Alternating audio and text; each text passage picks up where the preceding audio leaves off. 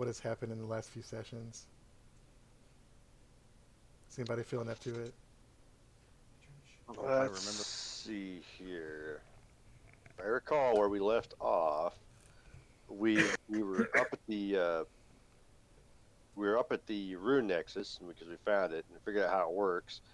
And we were where we stopped. We had just got done putting a bunch of fucking demonic sigils on our equipment, which I'm sure won't come back to bite us at all. no, never. And Hector is now Doctor Strange because he just fucking floats around now. Of course. Stupid ass cave. Is it Before working? that, we had basically fought our way to get up through here. We had found evidence Input, keep of input. an invasion by the dragons that sacked this place by none other than our friend Cloth the Logother. Can't remember how it was. One of my favorite tracks is Songs Cloth. from Dead Planets. Yeah, that's pretty much it. Cloth the Logother. I mean, just cloth for short Yes, would our suffice. buddy Cloth. Yes, he left a very loud message, which I got. Before that, let's see here. We were in the library. We decided we were going to go ahead and explore the rest of this. So, and then we left off trying to decide our next step, basically. Yeah, so you guys decided to go down into this tomb because um, you were looking For for more science. information on some inscriptions, some runes you saw on the horn that did something big. You guys don't know what happened. And then Hector encountered the tabaxi named Quill, who knew a little bit about the figure called the Deceiver from Giant History, and knew about some ancient Asturian runes down in the Underdark. So you guys followed that, and that's how you ended up here. And you guys discovered. Let me pull it up. Yeah, we did You find discovered some. some information about a figure called Lokind, a And the only forgotten reason we, giant god. yeah, he was intentionally forgotten because he was to be forgotten by all the giants because Hey! Oh, it's working. It's working. So the two pieces of information you guys have found is that and this draconic magical message you guys found, which has some uh, names on it, two of which you guys know, and yeah, some of which you don't know. we've met one of these dragony people. The other one we haven't met, but we have met his agent. And then it also mentions a Codex Malarcanum, which is clearly this is clearly some kind of MacGuffin that's important to this whole shebang, which may have something to do with the well, he says they wouldn't have been able to destroy it, so it was probably something that predated even the giants. Is my guess, some sort of a relic. Codex being a book, Yeah, if I recall my Latin. it appears as though Imrith and Thaxel Cilia, two dragons, are following the trail of the book, while Cloth seemed to be more focused on the campaign against the Asturians, which was a war between giants and dragons. Which is why he was here, just sacking the place.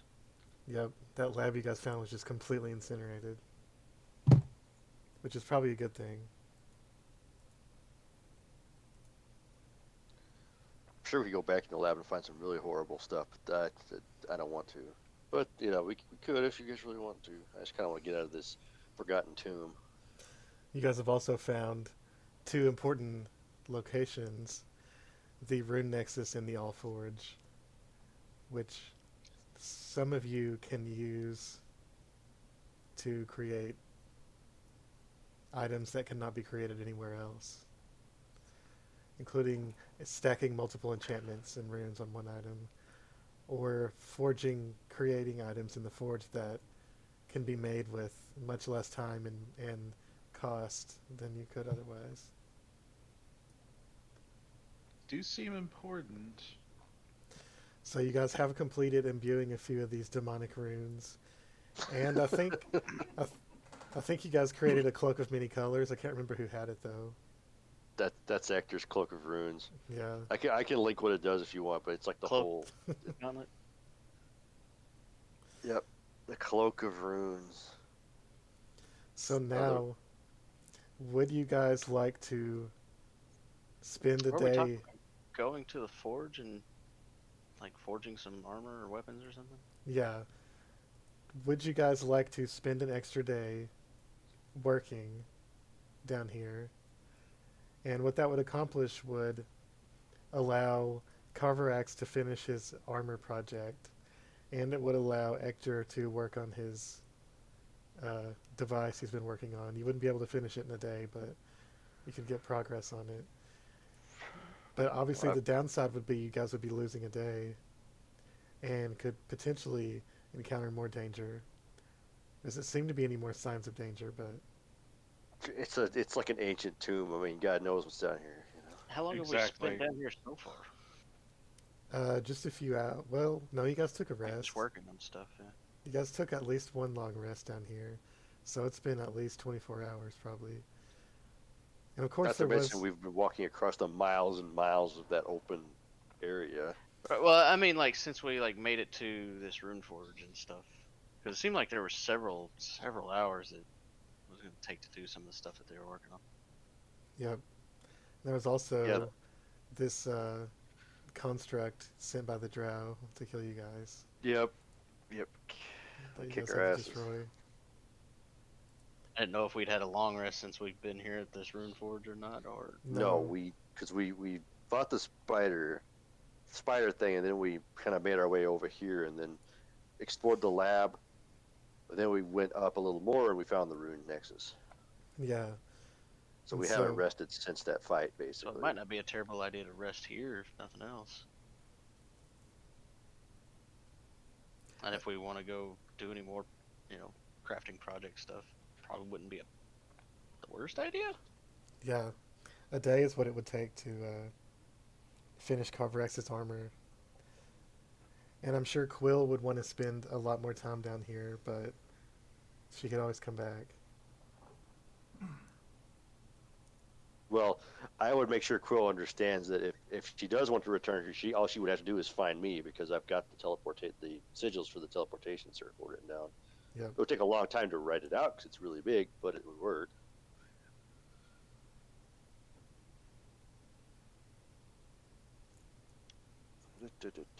You guys could spend more than a day, but a day is just the time that I'm offering that would be sufficient time for Carverax to finish his armor. I mean, I won't say no, but I'm not gonna fight the group over it. So whatever they want to do. I would like to make some progress on that orb I'm working on, but we've been down here a while, and I know we've also left Darley's wolf at the observatory alone. Mhm. So we've got that to think He's not about. alone. He's got Morningwood. Yeah, Morningwood will surely. We've talked about this. It could be fine. it could be No, I bad. don't want to play fetch. Stop chewing me. Are you a beaver? It hurts. It hurts so much. Damn it.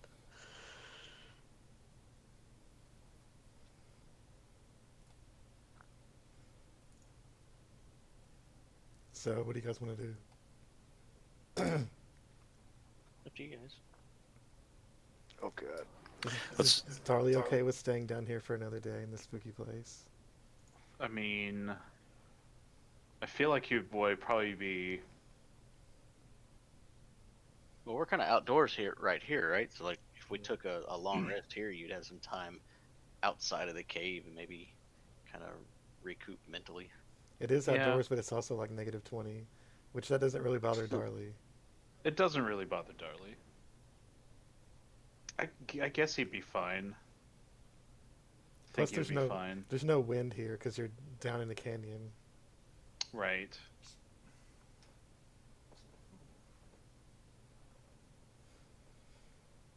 All right, so what does Kronos want to do? If we're taking an extra day, I'm going to use that time to recuperate from my potential madness. I'm going to contact another plane. All right. Such a bad idea. I'm going to try to contact Acheron once again. All right, make a roll for it. Who are you trying to contact? The one who never sleeps. Oh, okay, good. Very good. That's, yeah. Old One Eye. It's history, right? No, wisdom. Intelligence save. Did that work? Oh no. Not like this. Well, that's not a great roll. Yep, you suffer 66 psychic damage, and you're insane until you finish a long rest. God damn it. 25 psychic damage. I'll take 12 because I'm resistant. Greater Restoration ends the effect, but I don't know if anyone wants to do that. They probably just think it's the cold driving me mad. Yeah. That's it's very likely, actually. The first thing anybody does in this session is contacts their plane and goes crazy. It's perfect. That's about right. This is the way. Okay, Darley, make a animal handling check. Oh no. Okay. Wow. Plus 10. I did take a feat for that. Anyway. Well, it's going to come in handy here because on the second day, about 4 hours later, Darley is chilling. Hector is out here as bundled up as he can be, working on his magic orb, and Carverax is off at the forge in the other room. Quill's walking around, probably like making notes and making sketches for her book that will undoubtedly make her famous. Sell 1 million copies. Yep. And Darley, you're of course out here in the outside because it's the only place you can go to get outside. Yeah. And Right. You notice that your Tressum is down here Oh geez. on the other side of this little canyon. I mean, it's got wings. It's probably flew down. Yeah. I mean, yeah. The ground of this canyon down here is ice, and then like probably 50 to 100 feet below the ice is the ground rock. And on the other side is just another cliff face, that goes Yeah. straight up for hundreds of feet. Yeah. And on the other side of the cliff face is just ice. And there's a specific there's a spot on the ice on the other side of the cliff wall that the Tressum has just been staring at it for like 20 minutes, like cats do. Right. And it's not Yeah. super unusual cat behavior to just stare at nothing for hours, but with Darley's high animal handling roll, he notices this behavior could be noteworthy from his strange magical cat. Well, obviously he's gonna leap down from this place, go down the stairs, and go towards his Tressum. I'd be careful because it's probably wood from 5,000 years ago. It's fine. Whatever. It's Yeah. fine. Darley wouldn't think about that. Luckily, you guys are so light compared to giants, it's probably not going to do anything. Yeah. But So yeah, Darley will go towards his Tressum and try and figure out what it is his beloved Tressum's looking at. all right, make a perception check. It's got you spooked, Thora.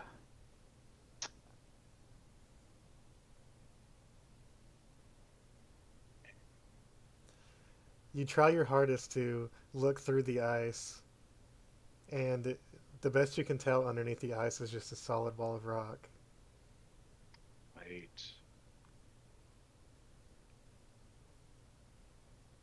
Do I have it? I don't. There's a I good was- foot of solid ice all the way up the wall. But you can kind of see the rock behind it. Yeah. I was just checking to see if Darley had detect magic. He does not. But I'd like to think Darley would like there'd be an off chance in the back of his mind it would come to his mind like, oh wait, this thing can like detect magic and stuff. Hmm. So I think he would go to Ector next.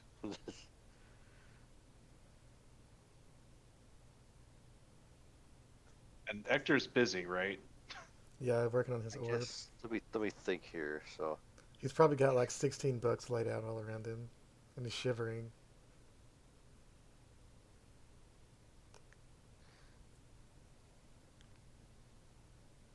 he's got his mage hand holding a torch and he's trying to stay warm with it, and it's not doing a very good job. Darley's gonna walk up and say, Ector, I think Thora might have noticed something down there. He's gonna point towards Thora. Hector looks up at you with the magic cat. Yeah, the magic cat. I tried to look. I couldn't see anything, but I was hoping maybe you could see if it's something dealing with magic. Some magic stuff. Hector takes off his starts digging through his pack. Do I have one of those? I got something like that. Yes, give me that back to me. Here. Hector digs down the bottom and he hands you a scroll of detect magic. As he's reaching out, I'm going to attempt to steal his flask. Make a sleight of hand check. Kronos, why? Oh, Is that with disadvantage because I'm psycho? oh no. No, I don't think it necessarily is. Alright, well, he's not going to notice. Yeah, he totally didn't notice. All right. Doug's gonna take the scroll and say, "Oh, thanks, Hector. You can keep doing your magic stuff." If you see something, let me know. Yep. He immediately goes back to trying to. He seems to be attempting to. He has jewelers to his right. It seems to be attempting to carve things into the top of an orb. You can't really see what he's doing. It's very small. Okay. Actually, those things are like orange size. So yeah, it's pretty big actually. Yeah.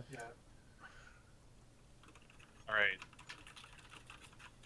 Doug's gonna go back to his cat, and I guess he's just gonna know how to use a scroll, so he'll use the scroll to detect magic.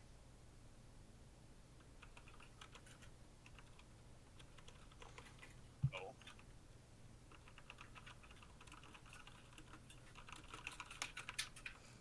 Okay, so when Darley finally manages to activate the scroll, you can faintly see an aura behind the ice. It's really hard to see. It's about 40 feet tall and about 20 feet wide. Yeah. And you have to get right up to the ice to be able to see it. It's like a Okay. slightly different color than the rock. And I don't think Darley knows what different schools of magic are, so. Could I? What color is it, or He knows colors, right? It's purple. I No, mean, it's colorblind. it's purple? Yeah. Okay. So he'd probably have to go ask what purple is. Yep. Okay. the hell is purple? Well, Darley's coming back up.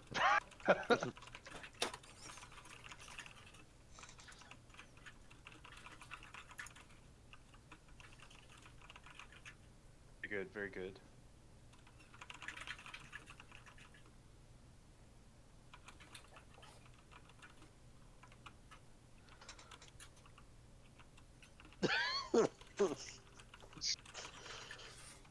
Yeah. So Darley's gonna come running back. He's gonna say, Hector, Mm. I saw a bit an aura. It was hard to see, but Oh, what color was it? purple. Purple. I don't know what purple is, but it was purple. Purple is the School of Illusion. Purple is the school of illusion, Darley. Well, there's an illusion Oh, spell. You know, it's spells meant to deceive the senses. Senses. That's He doesn't know what senses is. You know, eyes, ears, your touch. oh, Such with that things. stuff. Yeah. Okay, right.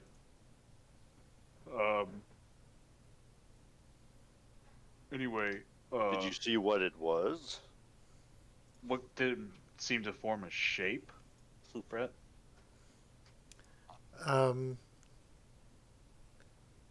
Just a big box.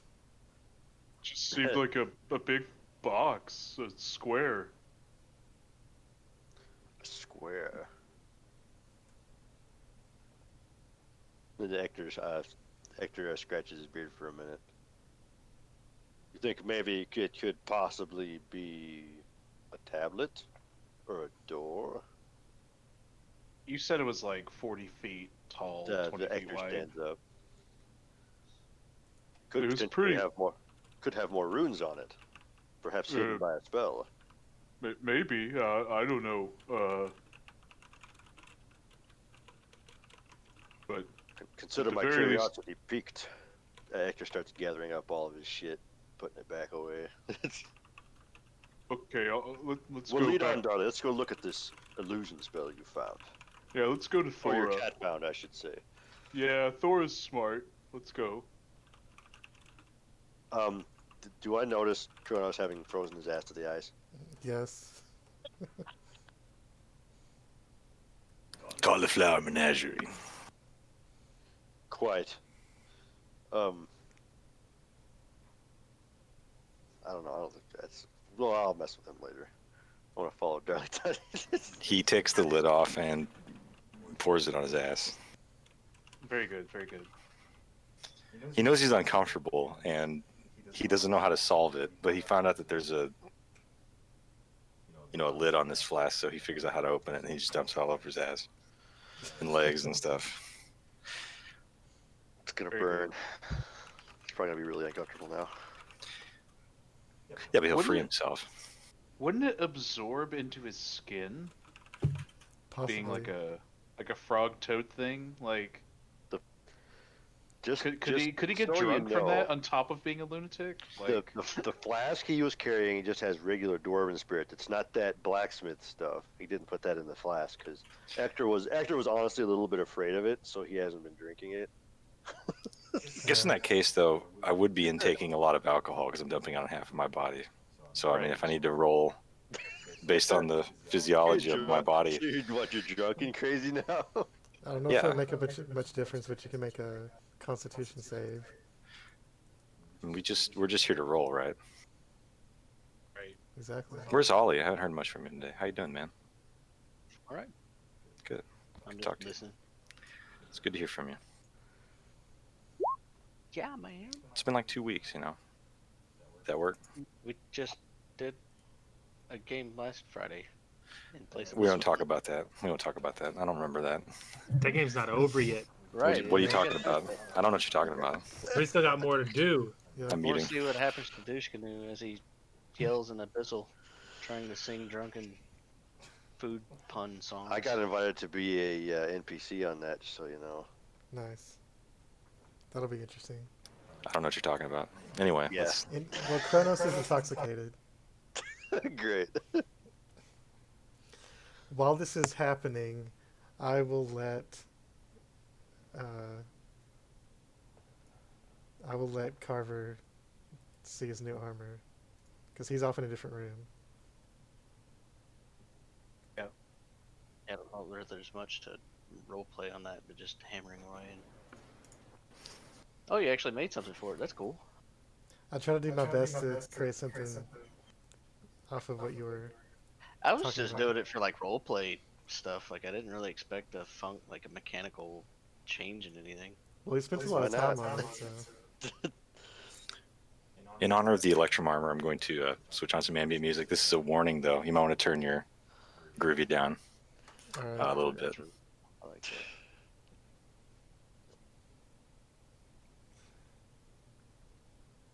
So. Oh, Kirby's not playing. Where's so our boy Groovy? So yeah, you guys just see a cliff face frozen over with ice, and Darley, you can see a rectangle about 40 feet tall, about 20 This is feet too wide, with a faint aura of illusion magic. You can see the aura, right? Kind of point me in the general direction.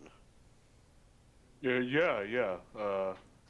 So yeah, Darley will point in the broad direction. I assume Point Thor at the would be center if you can. okay. And the So Tressum Darley's is gonna- just standing there staring at it. Is the Tressum standing like in relation to the aura? Where is it standing exactly? Like 3 feet away from the ice, just staring at it. Well, I was just curious if it was like towards the center. Yeah, Like roughly the toward the aura center. box? Yeah. Okay. So Darley will then point towards Thor and say, "That's around the center of it, I think." How big is the area? About 40 feet, 20, like 40 feet tall, 20 feet wide, I think, something like that.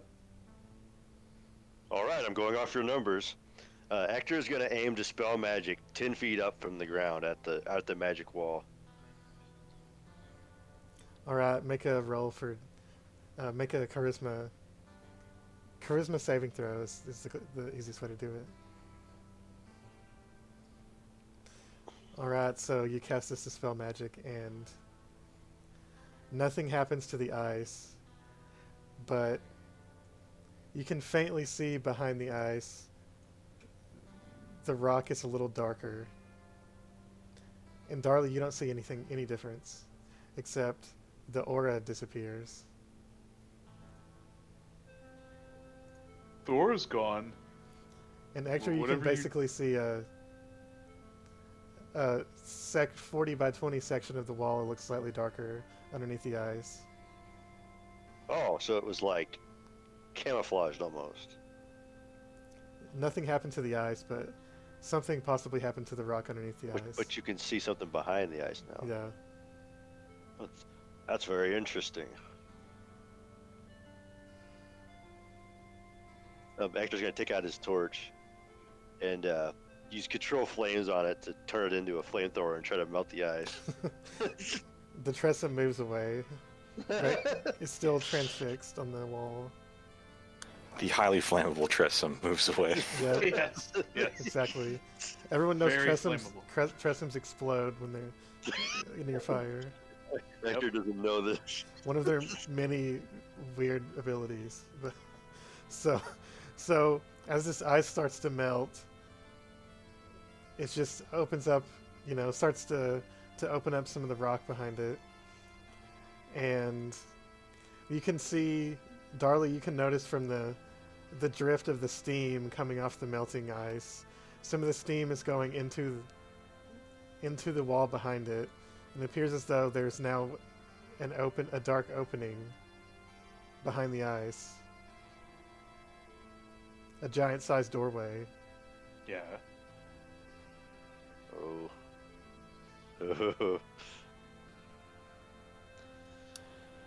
I'm gonna turn to look drunkenly.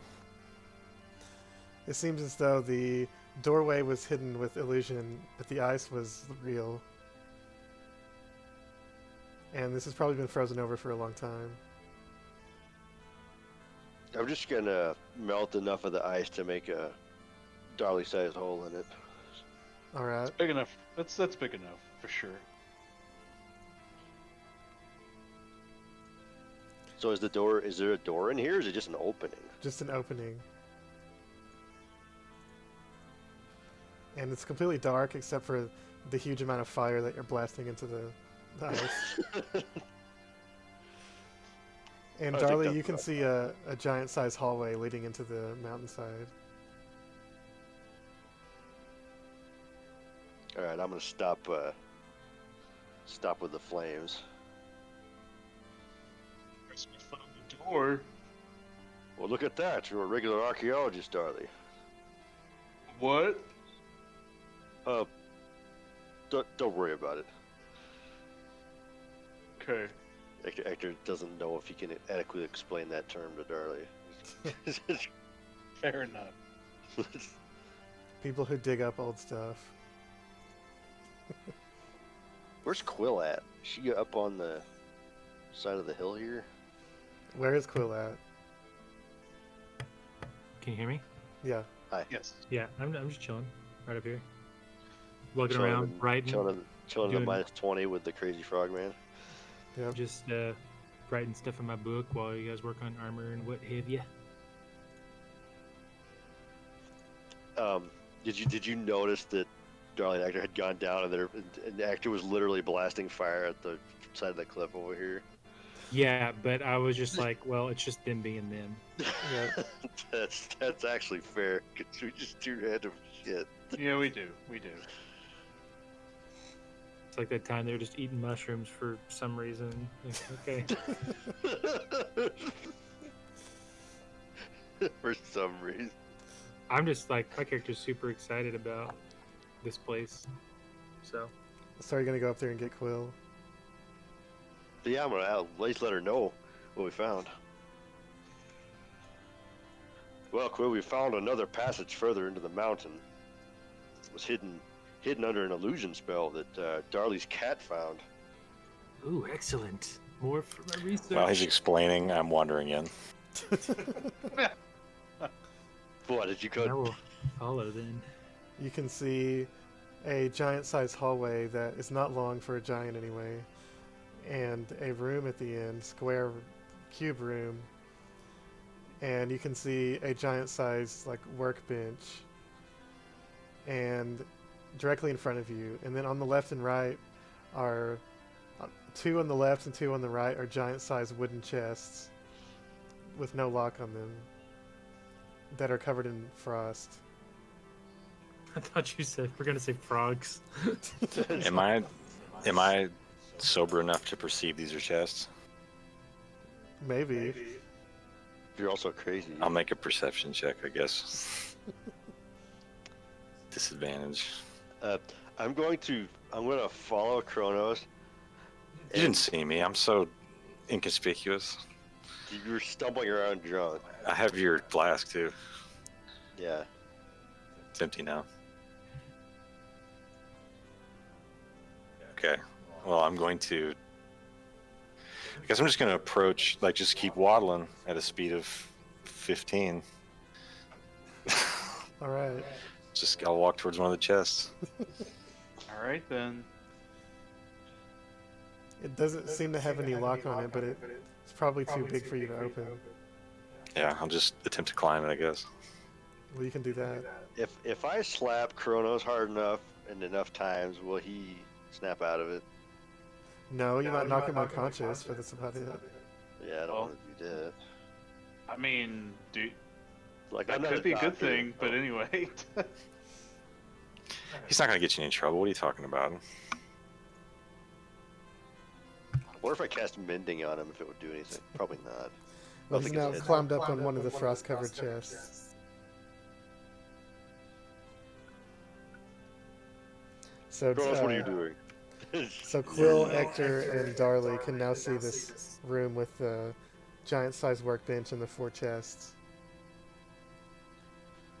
Hector's gonna hold his torch aloft because he can't see so good because he doesn't have dark vision. Are those chests?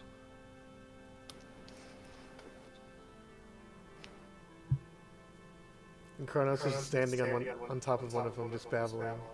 Yeah, in a moment of verbal alacrity, though, then the party's gonna hear him say, "I have pissed myself, and there's nothing anyone can do about it." Okay. I see. I think the thing that happened to Frogman happened again. No, yes, he contacted powers beyond his understanding and once again has driven himself to the brink of madness. Yes, of course. What do you think, Quill? I suspect a well-hidden chest like this, without locks on it, certainly is going to have some kind of a trap involved. More than likely. I think, trying to think of what I would probably do. I mean, I want to Hector's do actually it, obviously. Hector's proficient with thieves' tools for what that's worth. But if they're not locked, we just have to be able to open them, right? I am Possibly. going to inspect one and check it very closely for traps. Alright, make an Alright. investigation check. Coming right up. Can say that's probably what I'll do with them, or investigate the other one at least. Okay, Quill, make an investigation check with advantage. So, Hector, Jesus. you don't spot anything. Quill, you notice that these chests are kind of delicately made. And it's hard to notice because they're so old and frozen over, but with your close inspection, you know that these are kind of delicately made chests that are probably not designed to hold, they're not designed for industrial purposes. Like, they're probably not super sturdy. These may be more decorative than useful. They seem to be not poorly made, but made not with the intention of heavy usage. Like a jewel chest? Hector kind of like pulls at one of the boards on the side. It stays together, but it's not a super thick, sturdy chest.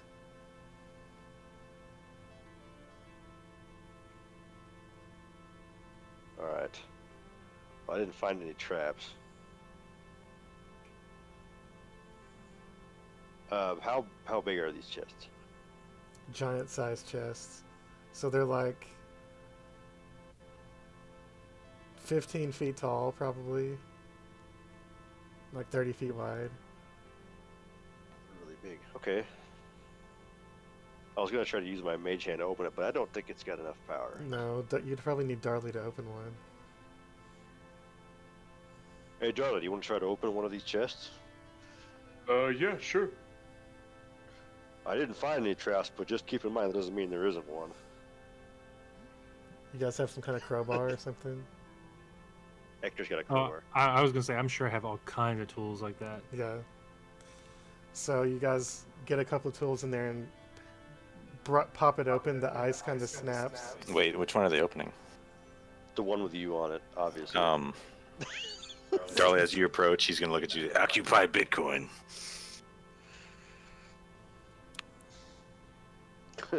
You gonna take him off of it, or because he's guarding it? He's guarding it. He will take. We'll take Kronos off of it. Yes.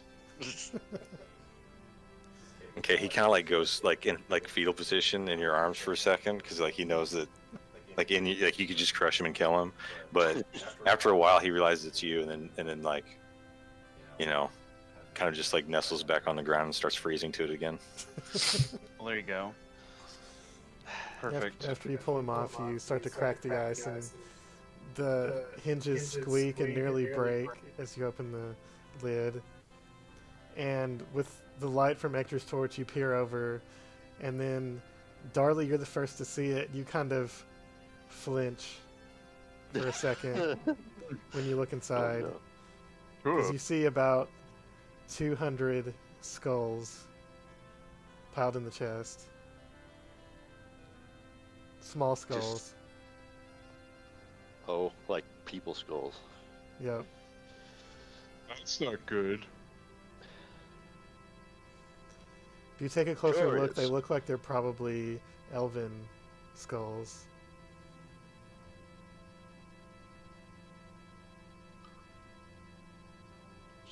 I heard of skeletons in the closet, but this is just silly. That's a lot. Darley, do you see any magic coming off of this?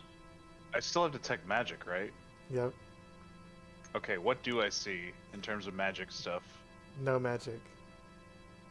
Nothing. Though one of the chests across from you has faint magic coming from it.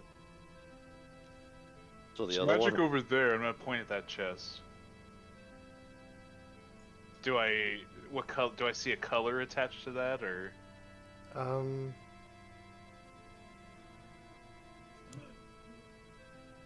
Abjuration, I guess. I don't know. Nothing. I- Nothing that really raises an alarm.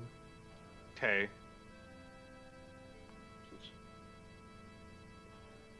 It's abjuration. I want to search this one for traps. All right, make an Um, investigation check. While they're doing all that, I'm just gonna lean my staff and put the flash down on the side of the chest that they left, Mhm. and I'm gonna like climb up in on top of where I can get to like the skulls, and I'm just gonna like try to Scrooge McDuck like swan dive into it. Do I need to take damage for that? No, I don't think so. Okay, so I'll just If like they're start. really old, they'll probably just turn into dust. Yeah, a lot of them No. start breaking. Nice. I'm just gonna like try to swim through them to get to the bottom. Okay. Make an athletics check with disadvantage. You guys go ahead and do whatever you're doing. Sorry. And Just swimming in a chest of skulls. 'Cause why not? Hector, you see giant Dorito fingerprints on the front of this chest that you're inspecting. What? So they're like, they must be really obvious. Yeah, it's literally just orange fingerprints dusted on there, with frost layered over it. Are they giant-sized fingerprints? Yes. This is unusual. Of course they are. Do you see this, Quill? Dude. Giant fingerprints. And they're orange. Why? Well, whenever you eat a lot of Cheetos, that's just what happens. I guess, would I know or have any inclination of what that would mean? Make an Arcana check. Hector doesn't know what Cheetos are. What an idiot. What an idiot. You don't know. Doesn't appear to be magical. Doesn't appear to be magical, but the giant fingerprints, then again, might not be so unusual. And a giant chest. It's not. Maybe there's a reason for the orange color if we open it up. Is this one locked? No. Well, Darla, you want to try to open this one? Sure, whatever. He'll just sigh and yeah, sure. Shrug his Smash shoulders.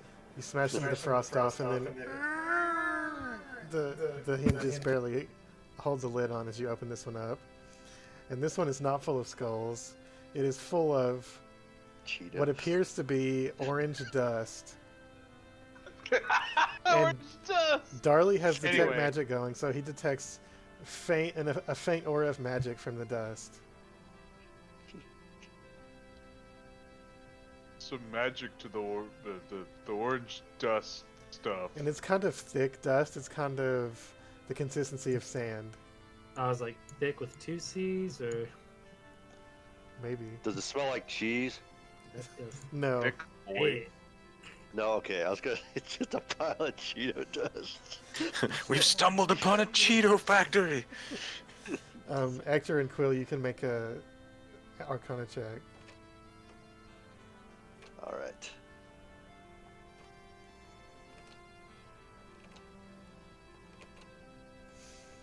Oof.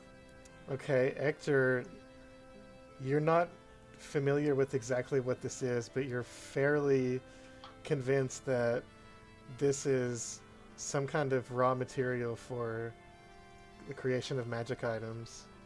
It's some kind of gem or Like Crystal- a powdered gem. crystallized something that has been powdered and is used for the creation of magic items. It's interesting stuff. And this type of stuff is rare, but it used to be common in the old magical empires, like Astoria, more common. It's a lot more rare now, and it can typically substitute for any material component for a spell, and can Huh. also be used to craft magic items. Wait. There's such a thing as dungeon synth? Why not? Incredible. Of course there is. Of course there is. I love it. Of course there is. Hmm. So it takes the place of It's just like the a magic ingredients. a multi-useful Yeah. magic stuff. Any I'm material going to take. component. Yeah, I'm going to gather up a full pouch of it because I carry pouches with. There's about three bags of mulch worth of this stuff. Oh, there's a bunch of it in here. Yeah. But the chest is not even close to full. It's just a really big chest. And there's a giant sized scooper cup inside the chest also. Yes, of course. Or someone's been eating this. There's, I'll take a pouch because I have a sack, but I think that's like sackcloth, and I don't think it'll hold it. yeah. A pouch it is. Does anybody else want to take some? Handy. Might as well. You also With my come luck, back it here might be later. cursed. The little bit that falls on the ground that they're scraping, I'm gonna be like sitting down, and the spent casings, like the 3 spent casings that I have, I'm just gonna be like stuffing freaking like the little bits that fall down like into the casings of those rounds. This is a bad idea. Right. Wow. Because I think I only shot it like twice, so I only have like 2 rounds on me. But Yeah. like those spent casings are gonna just sitting there like shoving this magic shit into it. You're gonna come to and forget you did that, then you're gonna shoot I know. it. It's gonna Yeah. cause It's- just bullshit. Yep. It's the dream. It is. Living the dream. This chest is right here handy next to the rune nexus, but that's probably why it was here in the first place. And then there are 2 more chests, and neither of them have a magical aura. Since we're delving through the darkness here, I'm gonna check the next one for traps. All right, make another investigation check. All right, 24. There doesn't appear to be any traps, and you do notice on this with your high investigation, you notice on the giant-sized workbench there are a few giant-sized metal instruments of different types, and most of them are rusted, and they're likely used for the creation of intricate items and magic items and stuff like that, artifacts. This is like it's like the prep room. Is where you get stuff ready for the Nexus almost. That's what it seems like, yeah. Do you want to It's open like an this one? artificer's workshop. It kind of is, yeah. Oh, Darlie, you want to open this chest? Might have more skulls in it. Darley just goes and opens it. Yeah, sure. You flip the lid up, and the whole chest falls over on its back. It's empty. And you go around to the side. You go around to look inside, and there's nothing in there.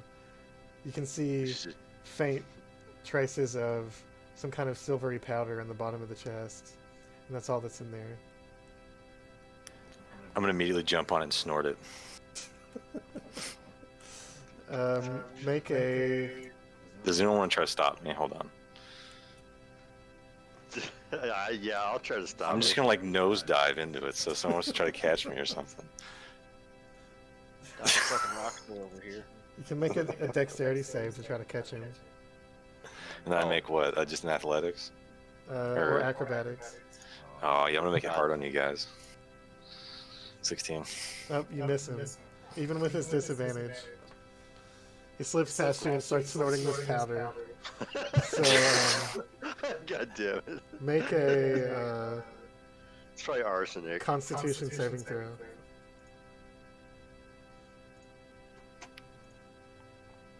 14. Okay. You regain one expended spell slot, and you're poisoned Nice. for 8 hours. That's awesome. That was totally worth it. And I'm poisoned for how long? For 8 hours. You're already poisoned from alcohol, so Oh, true. True. this just Forgot. lasts longer. Kronos, what are you doing?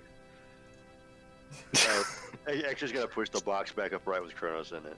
The unstable nature of his mind right now is going to cause him to link minds with you just for a brief second, and it's going to come in completely clear. You're going to see that scene on episode 6 Star Wars where Admiral Ackbar turns around in his chair and goes, "Be careful, it's a trap!" And then it's just going to go back to normal.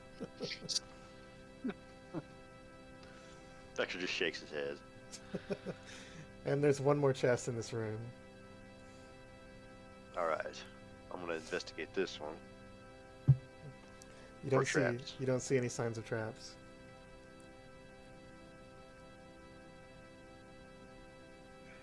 I think this one's safe to open. All right, Darla, let's open the last one and see if it's empty as well.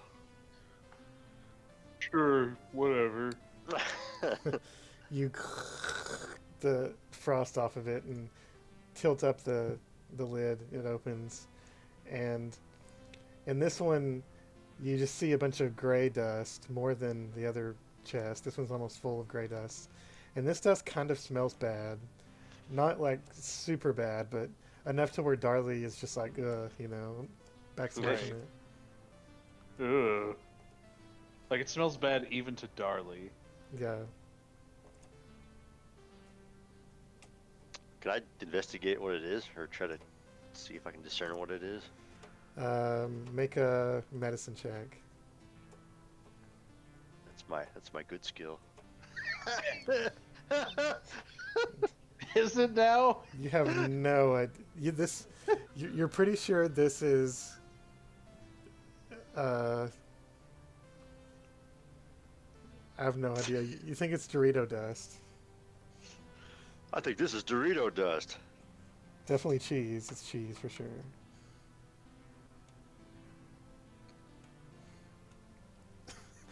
Does any of the other two of you want to try to, or I guess Kronos, any of you want to try to investigate it? I mean, I gotta take a look and see. You can make a medicine check.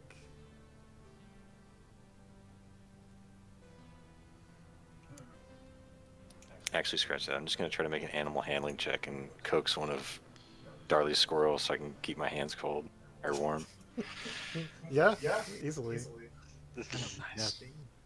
Quill, you're convinced that this is some kind of cheese dust. You guys are concur with each other. It's definitely some kind of cheese. It definitely looks like cheese to me, dude. I mean, Doesn't smell very good, but I think it's some kind of cheese.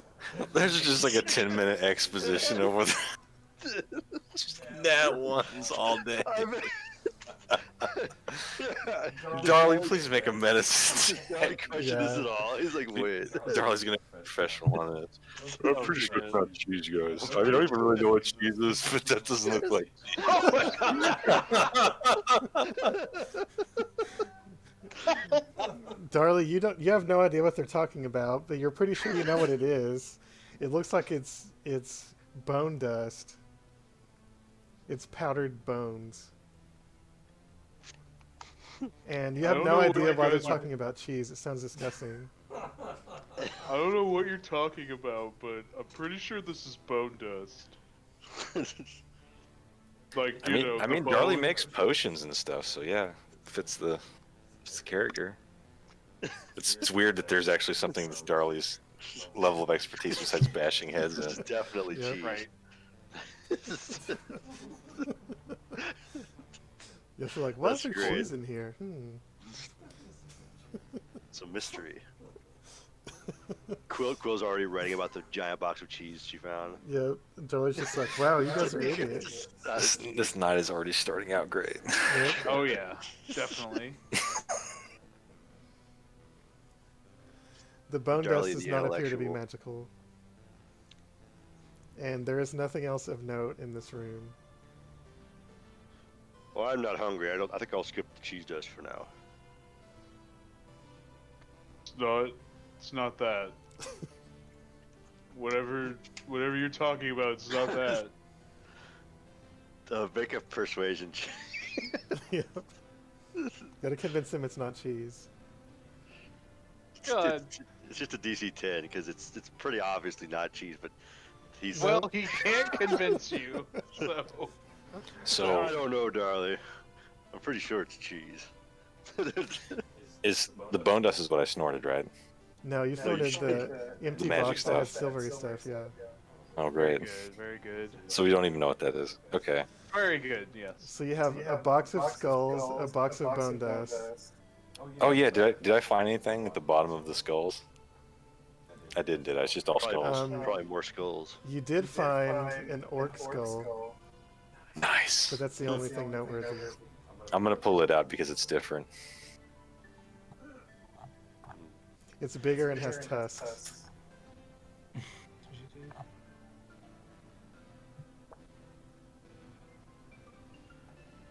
So yeah, that's what you guys found. Very interesting. And a like 20-foot tall workbench. Hector's gonna make his way back outside, but he's not really paying attention where he's going because he's writing down all the stuff about the artificer's workplace and how the ancient historians use cheese in their artifice because we found a giant box of cheese dust. And he said he's writing. He was tempted to try it, but he was full. He already ate rations, so he opted not to. And So what I'm- his fellow academic concurs with his assumptions.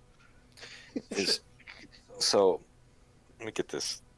If I got my 6th level spell slot back from sniffing the silvery stuff, Mhm. but I'm crazy, so I can't actually use that again, can I? Like, while you're crazy, you don't have any conscious ability to cast spells, right? Probably not. Okay, I'll just assume Let's, that I can't do it then, let's because see I don't if- want to waste that spell slot. If I can do it again.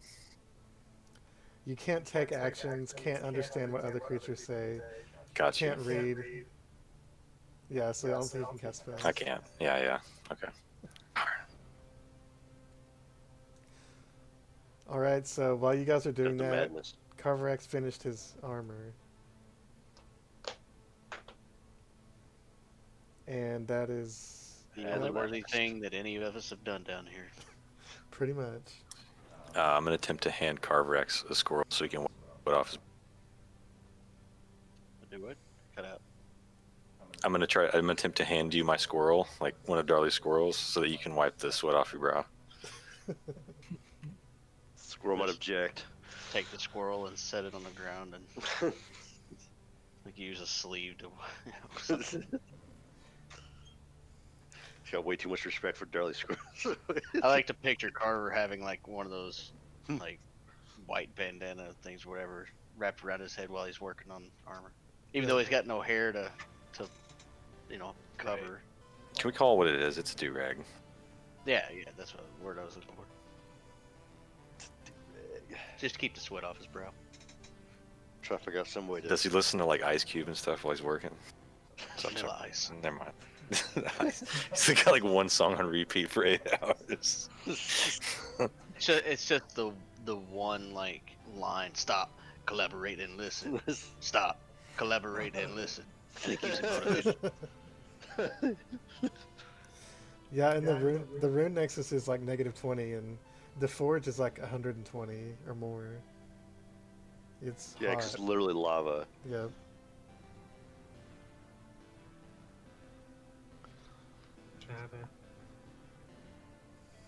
Java.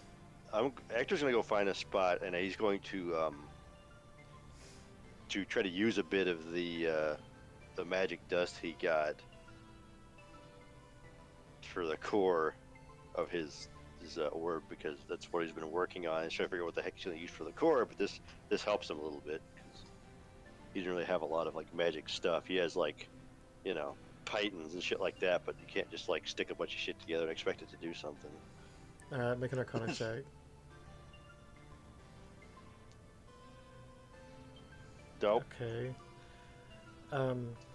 You think you would probably need some Bone dust. something like Boner obsidian dust. as another component to further work on your orb, because it's good for channeling magical fire and stuff. All right. That would be the next ingredient you would need to acquire. Okay, we'll wrap it up then. For now. I don't know. Have we ever come across obsidian before?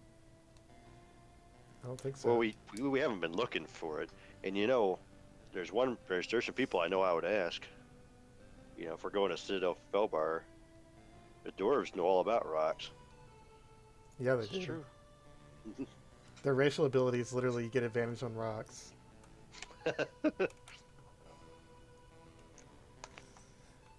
Okay, so I factored in the extra day that you guys spent working on stuff. Now, what would you like to do?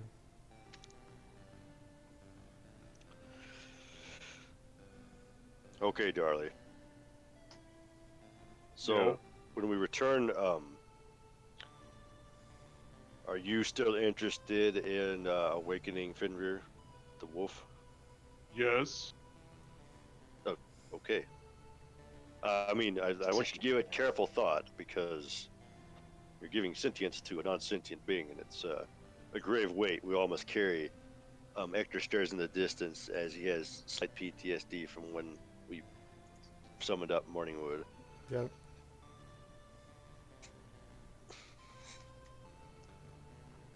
It'll be great. Oh, all right. Guess I can't argue with that answer. So, Quill, are you ready to leave this place? I know you'd like to stay forever, but we might have an impending end of the world scenario to take care of. Yes, I am good to go. Is Kronos not crazy anymore? Did he wake up? He's still crazy. Oh. You might have to carry him. Carmack, can you help me stuff Kronos in this bag?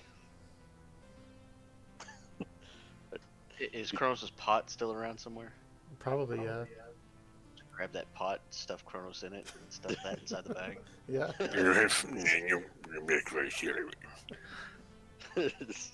Now you can just hear him mumbling out through the bag.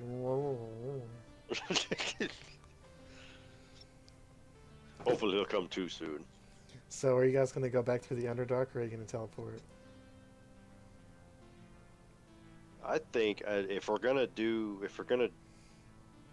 awaken Fenrir, I think let's go take care of that first. So I say we should go to the observatory, then go to the Citadel, talk to the lady about doing that. Alright, you guys going to teleport back to the observatory? Sounds like a plan. Take a So rest there too. Recuperate. you go back in the main halls and gather everybody together and draw out your circle, and everyone's pretty familiar with it now except Quill. but she's done it at least once before. And you Yeah. step in and get sucked through space and time to the interior of the observatory, and it's now dark outside. And I found some art that kind of fits for the observatory.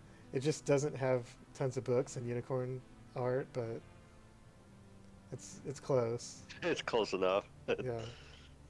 It probably has some old ruined books that you can't read, but All right, Darla, you'd better go find Fenrir. Make sure he's not. I don't know what's happened since we've left. All right, Darley's gonna go look for Fenrir. all right. So you go looking around, and out of the garden area, you don't see any giant white wolves. You just see Morningwood. And he says, "Oh, you're back." Hi, Morningwood. How are you? I've been speaking with the trees, as you asked. Ah, yes. We did ask him about that. Yeah, right. Yeah? What did they say? There is one tree. I wish you could meet it. It is. Let me check the map. So I'm saying the right thing. North of here, in the Coldwood, there is a tree that speaks to me. It gives me omens about the stars and the future. It is a very strange tree. Perhaps it is awakened like I am or something. I don't know. It's the only Okay. tree that speaks in this way. Oh. Perhaps it can give you the information that I cannot. Did He you, just looks sad, like he's been a disappointment. He just looks sad. That's really, really good. I don't remember asking for that, but I think the others are going to be happy to hear it. Yeah, I think it was Actor that asked him about, hunting for information. Hmm. So Actor right now is he's got he's got like one of the old chests open, and he's putting that he took the eye from the Demiwitch, and he's putting in that because so it stops giving him hallucinations. Okay. Fair enough. Because it's an artifact of incredible evil power, and he probably shouldn't be just carrying it around with him everywhere he goes. Yeah. No. Probably not. Cronus's eyes follow him, obviously, and are now transfixed on where he put it. Yep.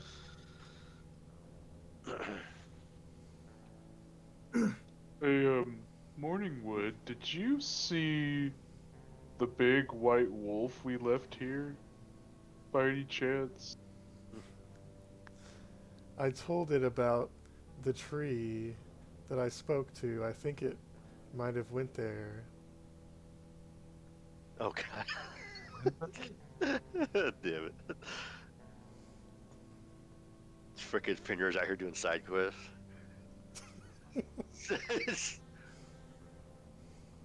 Just trying to get some XP. Yeah. It's basically Link off of Twilight Princess, just so half wolf, just Okay, that's... Huh. Alright. So... Darley's gonna go back and tell the rest of the group about what he knows. Or what he just found out from Morningwood. Yep. Ah. A tree that speaks omens of the future. You may be right. There may be another awakened tree in the north. You guys have been to the Coldwood before. It's where you brought the elven princess. Excuse me, her name is Halani, Yeah, and she is an acquaintance of Darley's. that's true. Quote That's unquote right. acquaintance. Acquaintance, wink, wink. Yep, That's right. He has seen her naked. that is accurate. Dang. To be fair, we've all seen her naked. She's not a village bicycle actor. She has a name. She has a name. She has a name.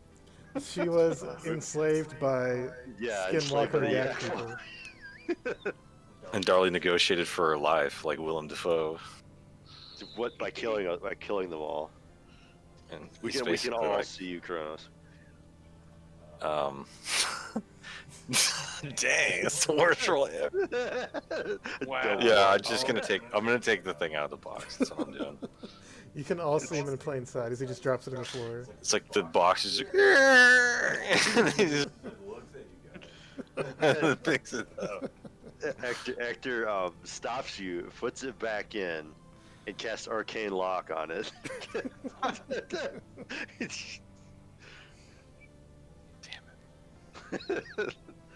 I'm not telling you the password. He's just gonna scream "Foil again" and just go back to rocking on the ground. So here's where you guys are now. And to the north is the Coldwood.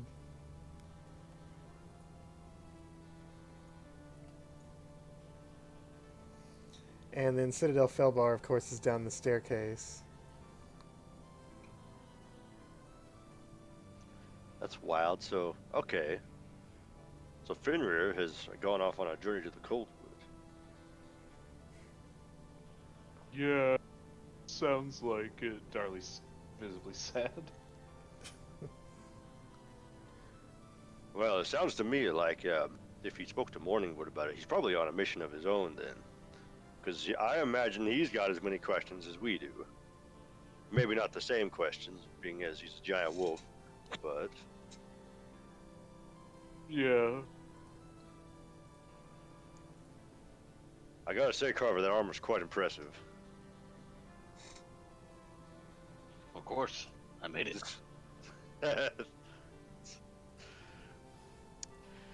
Not worthy of such humility. Winter wolves have What you got in intelligence hand? of 7, so their intelligence is not that much lower than the person. I got it.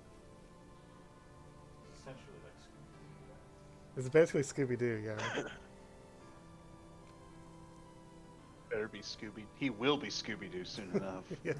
Raro. Raro Riley. Damn. Oh my god. There it is. All right, so what you guys like to do? All right. So, options right now is we can go chase the dog to the Coldwood, or we can go off to the Giants because, like, we don't have to go to Falbar now because if we the whole reason was to do the thing with Fenrir. So, if we're gonna follow that route, we need to go find Fenrir first and talk to this tree because this tree might have information about the deceiver that we want, maybe a way to stop it, because we know its identity a little bit. Maybe it might know something about this codex. There's just a lot of moving parts now. It's just kind of crazy. This is all not even related to the giant problem. This is all the Giant side quest. problem. Yeah, the giant problem. It's a giant problem, all right. I Got a lot of see. giant problems right here. So what do you guys want to do? I know what Darley wants to do, but what do the rest of you want to do? Yes, it's already been decided for him. Definitely think we've opened a can of worms, and we have just like several rabbit holes we can go down to Yeah, try to find the end of this thing. Very much, very much. Harvard's Well- always in favor of killing giants, but barring that. I mean, if you guys want to just skip to Lavos, you can just give Kronos the conch and just go right now. Quill can go too. Let's go final battle right now. But I still don't have any spells and I don't have The anything else. problem is you're crazy. Like, It's not a problem. yeah. Well, do you want to go to I the would like tree to with rest Insane until he's Kronos? at least until he's not crazy. That's not going to happen. Until he's not afflicted with madness from contacting another plane. Well, we definitely need to rest at some point. We need to- On a good day, I'm inflicted with 2 forms of long-term madness. So because I have 2 sigils, Yeah. holy sigils at any time. But right now you are insane, so we have to. Well, you could travel. That's somewhere. relative. Yeah, that's true. If you guys want to travel somewhere while he's insane, you can do that.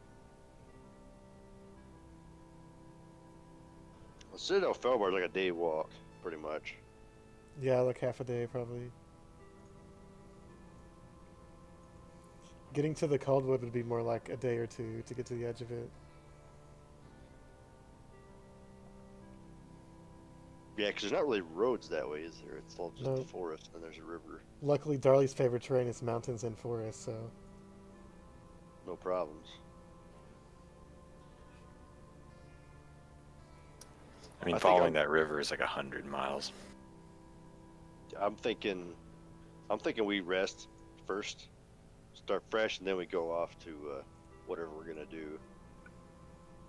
yeah, it's probably 35 miles to the edge of the forest. Alright, so you guys gonna try to get Kronos to sleep?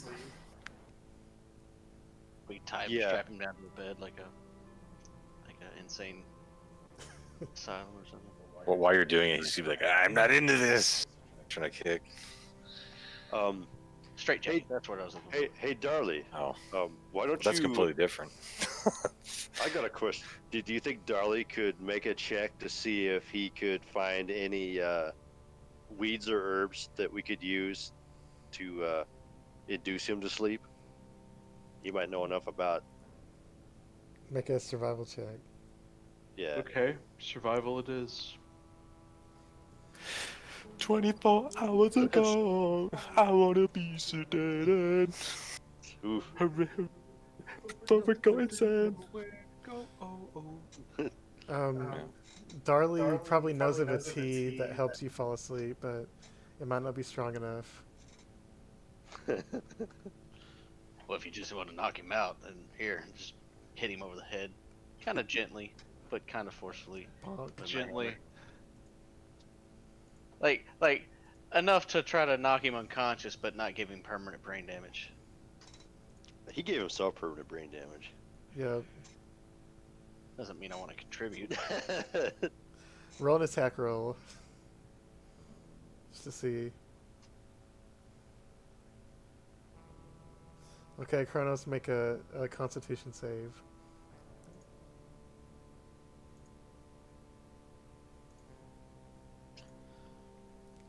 Yeah, you're unconscious. Bomb. He just flops out. With the nat 1, they should actually cause like some permanent damage. Like, He could. like you, Actually, take the 13 bludgeoning damage. Just fucking die.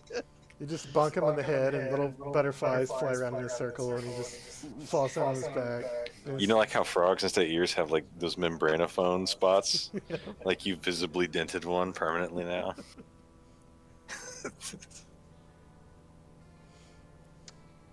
All right, guys gonna pick him up and strap him to a bed or something. Yeah, put him in bed. All I mean, if right, you could just travel with me too, if it's gonna take a day, you know. it's true. Well, we all need rest. Yeah. Do you? We all took an 8-hour long rest, didn't we? We were doing Yeah. shit. Oh, so it doesn't count as a rest. Well, you guys can go ahead and Technically, we take should a. probably all have a level of exhaustion. what- if we've worked what, for Brad? straight. Oh, Yeah, just go ahead and mark your long rest. Okay. But, And you guys did level up at last session, right? yeah. Yes. what are we? Level We 12? should all be level 12. Yeah. All right. So the next morning, Kronos wakes up, and you're no longer insane.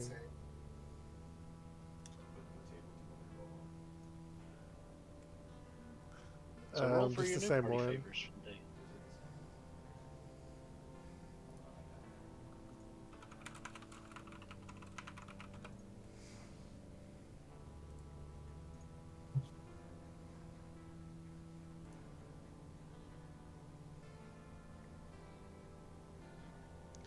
Well, what's Quill gonna do? Is Quill gonna come with or no? think Or she might. Quill's gonna hang out and work on her book. Here's a. Let me send this to you. Yeah, you actually have a sort of a quiet place at the Yeah, observatory. I've got one unless that's like it rolls for you automatically. I just found. But, all right. See, it's got this thing. You just click it and it rolls automatically. Nice.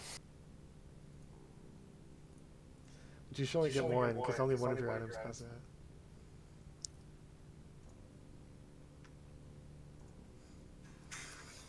All right. So where are you guys gonna go?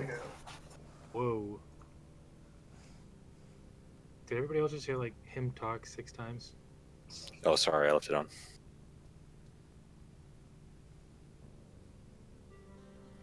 I have to keep myself muted because I'm in the same room. Otherwise, I'll make a back. Oh, gotcha. Thought you were in Chicago. Yeah, he's in Little Rock today.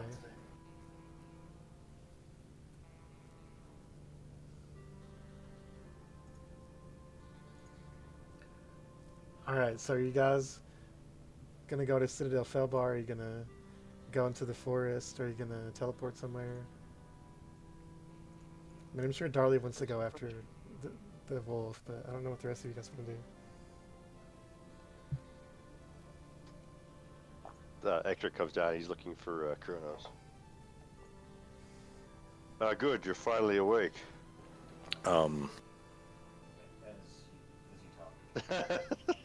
As you talk to Kronos, you notice that he has this new visible tick. He has to like shake his head before he looks and starts talking to anybody. So like he won't make eye contact with you before he like shakes his head. It's like a new visible tick. Also today he is suffering from extreme paranoia, and he has partial amnesia. So he doesn't really like he knows who he is, right? But he might have a hard time knowing who Quill is and like knowing like what happened and stuff. God damn it, again. Why is your Yeah. character so crazy? I have 2 unholy sigils on me right now. Yeah, he literally has an item that inflicts him with insanity. Like every day? Yes, I've rolled new every day. The Sigil of That's it. Demogorgon. When he finishes a long rest, he gets a random form of long-term madness until he finishes the next long rest. And I'm rolling twice, but I should actually be rolling 3. I'm just meeting like the halfway. Why is my Well, the Demogorgon one's the only one that actually gives you long-term insanity. Is it? Yeah, No, hold on. it is. Because I remember I got Orcus too as a spell focus. Yeah, Orcus is the one that does not cause insanity. Oh, okay. So technically, yeah, I just have amnesia, like partial amnesia. So that was my first roll. I'll go with my first roll for today. Because that's Demogorgon's thing, is madness. No, Darley doesn't have to suffer madness. He just suffers frenzy if he attacks Yes. it. If he attacks with a stick, he goes into a frenzy. If he attacks the stick. I mean, that's just part of it. And the Holy shit, I'm gonna be Jureblex. surrounded by a bunch of crazy, insane, demonic freaking. Well, it's yeah. gonna be- Combat's gonna be Carver amazing. X is gonna lose. Carver should lose his mind. Bahamut understands you gotta break a few eggs to make an omelet. Yeah, Break a few windows. Pretty sure you're breaking a few, like, minds. so what does Hector and Carver want to do now? I'm just suited up and ready for the day wherever we're going. We know we need information before we can, like, really tackle this giant problem. So, unless somebody Yeah. decides they just want to go kill giants, and I'm down for that too. Yeah, Hector definitely wants to get to the bottom of this mystery. He's just like that. Yep. So he wants to follow that trail. So Kronos, what do you remember about yesterday? What do you mean about yesterday? Do you remember? Do you remember drinking my entire flask and freezing your ass to the ground? And I don't remember freezing my ass to the ground. I remember that we took out the ice giant and they gave me a gun, and that's what I remember. Hector takes your gun and holds it out to you and points out the sigil on it. Did you do that? That looks really nice. The engraving. This is the sigil of Demogorgon. You've heard of So it Demogorgon, might. It's Demon Lord of Madness. you may or may not have enchanted your weapon with this, so you may or may not have amnesia. I don't know what you're talking about. Give me back my gun. Anyway, so Fenrir has run off. Morningwood has indicated to us that there is possibly another awakened tree in the Coldwood. And why do I give a shit about another way?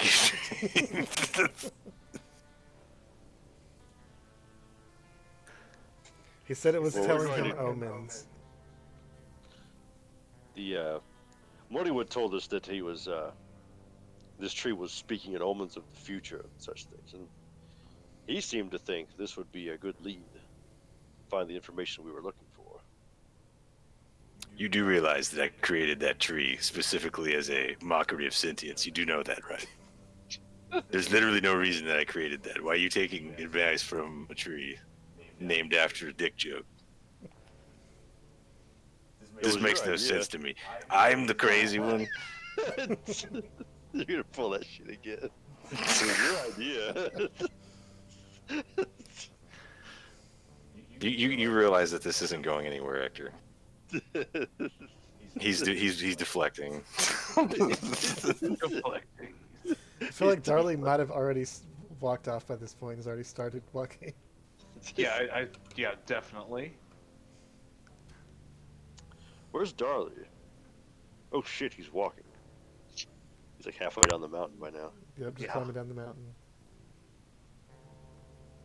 All right, Carverax, I suppose we're going to be trying to find Fenrir in the forest.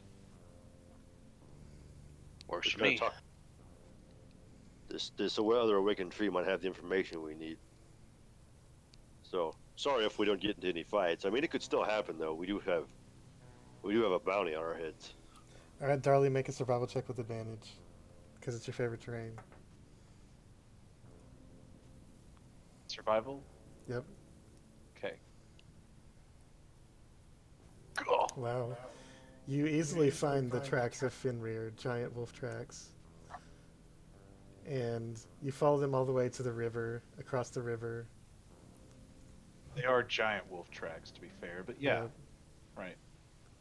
And the rest of your party has some trouble crossing the river without getting too wet, but Hector is just floating because he can just levitate now. yeah. But Darley just rangers across the river magically, basically. Yep.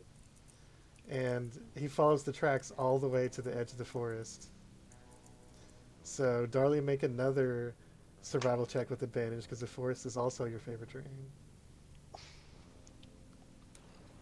During that time, I'm gonna notice Carver's armor. I'm gonna start, asking about its properties and like if you can like imbue people, so that way I have that knowledge.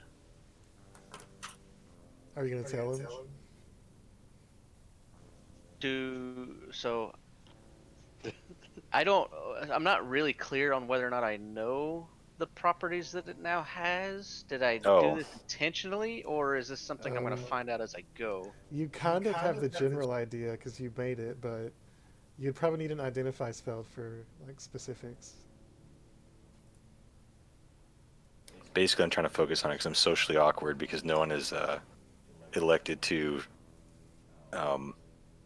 because he still doesn't know who Quill is and nobody's introduced him, and so he like feels socially awkward now, like he's forgotten Yep. something or like he doesn't know why that everyone is so comfortable with this new person. So he's just making awkward conversation basically about your armor for 4 hours.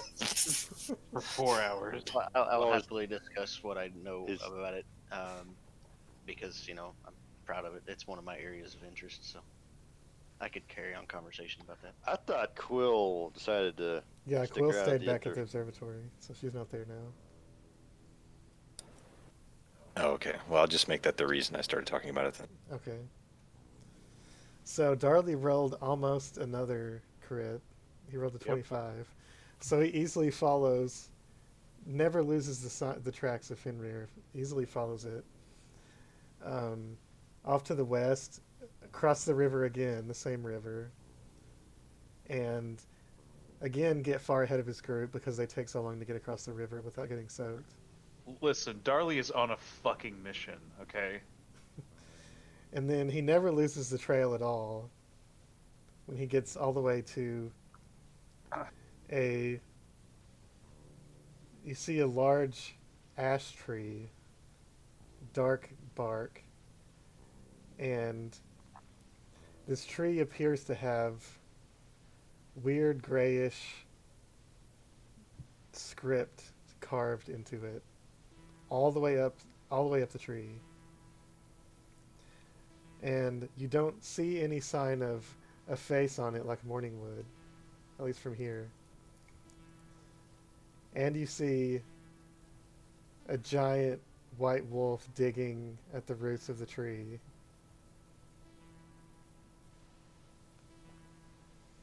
He's digging at the roots of the tree. Yeah.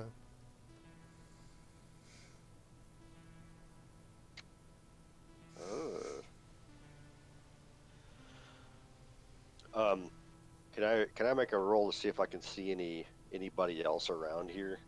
Maybe people hiding in the trees and stuff. Make a perception check. You do not see any Yuan-Ti assassins or anything else in the trees. Well, that's good. The trees start hissing at you. Hector's gonna walk up and see if he can identify any of the runes that he sees, the script. Yeah. Well, I'll get a little closer too. Make a history check. And Darley, as you approach, the wolf turns and runs up to you and is just kind of being friendly to you. Of course I fucking pet it. Oh, wow. Oh, damn. Okay. Hector, you can't read, you don't know what this, you can't read the script, but you've seen it before. And Oh, boy. The place you've seen it is in a dream. In the Bell Oh, Dungeon. god damn it. Gods give me strength. You're pretty sure that the language is Gith.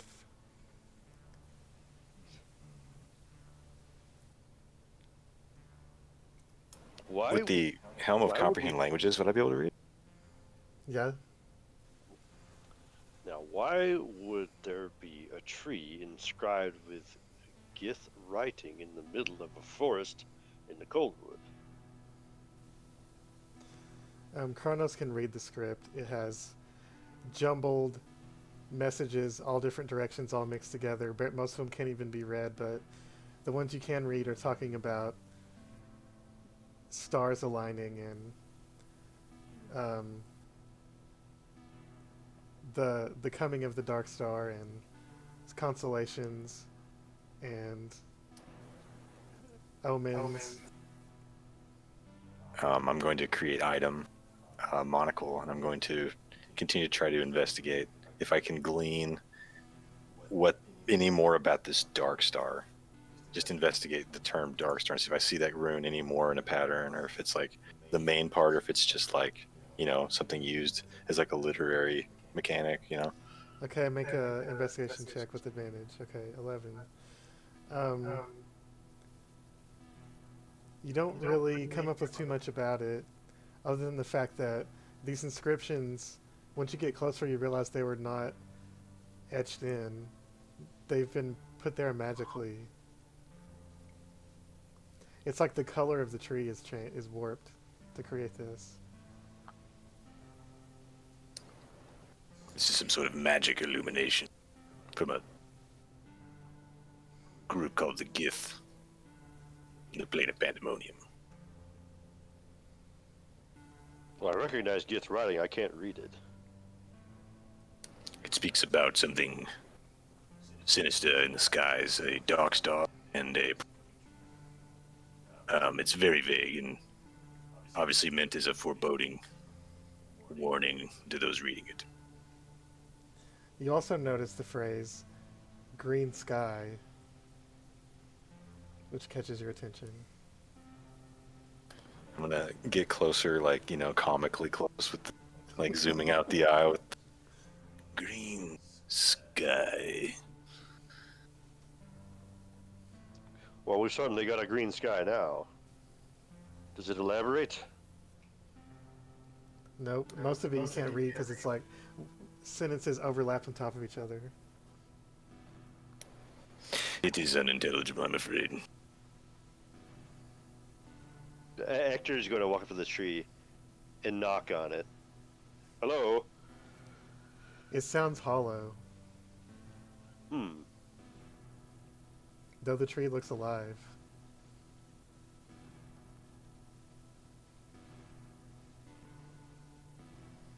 I want to go look at the spot where the dog was digging, or the wolf. You don't see anything unusual on the ground. And the roots that you can see also have this weird inscription on them. Oh, the roots do too, huh? Yeah. I'm gonna attempt to cast Dispel Magic on the tree. Such a bad idea. It's gonna explode.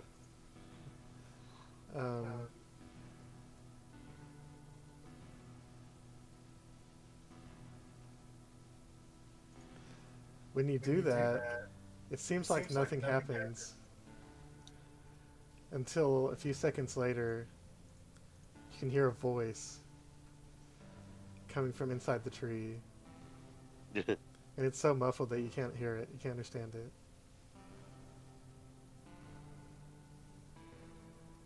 I'm gonna put my ear up to the tree. my dented member. It says in primordial, which you can understand, right? Because of your helm. Right. Yeah, I can understand it. It says, hello, is anyone there? In primordial. There's something in there. Somebody, let me cut this tree down. You want to cut the tree down? Why is that? What do you want to do that for?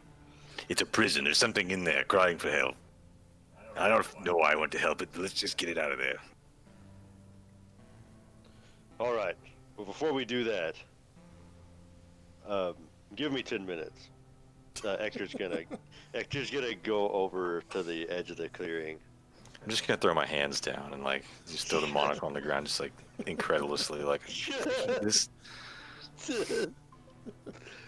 Hector's gonna ritual cast augury. Alright, Okay. so what is your question? Well, this augury is the one where you just It's wheel and woe. yeah. I was actually thinking about doing this same thing, but with divination. It's a little bit more Yeah, I want to know. reliable than augury. I want to know is this a good idea to cut this tree down? For the first time, the answer is not wheel and woe. The answer actually is just wheel. It's good results. Kronos, look. Look at the bones. I'm gonna just kick dirt all over the bones. Just be like, somebody get an axe. I'm tired of this charlatan making me wait 10 minutes so he can play with his freaking dinner bones. Do you still want to cast divination? Yeah, if he's cast, yeah, I'll take this because I can take the same time to cast as a ritual and ask Bahamut if our how do I want to word this? I gotta make sure I word it correctly.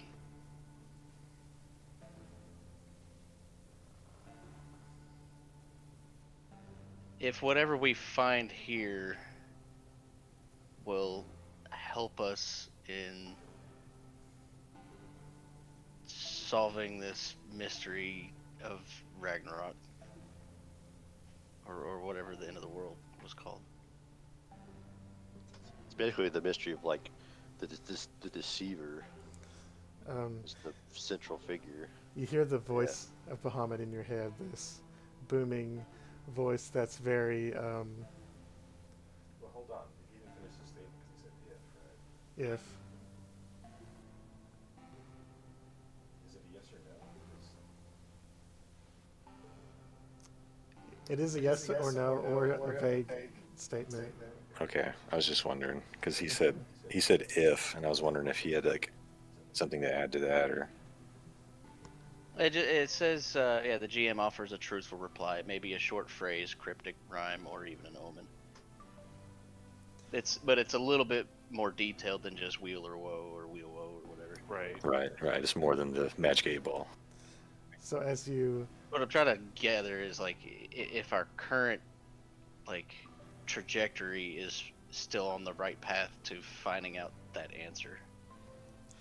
as you go into full meditation, you finally manage to hear the voice of Bahamut stronger than you ever have before.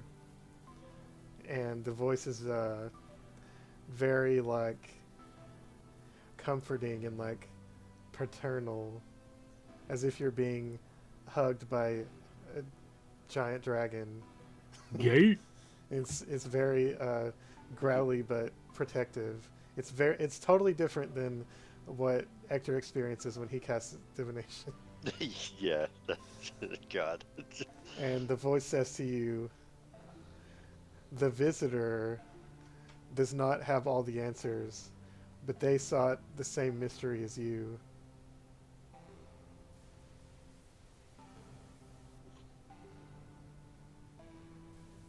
Hmm.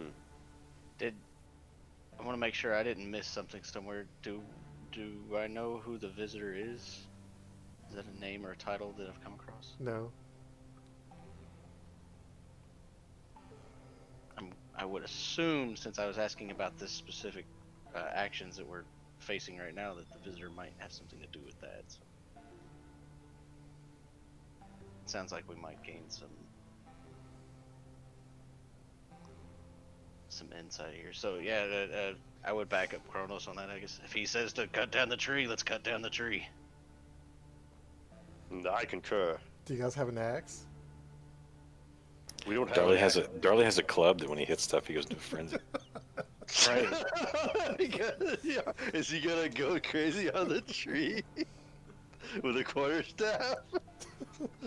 Could probably Anyone could bust just vultures with blunt force. if anyone could destroy a tree with blunt force, it'd be fucking Darley.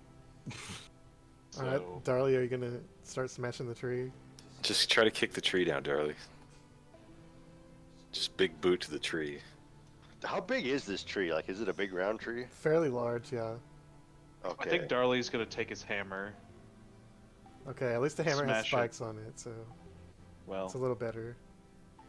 do you want me to make like an attack roll or? Yeah, make 3 attack rolls with the hammer. Okay, the first one, it just slips out of your hands. Whoa! Whoa! Whoa! Yeah, you almost kill Kronos. And then the second swing is a solid hit. The spikes dig into the tree. It's pretty hollow. And then the second swing busts a big chunk off the front of the tree. And you I'm can just say, I'm gonna say, take it easy. It's a head in there. It's alive. You're gonna kill it. there's I'm just, gonna. Darley's gonna use his hammer's ability too. well, I don't think a tree can be knocked prone, so Well, I would imagine it would like fuck up the ground around it and stuff. yeah, that's though. true. It would make a huge shockwave in the ground. Crater. Right. That's Now you right. can see more of the roots all around the tree. I'm trying to uproot it. It's like cut the tree down. He uproots it. And you can now see inside the tree, even though it's not dead, the inside is hollow. Huh. Okay. Actor's gonna appear. Hello. It's dark, you can't see. I'll take my bullseye lantern out and shine it in there. When you look down in there, you see what looks like it might be a person's head. A Like humanoid person. I can see the head. The top of the head. Okay, I'm gonna reach in and like, I'm gonna tap it. I'm gonna like, tap it. Like, are you still in there? Are you alive? Did Dolly kill you? You hear in Primordial again. Hello? Who's there? We are a party of adventurers. You, I'm gonna try to trying to jostle him. When you do that, you notice that the head is not attached to anything. As soon as I do, I'm just gonna let go and jump out. Just run around wiping my hands. Is this gonna be what's his name, like Mimir or whatever, the seer or whatever that Odin gave his eyes to, and then like stuck his head in a tree or something, or hung it on a tree? I forget exactly how the myth goes. So you guys just see Kronos look down in there and reach in there, and you can't understand what he's saying. And then he pulls his hands out and backs away like a stinky. Like he just touched something gross. He's hyperventilating also. Did Something you, actually scared Kronos, and he's done some pretty gruesome shit. So Did you find something you didn't like? he just kind of looks at you like incredible. Like he's just like freaked out. He's really freaked out. And Darley, you can hear a soft voice coming from inside the tree in a language you don't understand. Huh, what's that saying? Can't understand it. Are you okay, Frogman? You seem a little... There's a disembodied fucking head in that tree, talking. Hector is going to run through the languages he knows. He's going to start saying hello. He's going to say hello in Orc, Giant, Dwarvish, Draconic, and Common.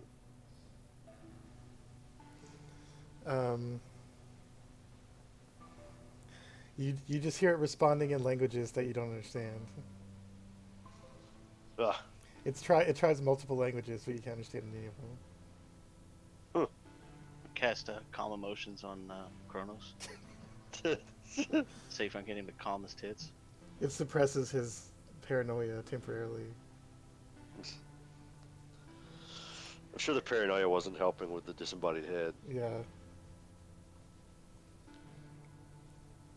I don't know if how this works with like a willing versus an unwilling creature, but it does say you'd have to make a charisma throw in this. I just figured that it's like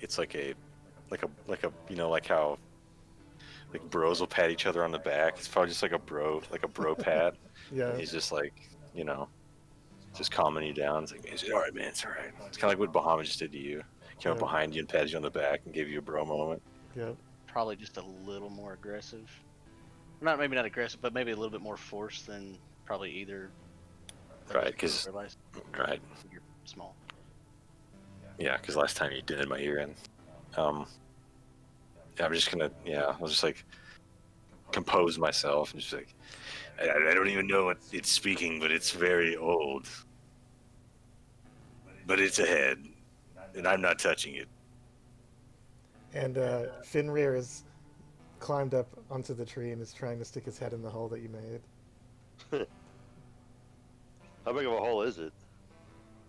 Big enough for a giant wolf head to go through. Oh, Can it's I pretty reach big. in there and pick up the head? Yeah, you can. I don't think I'm worried about that. Alright, the wolf Unless moves out of there's the some way effect and you, fucks with me, but you stick your arm down in there and you grab it. You do feel what feels like a head. And you can feel like it. hair or anything I can grab and You can feel it pull it faintly back. moving, and you pull it out. Tommy, what does the head look like? Let's see. I sent it to you in. Let me just put it in chat, I guess. Oh god, it's like a shrunken head, isn't it? Oh god. It looks like a Gitzerai, with the small nose and the pointed ears. Palm that head like a basketball or something. Back. It looks like the monks that you guys encountered in the Bell Dungeon, except this is just a head, which seems to be alive. Hmm. And what does it say when they pull it out?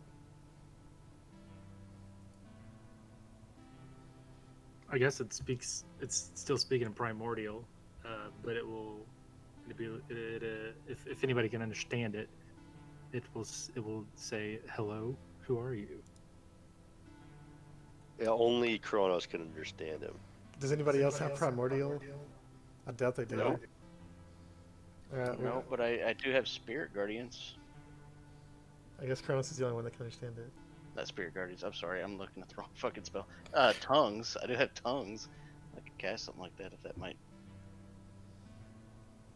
I don't know if primordial is like too old of a language that even tongues wouldn't. Yeah, tongues would work. And on then it, and yeah. then he'll speak in Gith and say the same thing. And then he'll speak in a druidic. I'm just gonna go back to primordial and be like, "Why do you look like a half-peeled potato?" What is a potato? I would ask the same thing about you. And what were you doing in that tree? Crying out loud. The tree grow around you?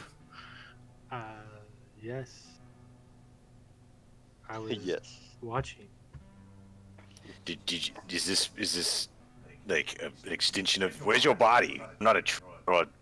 You're the. I don't remember what a Gith is, but it's like you look like something that I know of. I don't know. Ninja Turtle. What are you? He would probably recognize you. Mhm. To be quite honest. Well, that would. I mean, this is out of character, but he would have to be a Githzerai to know what I am. I think. So be really specific on which one, because there's two types. Yeah, he's a Gitzerai, right? So I think you would know what a slot is. Yes, I'm a Githzerai. And you would be confused at why a Slod is on this plane and is friendly with the locals. So does he know what I am or not? I don't know what you are now. Oh, okay. But you know what he is. You are Slot? I'm a what? You're a Slot? potato. Stop making fun of me. There's something you should know. He doesn't know what a slot is either. Oh, okay. Perfect. How He's did heard you- it mentioned by Layrol and like Ector a couple times, but no one has ever explained that he is something else. Everyone just calls him a frog, so he assumes that that's like a normal race. Hector's just looking back and forth between the head and Kronos, and he's obviously getting frustrated. He does not know what anybody is saying. I'll reach over with my free hand and cast tongues on Hector. Just like give him a smack on the jaw. Like, not too hard, but probably a little too aggressive than it needed to be. Yeah, just roll for damage, basically. Like Roll for damage. he just clocked you in the chin. Roll unarmed strike with Well, he's Anytime like Carver he X gives flicks like you. Yeah. every Because he doesn't time remember he does has a something- heavy gauntlet on, right? Every time Carver gives some kind of friendly or beneficial spell to an ally, it's always like a little too aggressive, especially all these touch spells. They're a little bit too hard, like getting smacked on the back to get a cure wounds. Like you take 1d3 of damage, but then you get healed for 2d4 or some bullshit. Alright, Not so really taking damage. Hector, you can understand all languages now and speak all languages. Well, kind Well, of. I feel You can I speak feel to people. It's like I Google feel- Translate. I feel minty. By the power of Bahamut, I compel you. Wait, no, I'm not possessed by a demon. Oh, but So I hopefully guess- you can talk to this one, and I put the head like right in front of his face, So I guess at this like point, we're just like inches away from Hector's face. I guess at this point I'm talking. I'm trying to trying to figure out what the head was doing here in the first place and why it ended up in that tree. Tell me if you can understand it now. Hector just waves his hand at the head. Hello. Ah. It seems he's cast a tongue spell on me. Can I speak that, or can I just understand it? You don't speak Gith, but when you speak, they can understand you automatically. I see. Oh, so the rest of us would still understand Hector's side of the conversation? Yeah. Oh. Ah. I can understand you now. He must have cast a tongue spell on me. I am Hector. We've I come don't- here seek. I don't know who I am. Or We don't know who you am either. I do, but I don't know what I'm called. Well, you just said you were a yam, so I guess you. Is a yam a potato? Yes, you're learning. Don't listen to him. A yam is not a potato. A potato is, in fact, a root vegetable. I bet everybody else hearing what Hector's saying is. That's what I was just thinking. Darley's just like a look of confusion. Tell Hector's like, yeah, you can boil them, you can mash them, you can put them in a stew. Not like this. Carver knows what's up. Potatoes sound delicious. They are. So, I must tell you, we've come here by way of. You may have spoken to our tree friend, Morningwood. I may have. He's a tree that's planted up by an observatory. And we asked him to go searching for information for us. We're trying to stop the end of the world, we think. So we've been seeking information on this deceiver, also known as what was his name? Lorg or whatever. Logan. Known as Logan by the Giants. We think we may have set him free from an ancient prison or something like that. That does not sound good. No, and Why did you do that? I have no idea. This was all. We were all. I believe mostly we were deceived because there was an illusion on a horn, and it said that you'd receive the blessing of Anam. I thought it was suspect, but we went ahead and went through it anyway. We blew the horn, and we think we set the deceiver free. Maybe that is why I am awake.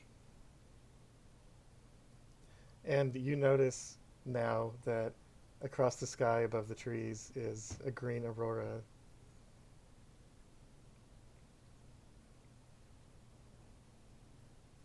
So like a green sky with a green aurora in it. Yeah, you guys have already seen it, but now the head realizes that it's there. That must be why I am here with you. Now, quick question. Did you write all that shit on the outside of your... It's been a long time. I believe so. Well, then surely you must have known about green sky and prophecies of a dark star. Does that ring a bell? Yes, I believe the green sky. It's right there. And I can't point because I don't have hands. But I'll kind of move my eyes and point them at the aurora, the green aurora. Do So that must be why I am here right now with you. I must ask, why is it that you are only a head? Where's the rest of you? That's a question. Unfortunately, my body could not last as long as my head, for I was only able to preserve a small amount of my physical structure. Therefore, I chose the head, as that made the most sense, for it contains my mind. I mean, for a talking fucking potato, this is a very sensible. I didn't hear some of that cut out. What? I said for a talking potato, this is. And you cut out again. Are you doing that At on the end. purpose? You're cutting No. out again. Oh, okay. I was like so Same confused. spot every time. I think it's it's like anyway. I just said that if this is a talking potato, this is a sensible one. Sensible one. Sensible Okay. one, It always cut off right before you would say like. It did. And I was like, yeah, what? I was like, huh?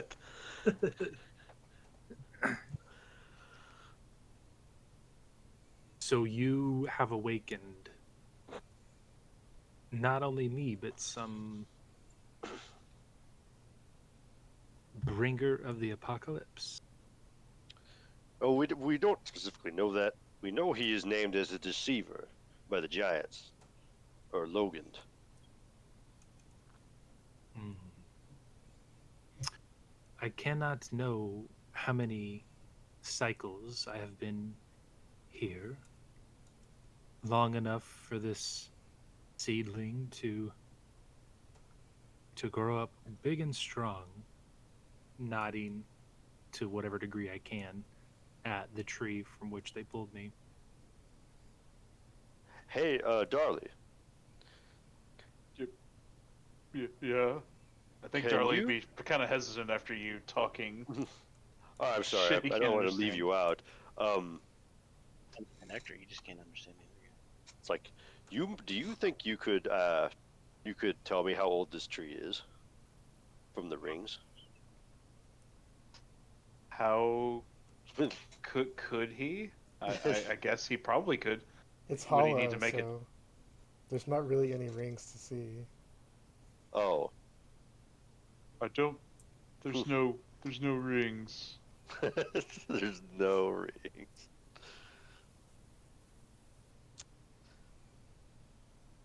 Well, never mind then.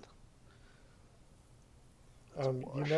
You know when you came here and watched the stars, you saw omens, but none of the they didn't seem to be specific to giants. They seemed to be applicable to the whole world or possibly more. Yeah. I came here to study the stars.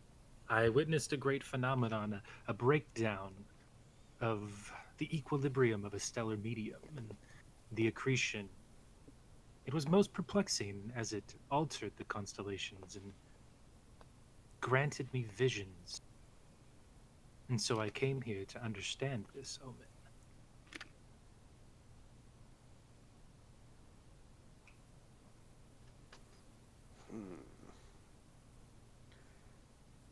Gotta make sense of this here. So we got this dude. As much as I would like to sit here and talk about secretions with a disembodied head in the middle of the, I really think that we should be going. Let Fenrir have his chew toy for now. Let's head back up to the observatory.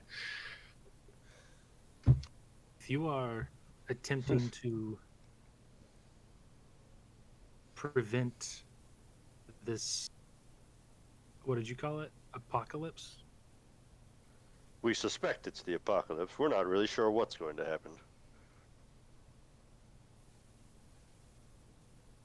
Should like to also prevent that calamity.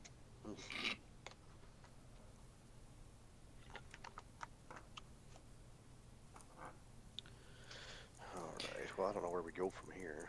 Well, we go back to the observatory. Listen, what can you do? You're just ahead. I mean, do you remember anything about stopping this apocalypse? Do you remember anything about why you were here studying the stars? To prevent Well, he this? just- Were you preventing just- it? Were you? Well, he just said it's because he was studying a. what did he say? The constellations, they are shapes and patterns and stories and knowledge imbued in this celestial heavens. An omen sent me here to study these constellations. because I saw in this omen a future here, a cold future here. Well, that would parallel what was prophesied in Ragnarok, which is the giant form of the apocalypse. I mean, I guess it checks out.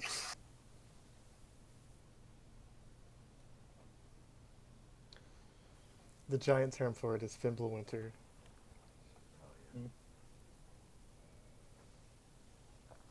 What, for the end of the world? No, not the end of the world. The winter is the beginning.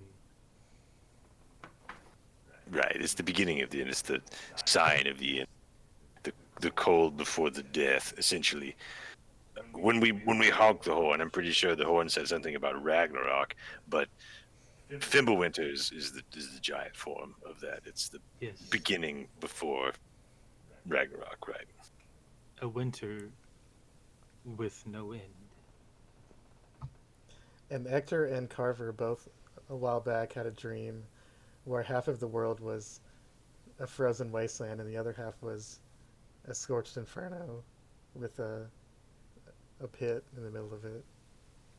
There we go. That's true. That was a while back. Is that pit the Bat Cave? 'Cause that's what it smells like there. I don't think either one of us knew what to do with that information at the time. I think I'm No, we didn't have it. It was a bad dream, and yeah. All right. Well, let's see here. And You I should believe take me with you if you wish to prevent this calamity. I was going to ask if it's all right if we take you with us, but I guess that's your idea. So What are we gonna do, Hector? Leave him here in the fucking woods? well, he was here before. Okay, Darley. So I'm going to give you a quick recap. What is your name? I'm going to ask the head. I can't quite remember my with name. his name. Who doesn't start introductions with somebody's name? Yeah, he did say something about not knowing. I know who I am, I just don't remember exactly what I'm called.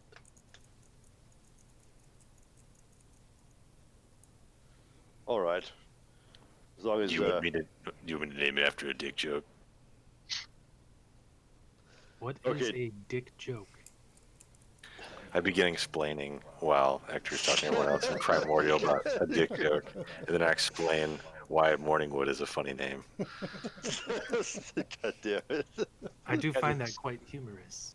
There you go. I assume Darley will end up naming it like he names all of his stuff. Okay, so I'm gonna recap Darley. All right, so this guy has been trapped in this tree. Well, he's been here so long the tree grew around him, and apparently, whatever we did woke him up. But he's just ahead, because I guess that's he's just ahead. So Well, clearly that's how you get ahead in life.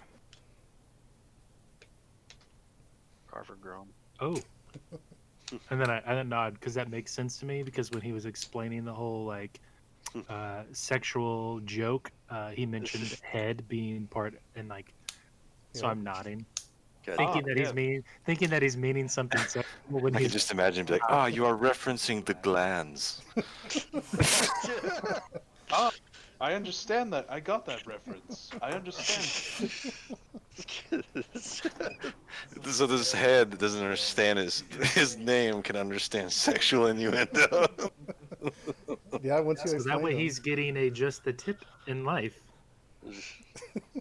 Oh, no. Of course, that's the first thing you tell him about. Just- Anyway, just I'm gonna catch hope, Darley out. hope catching up to this world's modernity isn't too hard for him. It's fine. So, I want to tell Darley and Carver. All right. So we've talked to the head. I guess we have to come up with a nickname for him. Oh, what was that? Oh, it's Groovy. And yeah, he thinks we should take him with us if we're to prevent this coming calamity. Apparently, he was asleep in that tree for however long, and whatever we did when we blew the horn, we woke him up as well as whatever else we woke up. Okay. And are you speaking in common to them? Yes. Then I will also say in common, did you tell them about the winter?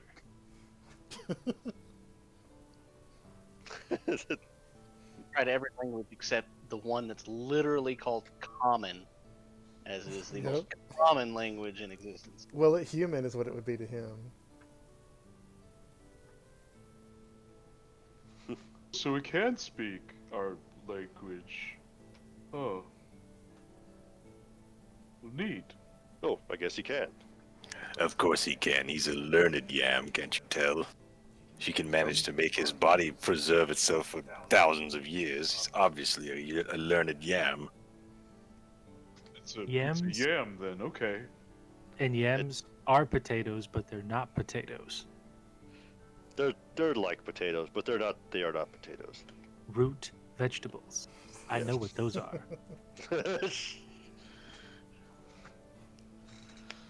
Oh boy. Alright. Hector's gonna take the head. I guess we shall head back to the observatory to. We need to regroup. I guess we have a couple of more. I guess we need to find out what our next move is going to be then. Hector's gonna start tracing out the circle on the ground.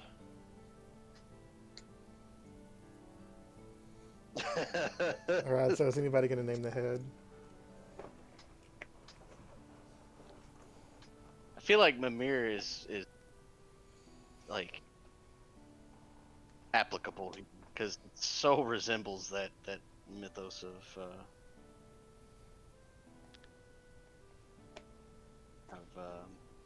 fucking shit. I can't remember what it's called. We call him Mimir. What's the damn shit with Thor and Odin and Norse all mythology. that? Yes, the mythology. Yeah, Norse mythology. Mythology. Yeah. Ymir? He was. Yeah, Ymir. Mimir. I don't remember if it's M-I-M-I-R. It's M-I-R, M-I-R. But Mimir. he was a kid that was like Odin gave him his eyes or one of his eyes or something, so he could have like vision into the world. Are you talking I forget about exactly what- Munin? You're talking about Hugin and Munin. But weren't those the crows? I mean, he gave his crow the eye, right? And then the other crow. He sacrificed his eye to Yggdrasil so he could read Yeah. the runes. Thinking of something else than with Mimir, but he had something to do with Odin, and like Odin cut his head off and stuck him on a tree or something. And he was like a master of sorts for. He was the emissary to the whatever the other group was. I can't remember what they're called, Aesir or whatever. Yeah, the And Aesir. then they betrayed him and cut his head off. So Odin kept him alive and kept him as his friend, as a head. I'm really bad with all that, but that's who this character reminds me of anyway. It's like it's a headless body, or not the headless body, A the bodiless head. bodiless head. Yes, sorry, words. And we found him in a tree in this kind of heavy Norse mythology themed kind of game. It just feels fitting. Well, Makes sense to me. Darley suggested Ymir. Ymir. Ymir. Oh yeah. Oh yeah. Damn it. Better. I like it. It's Ymir. Ymir. Ymir. This is- I suppose it will have to do until we figure out what your real name is.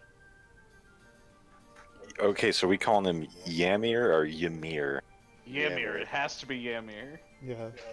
Okay. Because Ymir is like the one that created the people, right? Right, who's the main father of giants, Ymir.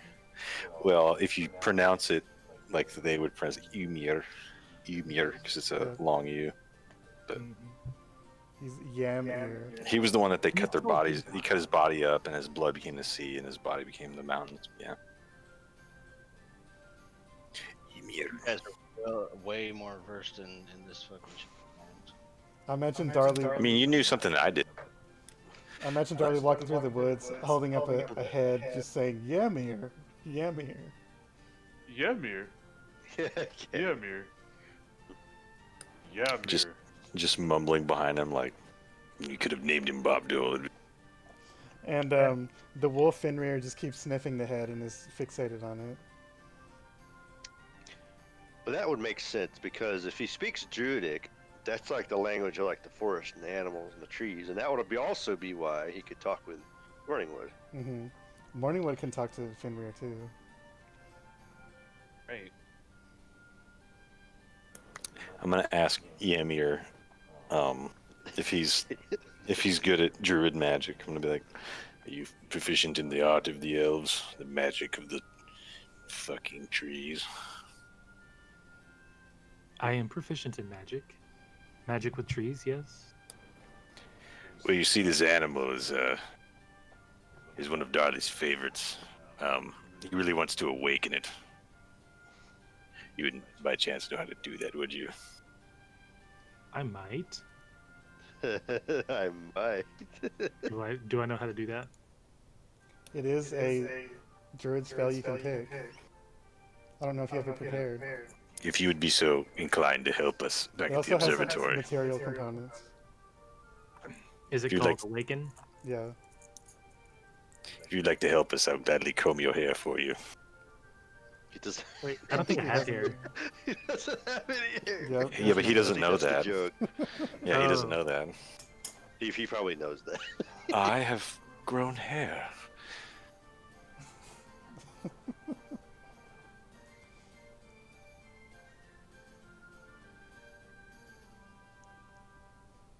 And I imagine the head just intermittently talks to the wolf. Darley's jealous. Hector gets down with his teleportation circle. All right, has everyone had enough fun here in the woods?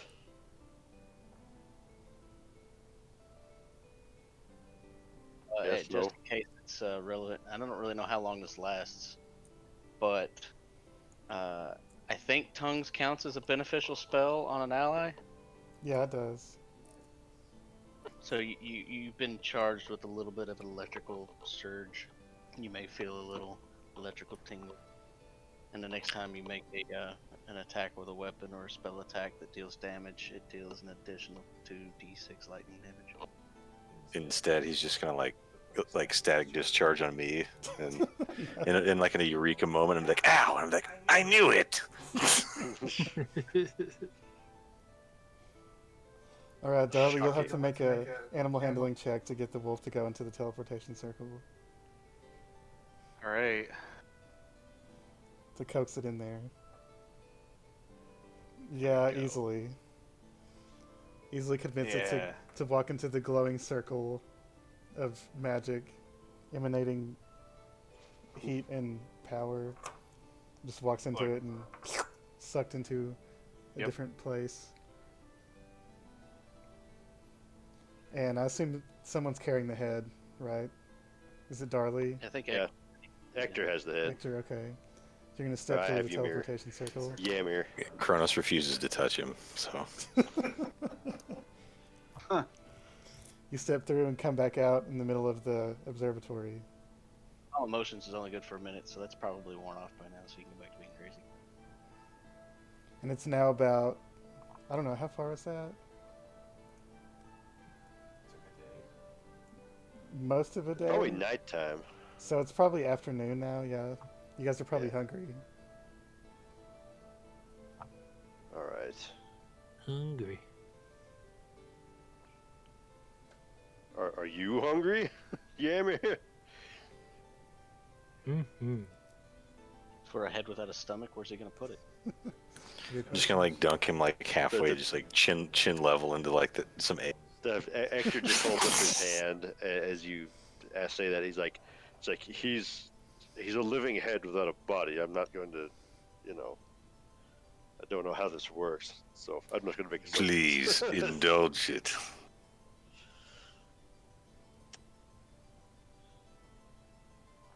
We just like lay him in a fruit tray and he just turned it down.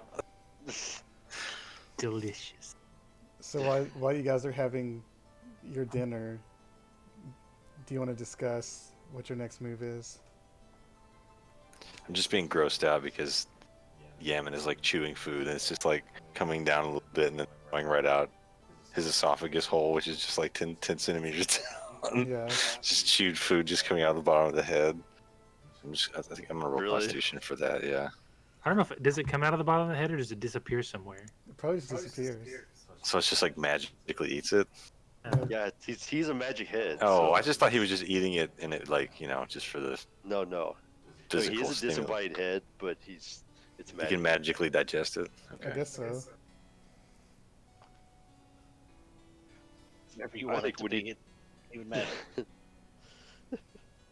That's funny.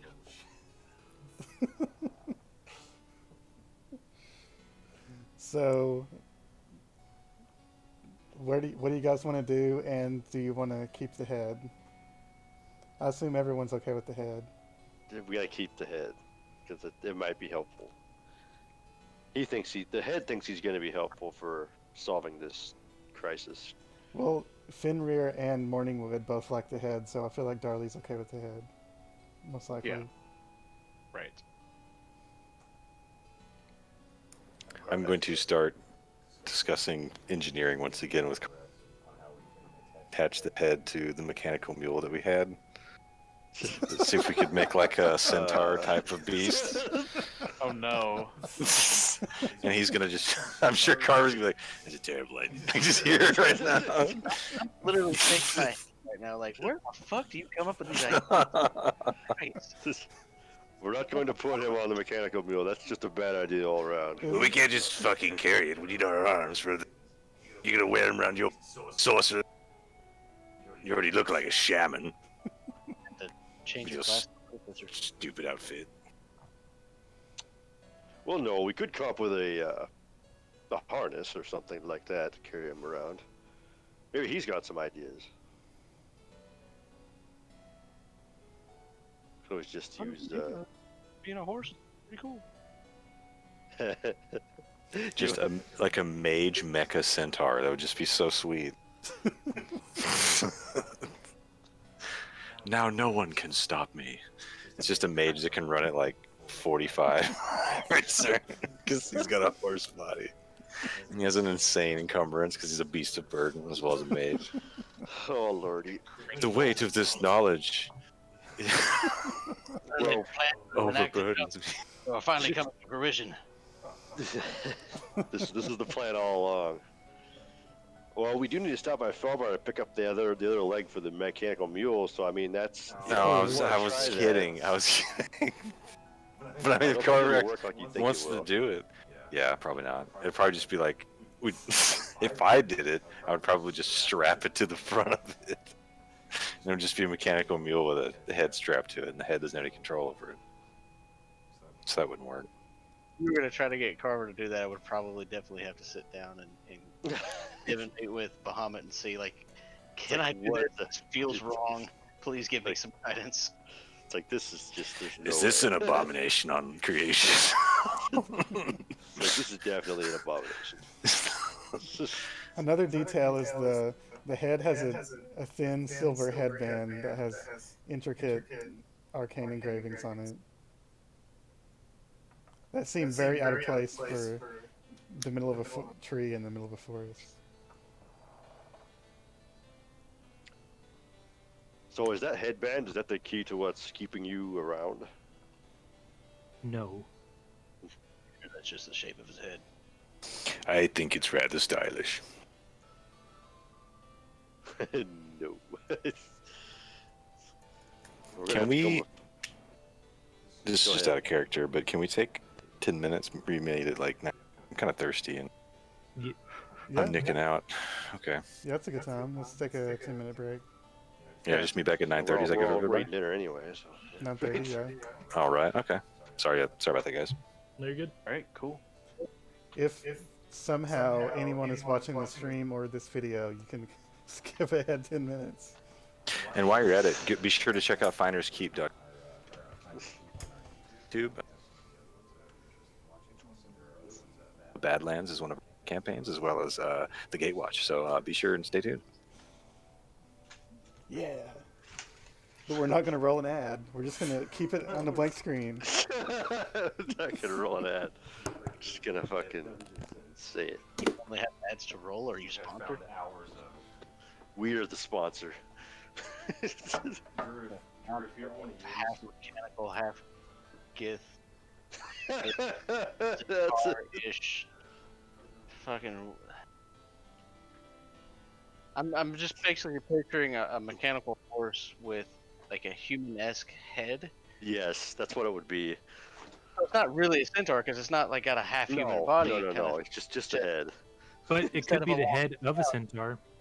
Instead of like a long snout like a horse would have, it's just A head. a fake head, and it's very awkward out of place. Not to I mention, got 'em. we don't.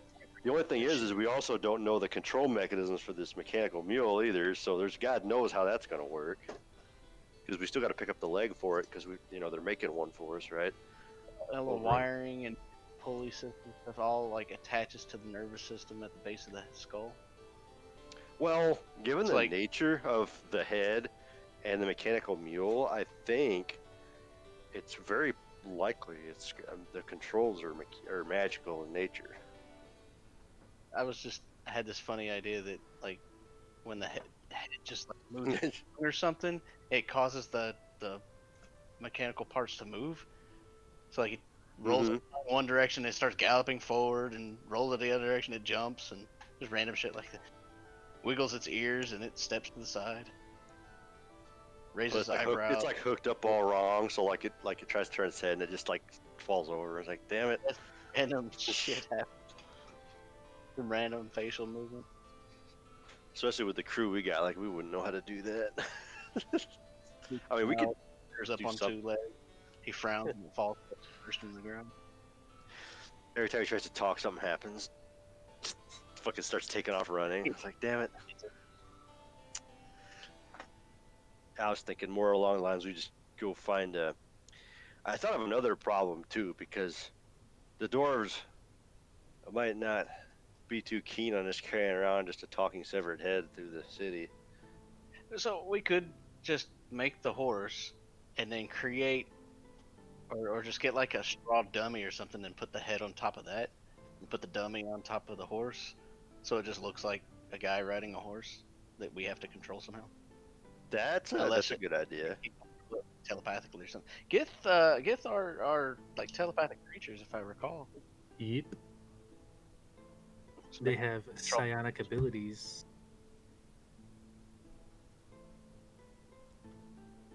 What if just- what if Anubis, the god, got pregnant with the centaur's baby, but the baby that was born took the bottom half from Anubis and the top half from a centaur, so it just looked like a normal human, but it was half god, half centaur. That sounds like a really edgy backstory for a human. A human warlock specifically. It's gotta be Yeah. warlock. It's like you might think I'm a human, but I've got fucking nobility in my blood. And centaur. And centaur, top half. Maybe, and maybe it was a centaur king, so double nobility. I'm a double bastard. Sounds very reminiscent of like a story. Where's Zach at? We need him to play that guy. His name is Edgelord. His name's literally Edgelord. Yeah, he's half god, so he's like a lord, and his whole thing is like he's the god of edginess, Oh god. of coolness. He's the god of coolness. I was trying to come up with a dude for they're Because coming up for Eberron coming up. he's actually older than the human race, so technically he was like the first human. Although he's not human at all, he just looks that way. So he was technically human before it was cool. Yeah, of course. He's like a proto hipster. Are you not with the Minotaur idea for Eberron? Because I am still knocking that around because that's great.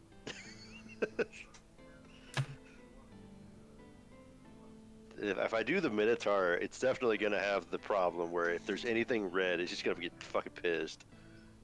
Like anything. That's actually a very negative stereotype. like bullism or something. Seeing red. Bulls are more than their anger, and so are minotaurs, man. Bovine. 2020. They We're feeling- are. But this Minotaur, He's totally the stereotypical minotaur. he's totally. Well, the other one I was kicking around was an Illithid, who'd basically have to hide his face from society everywhere he went. The one I think would be cool to make like a Krang version of this. So it's like an Illithid inside a suit of armor as an artificer. I think like- that in the. Inside of a suit of armor. So I you think can in. Hello. Hi. I feel like my Sorry, I stuff's didn't mean- cutting out. No, I think my stuff's cutting out because like I'm hearing parts of it. That might just be my headphones. It could It's be just- me too. Every now and then I catch where I use a push to talk, and every now and then I catch where it doesn't stay active the whole time. So I I'll put see. it firmly. Sorry. What were you saying? We're falling out of my chair.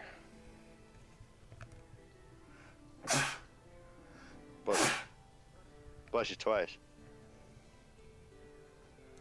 Today at work, I sneezed about 17 times in a row. Did they send you home for COVID? No, but that's because there's nobody in the office. Yeah, I'm kind of sad I don't get to go play with you all today or tomorrow. Flashlight blew off into the freaking yard. Is there like floodlights out there or something? Yeah, if you figure out which switch it is, there are.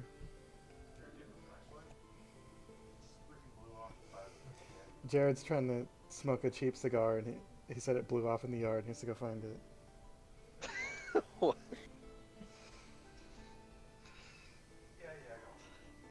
What's wrong with that dude? I'll be right back. Smoking a cheap cigar. So the two character ideas that me and Tommy had it narrowed down to was playing as the awakened wolf or playing as a head. And he picked the head. Oh. That was the two finalists.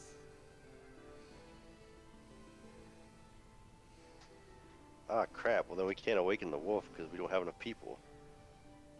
I mean, there'll be an NPC, but we just thought it'd be funny if the awakened wolf was actually a player. Yeah, that would be pretty funny. Man, The head's probably going to help more with the party, though.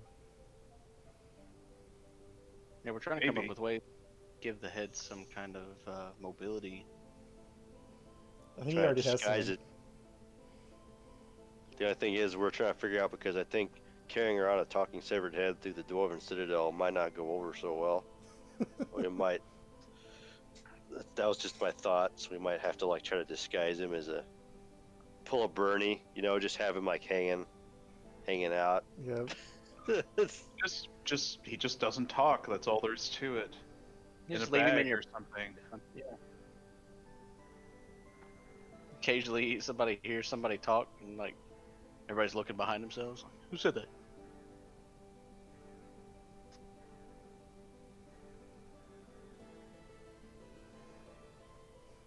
So you guys are planning on going to Felbar next? I think that'll be our next stop because we're going to need to pick up the parts for the mechanical mule that we had going if they're done, and we're Mhm. probably going to need some parts. So I need obsidian for that crab, and if you want to awaken Fenrir, we're going to need to find a what does that require? Like a circlet, I think. Let me look. It requires something. It's like a special piece of something. And a gate worth at least 1,000 gold. Well, Well, they would definitely have something like that. Oh yeah. A gem? Yeah, they would definitely have that.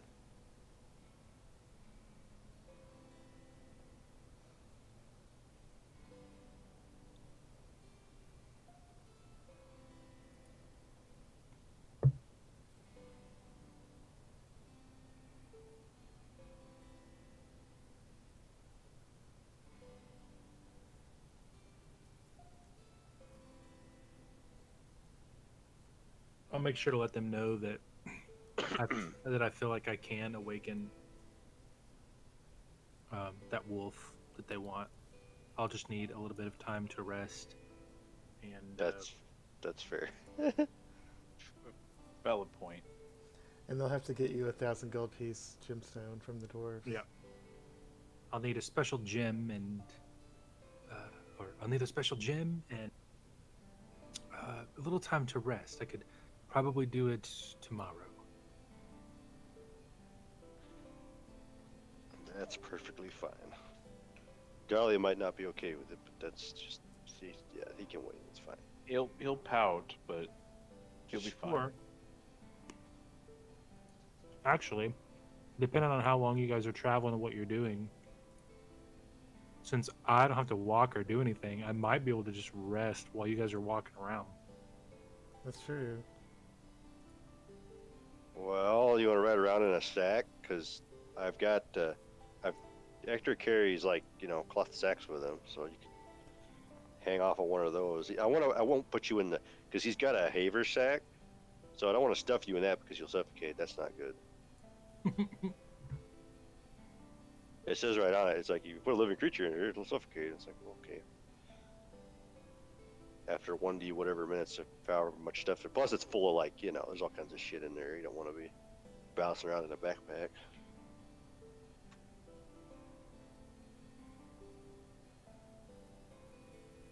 Oh yeah, Hector needs to restock his ink. He's all out of ink, papers, because he used it all. What else do we need?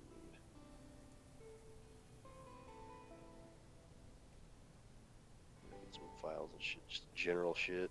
I get some general shit.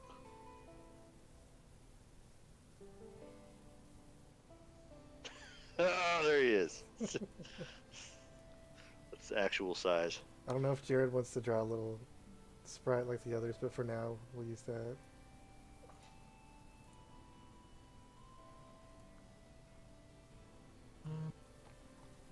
Actually,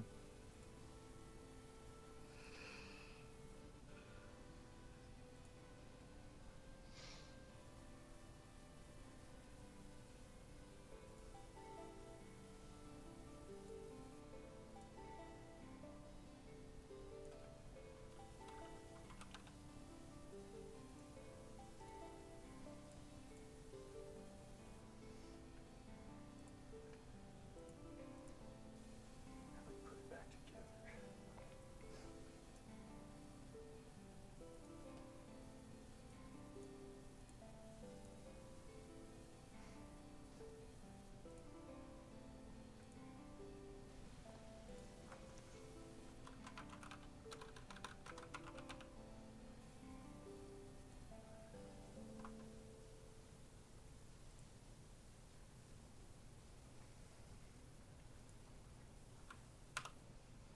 I found it. It was like it didn't survive the crash.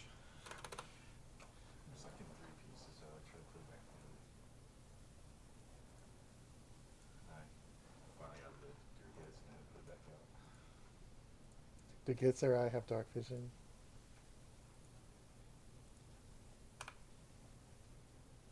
no, but I have the spell. Okay. Alright, I'm back. Yeah, I've been using the dark vision spell in my druid. It's fine. It lasts forever, so. Mm-hmm. My druid's Arakoa, so it doesn't have dark vision. Do what? My druid in Druid's game is an Arakoa, so it doesn't have dark vision either. Right. But the spell works fine.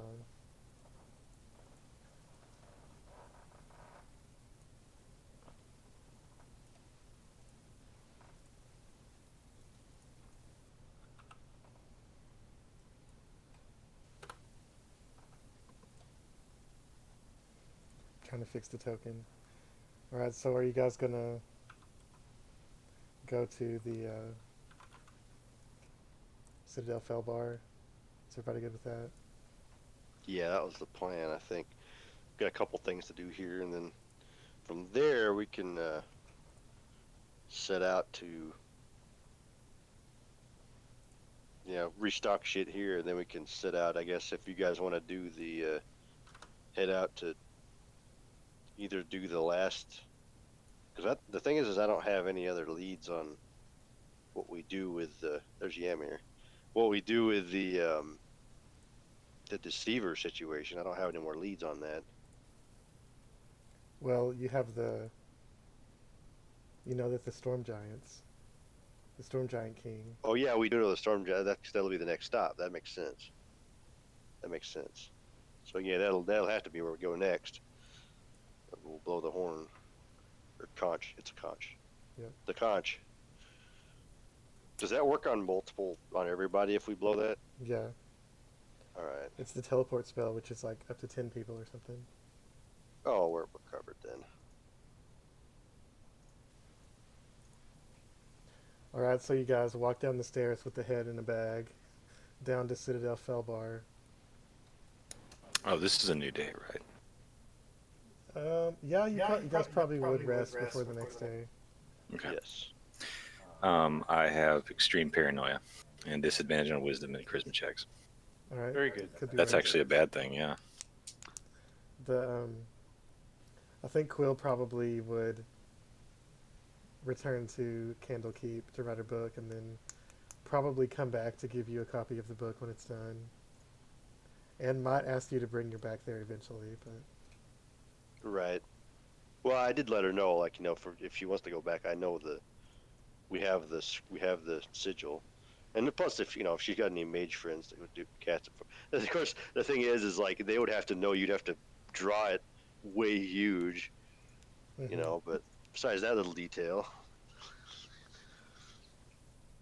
So the next day, you guys can stop me if there's anything you want to do beforehand. But the next morning, I'll assume you guys head down to Citadel Felbar, and it's about over half a day walk down these mountain Mhm. stairs to get to this bridge. And this time, when you cross the bridge, the young dwarven guards recognize you immediately. And So- one of them says, "Hey, I heard you all come from the Underdark. How'd you come out this way? Did you come out somewhere else?" it's like the actor's gonna yell back, "Oh, we teleported out. We didn't want to walk back." Ah, damn wizards. Damn wizards. Tommy, what were you going to say? I was gonna ask, like, is the place we're going the place where you guys are going to acquire that gem, or did you Mhm. already acquire it? Yeah, we're on the way to acquire it. Okay. Yeah, it's like here in Felbar, it's a dwarven citadel. They would have gems. It's like a mine. If anywhere would, it'd be It'll- the dwarves, yeah. Yeah.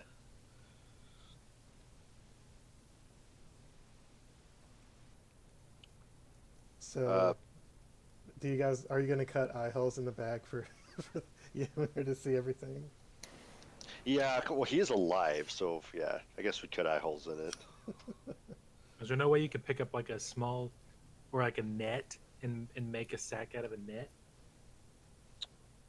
You could, but bystanders might see them carrying a head around. Yeah, I think I'm more worried about people seeing us carrying around a head. Well, if I'm not dead, it's not like that you killed me. So, I mean, I guess you've got a point. Well, the dwarves are fairly conservative people, though. I'm going to head up. Oh, shit. I don't have my... Okay, I'm going to pull my cloak very, very far over my face. I'm going to head up to the old priest up in the forge. Oh, great. All right. And I'm going to... Is anybody going to go with him? Did I notice? I don't know if I would have noticed him fucking slipping away. Maybe not. I'm talking to Ymir, trying to figure out how we're going to carry him through the city. I'm just gonna creak open the old door, and there's just gonna be a tiny little figure in the door. And I'm gonna raise my hand. I'm not gonna use my cloak. I'm just gonna say, I need a favor from you again. It's me. Trying to, of course, have a Scottish brooch, but failing because I don't have my. And I have terrible charisma checks, so this is gonna be awesome. I'm gonna say, I have one last job for you before we go take out the storm giants. There's two younger alkalites working on the forge, and they turn and look at you, and then go back to their hammering. And you don't see the old priest there. I'm gonna approach the two young guys and put my beaten and well-traveled soup pot just in between both of them.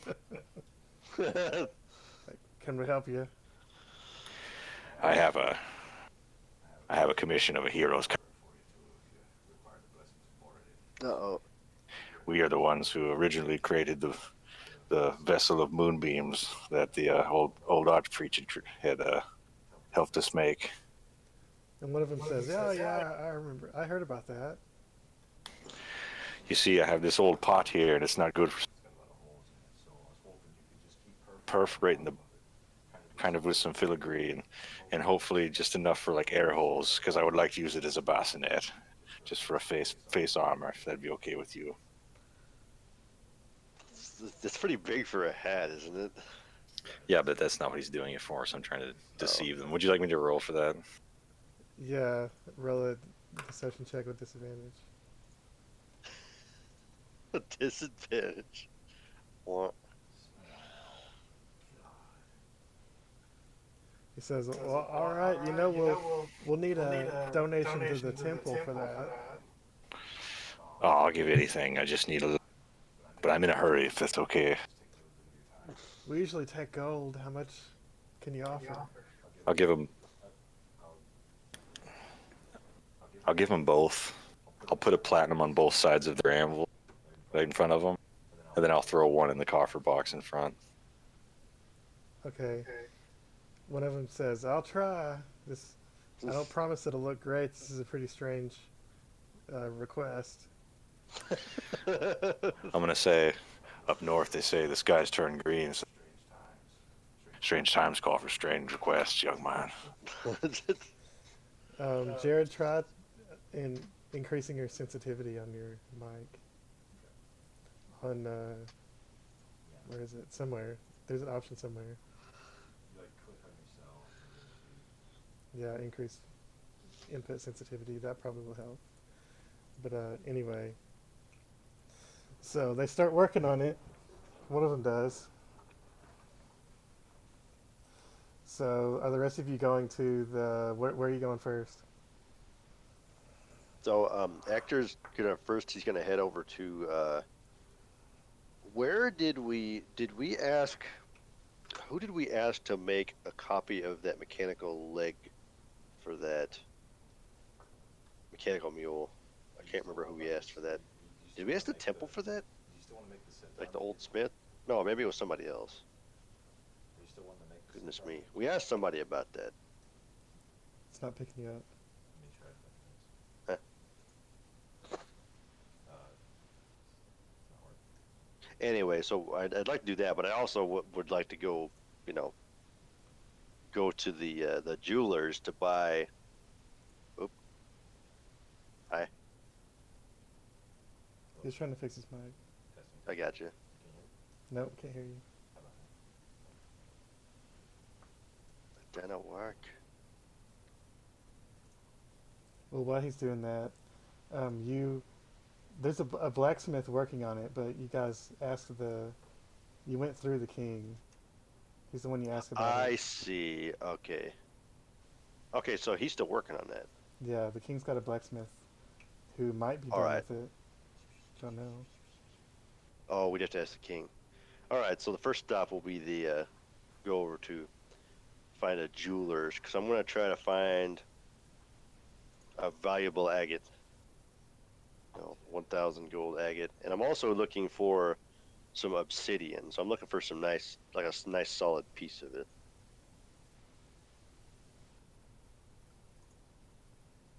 All right, it'll take a few hours to find those items, but they will be available. It'll just take time to find them. And for a big block of obsidian, it'll be 100 gold.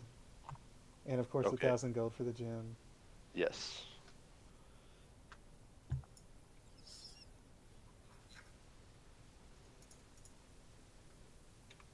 Okay, I think I figured it out. I was adjusting it the wrong way. You can hear me now, can't you? I can hear you. Yeah. Is it too loud? No. Okay. No. I'm gonna still have to mute myself though, so it doesn't pick up feedback. But it should be louder. Just moved it all the way to green. All right, cool. So, what are the rest of you guys doing? Carvel will do two things: go restock Chilling. potions and go visit the old man at the Bahamut sanctuary. On the way, because it's in this. If you remember, it's actually almost right next to where the Elven Tanner is. Mm-hmm. So Carver, you'll pass by a briskly walking cloaked figure. And you'll know it to be your I don't want to say beloved frogman, but Acquaintance. yeah, he looks like he's in a hurry. I'm too worried about whatever shenanigans he's up to because he's always up to something, and there's nothing I can do to stop it, no matter how much I may have ever tried. Yeah, I guess. Yeah, I guess so. Well, the old priest of Bahamut will just be happy to see you, and basically, he talks more about the dreams he's had about what he thinks that might be about you, about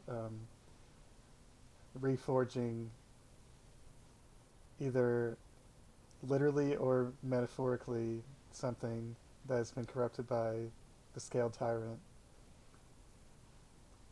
I might also want to specifically emphasize a bit of story about.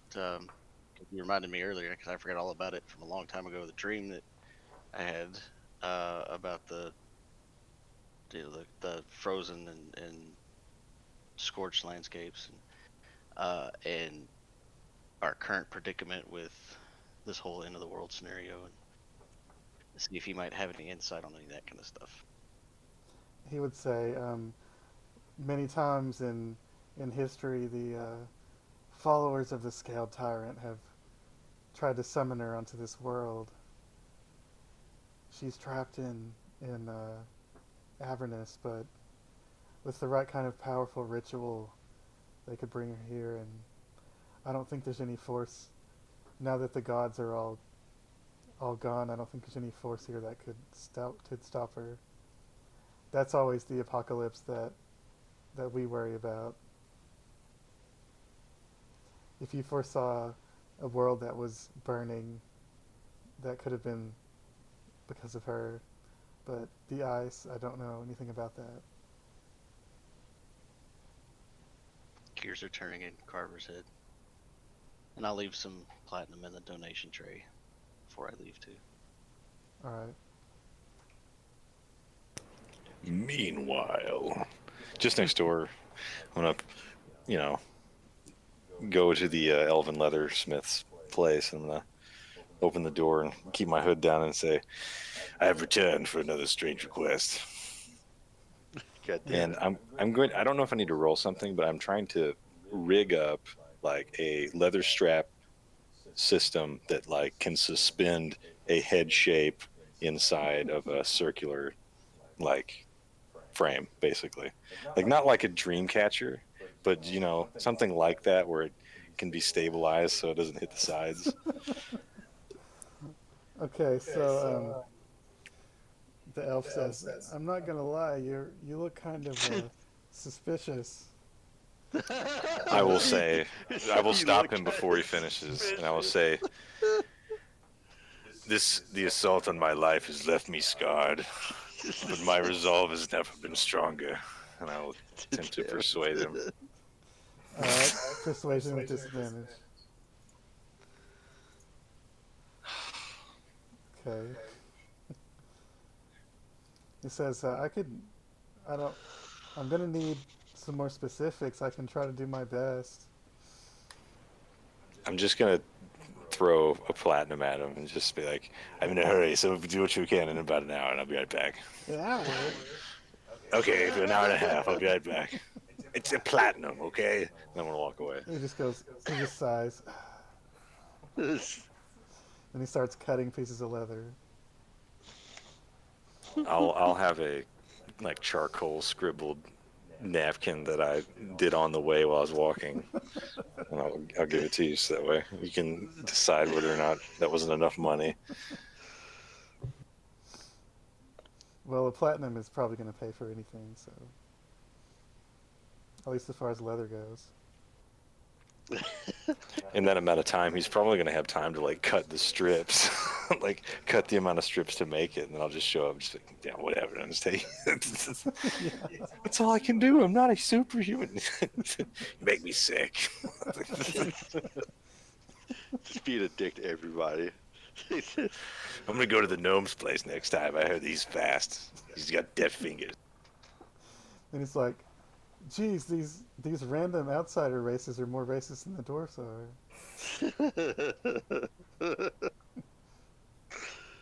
It's like, I'm not gonna lie, you look pretty suspicious. Yeah, I wasn't even trying to act like a dwarf for somebody that he knew. I just walked in there acting really suspicious. You're hiding yourself in the cloak and you're like 3 feet tall. You're really suspicious. Is there any potions you guys wanted to buy? Yeah, I want to restock up a little bit on if they have. I don't know how much they might have stock on, but a potion of heroism and some healing potions and stuff. And I don't know, whatever maybe other potions might be available. Might be interested in buying something else as well. A potion of heroism's 200 gold. Potion of greater healing's 200 gold. How many do they have of each? Let's say 3 potions of heroism and 10 greater healing potions. That might be a little bit too much, but I think I'll take 1 of heroism at least, and then 2 greater heat. Alright, so that's 600.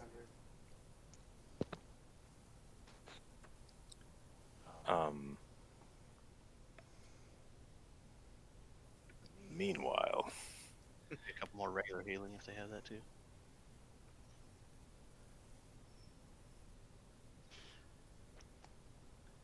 is there a dwarf or preferably gnome leather armor crafter in town that I can now bother with another immediate request? That guy's the only reputable leather crafter in town. Okay, where's a disreputable one? Or just like a disreputable leather crafter. I don't want to. Yeah, I mean, I really want somebody to do something that's sketchy. So You could get a like blacksmith. an apprentice armor crafter or something. Yeah, Yeah, or like a blacksmith. An armor crafter could do it, they just wouldn't be as good. Can I find the apprentice one that looks like he might have noble blood? Okay. Okay, so do I roll perception or investigation to see which one might have noble blood? I want their tail inextricably woven into this armor piece that they're about to make. Insight. Insight. Whoa, I haven't rolled insight in forever. Oh wait, I have wisdom disadvantage. Well, 13 is not bad. Okay. I'm going to hand over 10-foot this nasty looking. It's really dry at this point, but it's a snake skin, like a giant snake skin, and I have 10 foot of this Wanti hide, and I'm just gonna say, hey, can you work this into like a vest, like a hoist, so that way I can suspend some weight off of my broad shoulders. Like, do you need my measurements? This shit stinks. What is this? It's a magical hide of a weird snake demon thing I killed. You trust me, you don't want to know. You're gonna have to pay extra for the smell. I'm just gonna flip a platinum at him. I needed it now. I can get something that resembles a vest. I'm not gonna promise it's gonna fit you well. Look, I'm not trying to pick up chicks. I just needed to, just wrap in the front and suspend off the back, so that way I don't, hurt my delicate physique. As you can tell, I work out. I'll try. Okay, I'll be back in about a half. You better not mess that up. We only have a little bit of it. Otherwise, you'll pay. Also, who is your father? No, I'm just kidding. I'll walk. All right. So it's going to be about 3 hours to complete all your errands. So, All right, I do want to shop for one more thing. okay. Does anybody around here have any alchemist fire? Yeah, the potion place that Carver's at would have some. All right. How much do they have? It's a more common item, but this isn't like the most high end of alchemists. So That's fair. a half-drunken, charred traveler walks into the alchemist shop requesting alchemist fire. Yeah.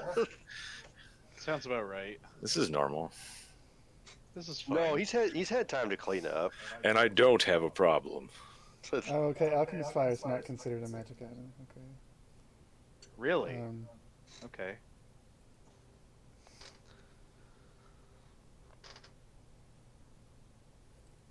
D&D That's what I Beyond like will to tell- hear. D&D Beyond will tell me the answer to this. A flask of alchemist fire is 50 gold. It weighs 50 1 gold. pound. That's a steal. As rich as you guys are, yeah. How many does he have available? Let's How say many 10. flasks? 10 of them. 10 flasks? Yep.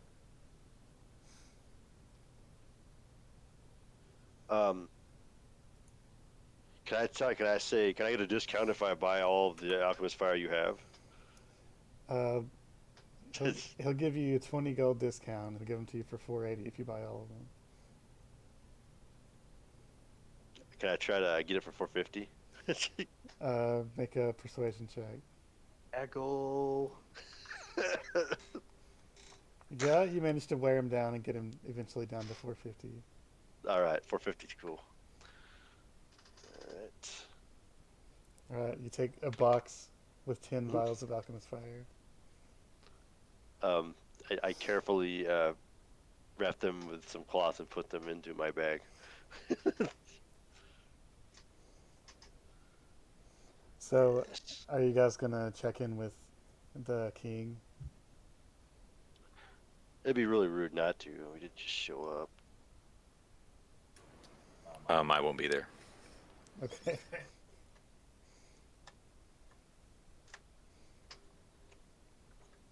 Well, Actor's going to. Actor's gonna go see the king. Alright, so the rest of you gonna go into the king's hall. Is anybody else gonna stay outside and not go? Besides Kronos? I do have Ymir. You can stick him I in the might stay. bag. Make sure he doesn't get in trouble. Okay, so Darley and Ector and the bag are going King your is the guy that's always gonna buy our gear off of it and stuff too, right? Like, Yeah. yeah. I'm, Carbax, you're going to see me leave out the front gates. then I'm gonna follow. Okay, I'm just taking a hard left and I'm walking up the mountain, so if you want to keep following me.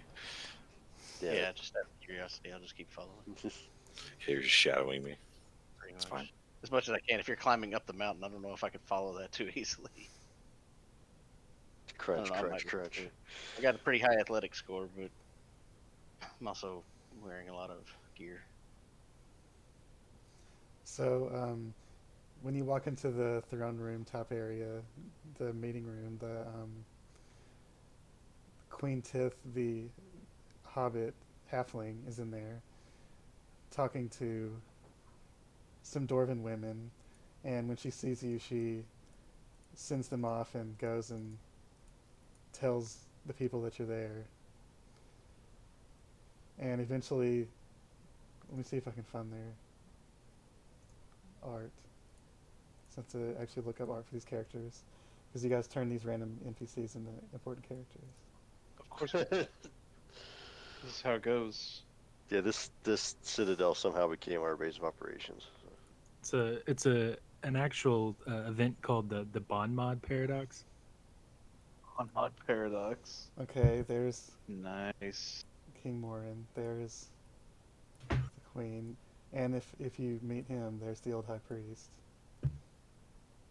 Fognolin. But he's not there right now.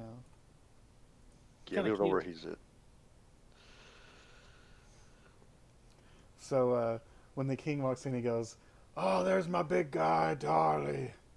Come on in here." Every time we come here, we end up drinking. Hi, hi, King. I had my How men are watching. you? Had my men watching that hole down there that I didn't hear, but you came out. Did you find another way out? We teleported out. We didn't want to walk the whole way back. Looks like you lost half your party. That's unfortunate. I'm sorry about that. Oh, they're alive, but I think Carvax is. Actually, I don't know where Carvax is at. But then, of course, the little one, he does his own thing. I don't know where he went. But they're I have a alive. question. Yeah. Did Fenrir come with us, or is he back at the observatory? I assume you just didn't bring him with you. I figured not. Okay, just wanted to clarify. All right. Yeah. I don't know if they Go let you ahead. bring a Yeah, they like, put that wouldn't. in there. everything in here is like dwarf size, so like Yeah. we already have problems being human size getting through here. So he would just probably get stuck in a doorway somewhere. I think Darley would be stuck in a doorway somewhere. Yeah, Probably. he's got a duck pretty far. Yeah. Though Dwarven architecture is usually pretty epic and big, so most places he's okay, but if he goes in like a shop or something, he'll probably have to bend over. But Morin says, "Well, that's good. You get no casualties. Did you find any treasure? Did you find any good weapons?" Well, let me think here. We did find? We found that. What did we find in there? You did find two found that- giant weapons with demonic runes on them. I mean, one's useless now, but the other one is a great. It's like a flaming great sword with Baphomet on it. Do you still have that? Yeah, it's in the bag. Pretty sure it's in the bag. Yeah. You're not with us, so you can't help us. Hmm. I would just assume not to give it to him, considering it has a sigil of abyssal proportions on it. He'd probably be like, because it's kind of bad. Well, the king might not know what it is. The queen might. Yeah. Let me think. What do we find? Oh, well, we found a lot of old, like, an old forge. We found a rune nexus. Darla, you could show him your stick. Oh dear God. The queen probably notices evil oozing off of his quarterstaff, but Probably. Yeah. Maybe. Hey, check out my cool stick I found. this is my offhand slot. That's a big stick you got there. What you got drawn on there? What is that?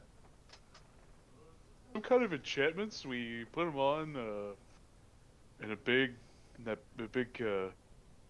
tomb, cave, place. We found a giant's tomb, and they had a magical rune nexus for ensorceling enchantments on items. It's quite interesting. He says nonchalantly. That doesn't look like any kind of giant rune I've ever seen. Oh, that's not a giant rune. That's, Definitely not. Well, that's a nice stick you got there, but did you find anything else? Whoa. You know, so what else did? a lot of dwarfs they'd get pretty excited hearing about a forge, but I'm more excited about the weapons. You know, I wish I should have come with you. My wife wouldn't let me. It was fairly dangerous. There was a demi lich. There Well, but even before that, I mean, mechanical spiders. even before that, you start up the drow. I mean, you might want to mention that. Yeah. You know, they hate the drow anyway, though. The Yeah. dwarves. Right. That's just assumed that there's drow down there. They knew about them. Yeah. Did you kill any? The drow sent some mechanical monsters after us. Did you kill any fucking drow while you were down there? And Hector thinks back. Come to think of it, we ran across a few when we first entered the caverns. We had a tabaxi guiding us. She was an archaeologist. They try to poison you or some other underhanded evil shit. Or summon some kind of demon. Well, we did find a demon, but that wasn't the drow. We did find a small box that blew up and almost killed one of us. That was great. And you found a demi-lich. Oh man, it's been so long since I fought a demi-lich. It was a giant demi-lich. Oh man. As tall as you are. I used to be an adventurer like you. I can't believe I didn't go, damn it. It was mostly a lot of old dust and bones. Well, are you gonna stay and have a drink and tell me all about it? I guess we could stay and have a drink. I would like to know where where Carverax and Kronos went. Also, please, maybe we can At wait this- for them yeah, to at come this- back while we're drinking. I mean, at this point, we've been walking straight up like a mountain path for like 10 minutes, and Carverax is just like sneaking behind me. I don't know about sneaking. I'm not very good at sneaking. I mean, I'll try it, So it's just, you know, but I don't think Carver's necessarily trying to hide his presence. you're just staying out of sight or whatever. Kronos, What? so Kronos, he knows that Carverax is Right, hiking after him. right. I'm not going too far to town, I promise. Like what are you up to up there? So yeah, we'll have a drink with King Morn. I was gonna try to sell King Morn the Spire of the Phoenix, if he wanted it. He might be interested in that sort of stuff though, because he likes the Yeah, he likes cutting, smashing type of stuff, Yeah, martial weapons. of which I don't have that sort of thing. Yeah, you have to get the bag before you can show him that giant weapon. But we can wait for Kronos to get back. He's got a weapon you might be interested in. Oh man, yeah, I can't wait to see it. I wish I would have went down there, man. As we get like 30 minutes out of town, I'm going to get next to the side, basically, like, you know, over the mountain where you can, like, you know, drops down. And I'm going to take this orc skull that I had found in my inventory, and I'm gonna take it out. I'm gonna place it on the ground, just in front of the, you know, edge. Mhm. And then I'm gonna take out the sword of leadership. I'm just gonna say, "Little Predator Grinch." I'm gonna say, "Tell your champion that the time is nigh." And I'm just gonna, you know, think about it really, really hard, because I've contacted him before, so I kind of know like how Grunge feels, like his presence feels. And then I'm going to let out a scream of rage, and I'm going to bash it with the broadside of the sword, and I'm going to smash the skull into just dust, and it's just going to dissipate into the wind outside of the mountain. Okay, make a wisdom check. Just a straight wisdom check. And hopefully Carverax can see that this is a rare moment of faith in the frog's life. Just wisdom check, like, oh, I'm doing a wisdom saving throw. There we go. Hey, And I have disadvantage on all. For this, you won't. Oh, sweet. So, you do get something happens. You didn't quite roll high enough to get a miracle, but when you swing the sword down on top of the skull doesn't break. There's actually just a crack that runs across the side, across the left eye. And then Oh, shit. dust starts pouring out of the eye socket for where the Oh. crack is. And that's all that happens. And I'm just gonna, you know, look out across the thing, thinking about Narbug as Carverax probably walks up behind me, and, you know, what the fuck are you doing? Or, you know, And I they're don't know. watching. Okay. Like, yeah, I walk up behind you, not necessarily trying to hide my presence. I mean, all you hear, right, is just like a scream, and then I tried to break his skull, but I'm a puny frog man. Like one eyebrow raised in confusion. But Yeah.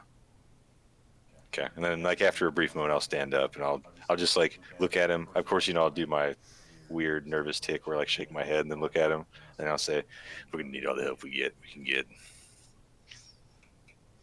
And just kind of walk past him. kind of help are you trying to get?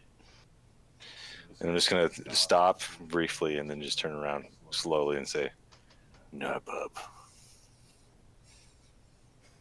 Carver just shakes his head and like face palms.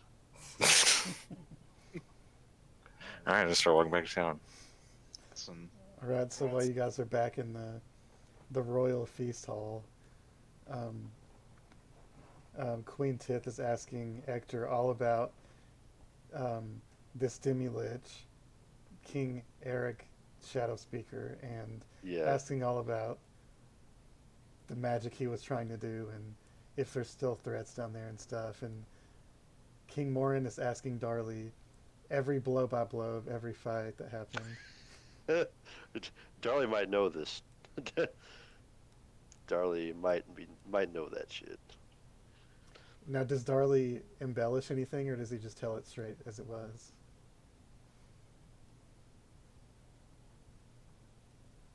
Well, how much has he been drinking? He's had a little bit, but it is Dwarven ale, so it's really strong. yeah.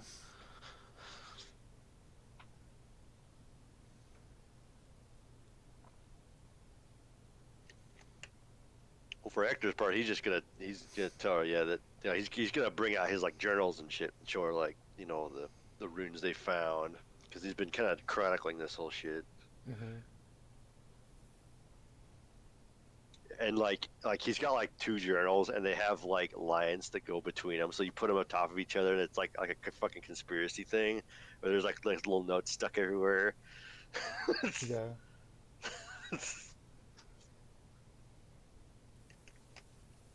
And it's written in like Dwarvish and Draconic and Common, like it's all over the place, like the writings of an insane man. She says, I'm not a history buff, but I don't like this talk of these old dragons. All the really dangerous, powerful giants like this have all died out, but these dragons are still around.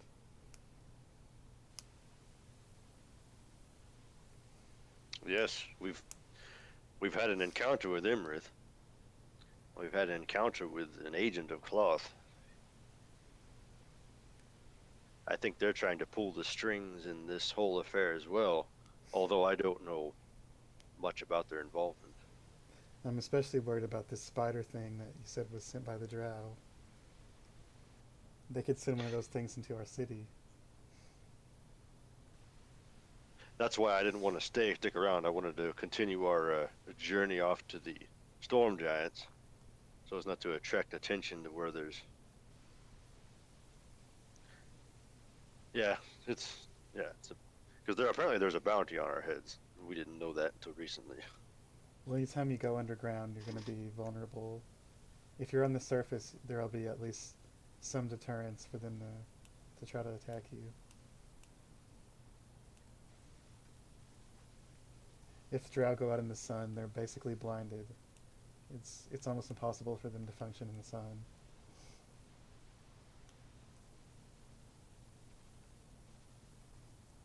I gotta tell you, the Underdark is awfully dark, though.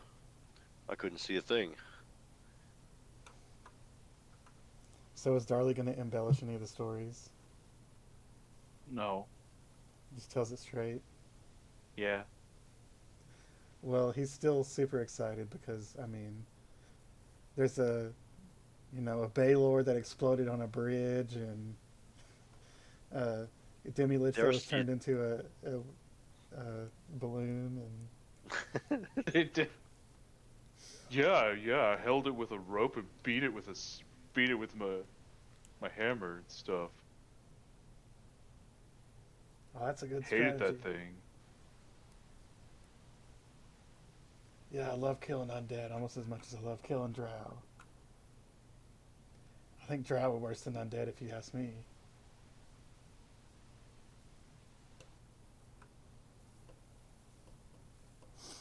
Alright, is there anything else you guys want to do while you're in Citadel Felvar? Yeah. So they're in the keep, right? Hmm. Me and Carver are just gonna walk past all the guards, and I'm gonna try to open the door really epically and like slam the doors open, but I fail, and then Carver's gonna come up behind me and slam the doors for me. The doors open. There's just a couple of guards talking to some dwarven women, and then you can hear more in the back in this feast hall talking really loud to Darley. Okay. I'll just be like walking like really brisk, like I have been all day with my cloak up and stuff, and then Carver, knowing that I'm trying to be dramatic, is like walking slower than normal behind me, so that way it looks like I'm running faster. And the guards immediately recognize Carverax and they let you go. Head down shaking. Yeah. I'm gonna walk into the hall where you guys are at. I'm just gonna shout with my gross like I'm not even gonna try to throw my voice at all. I'm just gonna say, players and pawns. Now it is time we turn the tables on who is the manipulator and the subservient. And Carver, you could hear some of the dwarven guards whispering about how that's the guys that killed those monsters that took control of so and so, tried to kill the king. I feel like a parent following around a child that's just kind of exasperated and given up on trying to keep them in line and make sure they don't do stupid shit. So as long as they're not getting too wild, just whatever, let them have fun. I think one of those guards actually like died and like yeah, one came of them died. back. Yeah, you got like taken over. Yep. That was a bad deal. Well, the older one was like a vet. He probably just retired immediately. So it's like, I'm too old for this shit. I'm too old I for got this. yaks in I'm my too old body. And then when the king sees you guys walk in, he goes, "Oh, they are alive. I'll be honest, I didn't totally believe you when you said no one died down there, but I'm glad to see you're back." I'll climb up on the table. I'm immediately pick up Kronos and set him back down on the floor. Like a child. Stop it. Like one hand. I have something to say. I'll step back up on this. I'll stand on a chair. I'll compromise. There's just benches. And Morin says, And "You they're haven't all even made had of any dough." drinks yet. What are you doing?" I'm gonna pull my hood back. All right. Oh, now you've done it. Of course, my eyes have to adjust to the light, so I'm doing like the frog version of Clint Eastwood right now. Just real squinty. Yep. Get off my lawn kind of face. So And I'll say, basically the little profile picture. no, well, I guess, I don't know. That's more like a hypnotoad look. Anyway. Yeah, and I'm going to say, Gigmore, it's time. We need your help. All right, I'll help you. What do you need? One last siege Oh. against the dragons, against the forces that be. Rally your men. We must go to the storm giants realm. The actor's just sitting there staring and just slowly sipping his ale. Well, what do you mean? Don't the storm giants live on the bottom of the ocean? Yes, but we have a way to teleport. We have to go there. That's where. That's the key to all this. And the queen says, "The storm giants are the only ones that haven't been causing trouble." And I think that's the problem. They haven't been keeping the others in line. Unless they've been doing something we're not aware of. The actor puts down his ale, and I think they may be the ones that may hold the knowledge that we seek to stop the deceiver or Logan or whatever his name is from causing the never-ending winter. I think they have the knowledge we seek. And if not, I'll just kill them like I killed all the others. We'll keep all the giants in line and we won't have to worry about them anymore. He says, Right. "I don't know if I want to start a war with storm giants, but if you find some kind of proof that they're up to something bad that's threatening Citadel Felbar, then I'll do everything I can to stop it." And you won't give us your aid. What do you need? Can't bring an army down there. Just you, your wife, your finest. One final moment of valor, before your back gives in. It's actors just sitting there staring. He continues staring at you. And he looks like he's having trouble deciding and trying not to look at his wife, just staring at his drink, thinking. Well, yeah, of course, his wife doesn't approve of any of this shit. Yep. And then, of course, I'll hit him with the punchline, and I have to roll probably persuasion for this. Yeah, persuasion with this. But I'll say, are you going to die a king or a hero? Got him. Jeez. Oof. It's for that plot, we have to. Gotta have the plot. He says, I'm not trying to start a war here, as I said, but if you want me to watch your back, I'm sorry, but you've just done too much for me and my people. I'll follow you. I'll go. And he looks over at his wife, and she just is just not saying anything. Like has a concerned face. Of course. I'll turn to her and I'll say, "Don't worry, we're not trying to take away your husband. If shit goes south, we'll send him back." He holds up his tankard and he's like, "Well, I've already had 4 of these, so are we going now? Or can we wait till tomorrow?" Let me go pick up a few things. Try to make it 5, and we'll. Unless you guys need more time. I'm a lot better fighter when I'm drunk, but when I'm sober I can land my blows, but when I'm drunk I can take a lot more hits. Do we want to take the leg of the mule back to the tower and see if we can rebuild the mechanical horse for Ymir? Oh no, don't worry. That's And ride into exactly. battle?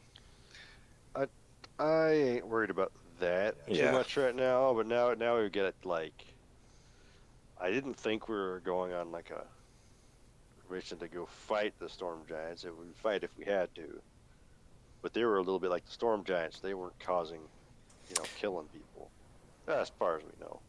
There's going to be But resistance. there's definitely something going on. Yeah, there's gonna be because resistance. Anam told us, he's like, yeah, he can't. He doesn't know where the champion's at. Well, you're definitely going to learn something, Well, that's for one sure. way or the other. We Let can me. always beat him into submission if we need to. I guess I'll go in order of. I'll go to the elf first, and I'll go to the crappy armor smith, and I'll go to on the end of town. I'll go to the temple, and I'll Don't know what you're doing. get all that shit. Well, it's Don't know all what you want.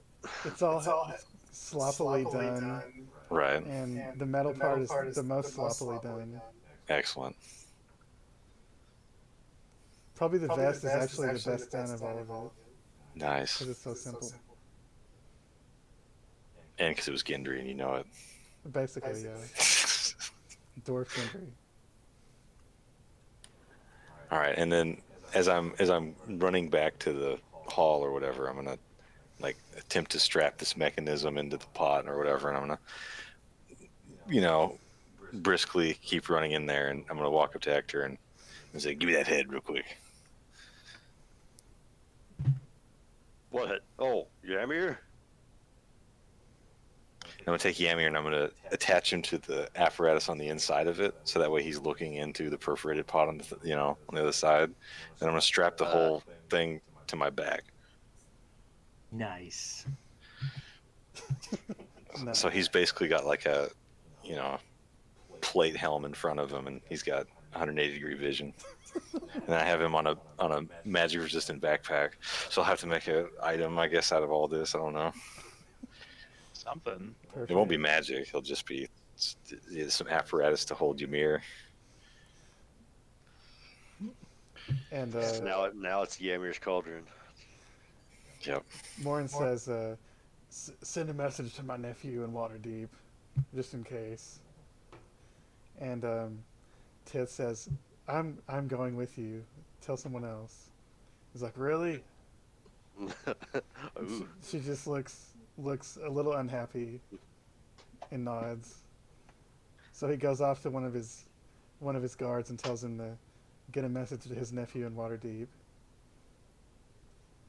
which is implied to be if he dies, the nephew has to take over. Can I Old attempt to succession. persuade Tiff not to go until like this is like a Chad man moment, like that we can't have girls? Sure. No girls here. You Tith try to make is. a disadvantage persuasion roll. I don't know. That's gonna be a hard sell. Yeah, it's gonna be pretty. Have to be pretty high. God. Oh, of course. Get wrecked. I mean, it's not really that good of a roll because I have a +6, but Oh yeah.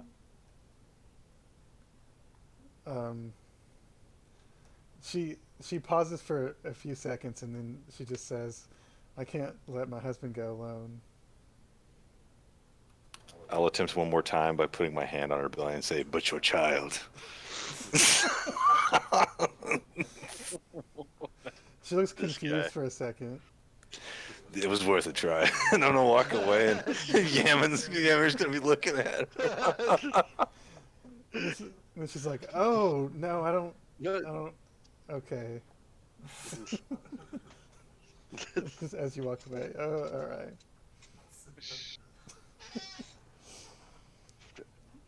Ymir, are you okay in there? What did he do? He's fine. This is fine. It's okay. And Morin says, "What is that? You got one of those sentient weapons in there?" I was wanting one of those. Yes, this is my pet sentient pineapple. He goes, "I'm not even gonna ask at this point. I'm just gonna go with it." Gonna go with it. I'm not even That's gonna pretty much what the rest of us do. Yep. So, are you guys gonna go in the morning or go drunk? Going drunk is a bad idea. That's why we should do it. You've already got the king and queen of. Look, I King have of the Falbar coming song with us. queued up and ready for us to just hot drop in here. Let's go. Like, what are we waiting for? We're This totally is set not a up. combat mission. We've got potions, we've got potions, we got brotions. Let's go. Carver's gonna blow all of his lay on hand points right off the bat, just trying to cure everybody of poison from being drunk. Alright, I'm tapped out. Time to go to bed. We did we retrieve the gem? Oh shit, no. Hector got it right. Hector did. Oh. Oh, you mean the Elliot? What do you think about this one?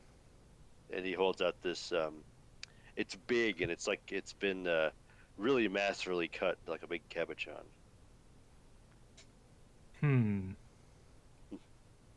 I think this will do just fine.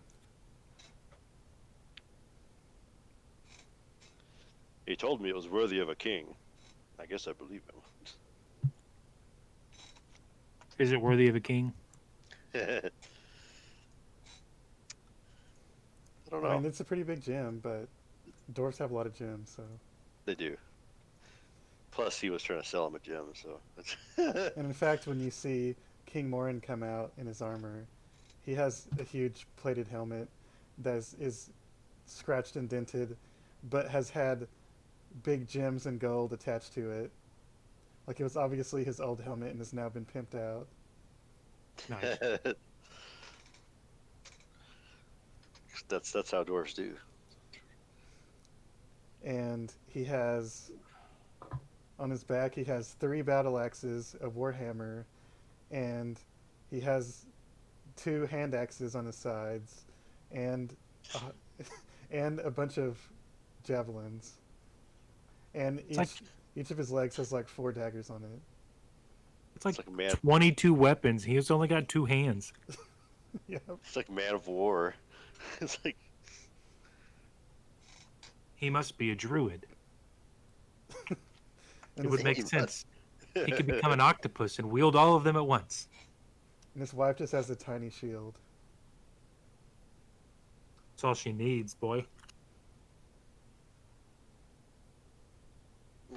She's probably pretty scary if she gets in a fight, but that's She's looking pretty cute, though. I don't know.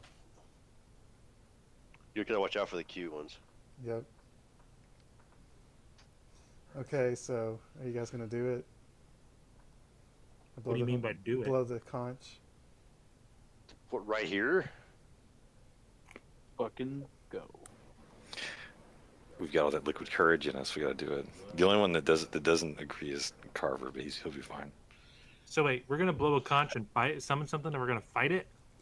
The No, we're conch, just gonna go somewhere. the conch teleports to the storm giant lair in the maelstrom. They have no idea what's there. Well, did you want me to awaken this wolf first? I'm mean, cool we- with whatever, but I'm just letting you know if you have the gem, yeah, we can do okay. that. We'll grab the leg. We'll teleport back to the observatory with I don't Morin even and know if the Tiff, leg's ready, but yeah, we can teleport. and then we'll there. blow it there. Well, yeah, you know, we could. and we'll have Morningwood say bye. Oh, jeez. Or you come back and do it later. I mean, unless you're afraid you're gonna die. Like, if you want to take Fenrir with us, we could do that. I mean, if we're gonna start killing off NPCs, let's do it all at once, you know.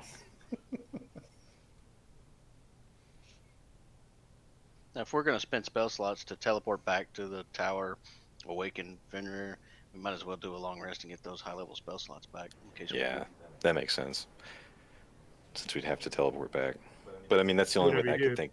If you don't want to get, it's really up to Darley, right? Because if he doesn't want to lose Fenrir, then we can just leave him there and just go from here. Because we're not really down any spell slots anyway. Yeah, come back and do it later. We can do whatever you guys want to do. I was just letting you know that if you got the gem, I can cast that spell. I'm gonna leave it up to Darley. That makes the most sense. It's really just up to whether or not he wants to risk using. Because it's really risk versus reward. Because we'll also have the DPS of the dog, but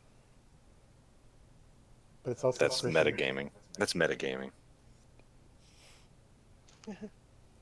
So, what does Darley think? Is he afraid to lose the dog, or is he too excited to do it?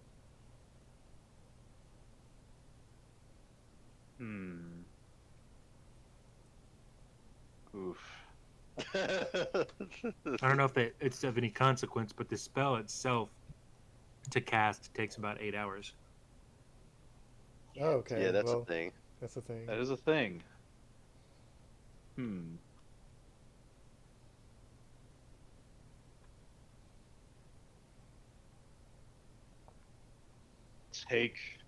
Take Fenrir with him after being awakened. I think. All right. Well, if you guys are gonna do it, then let's either And then walk up watch there him. or teleport up there. And then watch him die in the first encounter. Yeah, we don't know. We'll see how it goes. So, yeah, we'll teleport. So we'll let King Morin and Queen Tith know. Okay, we're gonna go to the observatory and do this. I guess we're gonna rest before. I guess they could probably rest here, because this is their house. You know. Mhm. And then we just walk back down and blow the Yeah, horn we'll walk back down tomorrow. and teleport from there. Okay. Sure, that makes sense. Yeah. Yeah. And that'll give him time to say, you know. Yeah, because if you just teleport them just at random, like, oh, we're gonna sleep at this observatory. Like, dang it, it's like. No, I was gonna dirty say shit. it gives him time to like, you know, finally convince her that this is a man's only adventure and there's no returning, and that you know he'll impregnate her I and don't then think that. I make don't her think feel that- bad. I don't and then think that she'll- argument's gonna work. She'll be the regent behind the new Sweet Robin. It's actually just gonna give him time to attach more weapons, carry more weapons. Yeah, he'll have the high priest come out and he'll give him some ideas on actually getting even more weapons. He'll have During- a lance. Okay, well during the time Halberd. Ymir is casting his awakening spell, I'm going to once again start discussing engineering with Carverax on how we can somehow place my pistol into the back of the gun facing backwards and somehow strap the like trigger mechanism to Ymir's chin so that way he gets one fire off. Like if somebody's directly behind me. Are you trying to make Ymir into a gun turret? On your Yeah, back? I'm making him a Sperry ball turret on my back, So, like a B-24. What the fuck? well, you won't really have to go through all that stuff. Whenever we get there, we're like basically, I have to spend 8 hours for this spell. I have to spend 8 hours like tracing the magical pathways within the gym. So whenever we're ready to go, like I'm just gonna say, please hand me the gym, and then this hand is going to appear and reach out to grab the gym. Spectral hand. Ah, yes. I So if legit I- thought you were gonna say you had to trace like a circle or something on the ground. I'm like, what are you gonna roll around and like chalk in your Yes. mouth and just I got a real long tongue, just Gene Simmons. No, it'd his just head be just like rolling around on the ground in circles? he's like talking in a muffled because he has a piece of chalk in his mouth, and he's like telling you to like pick him up and draw a circle. Okay, you gotta draw a circle over here. No, over here. No, the glyph is the glyph. He's trying to like chant the arcane bullshit that he's got to chant when he's like rolling around him. So it's just this. Just not like a merfolk.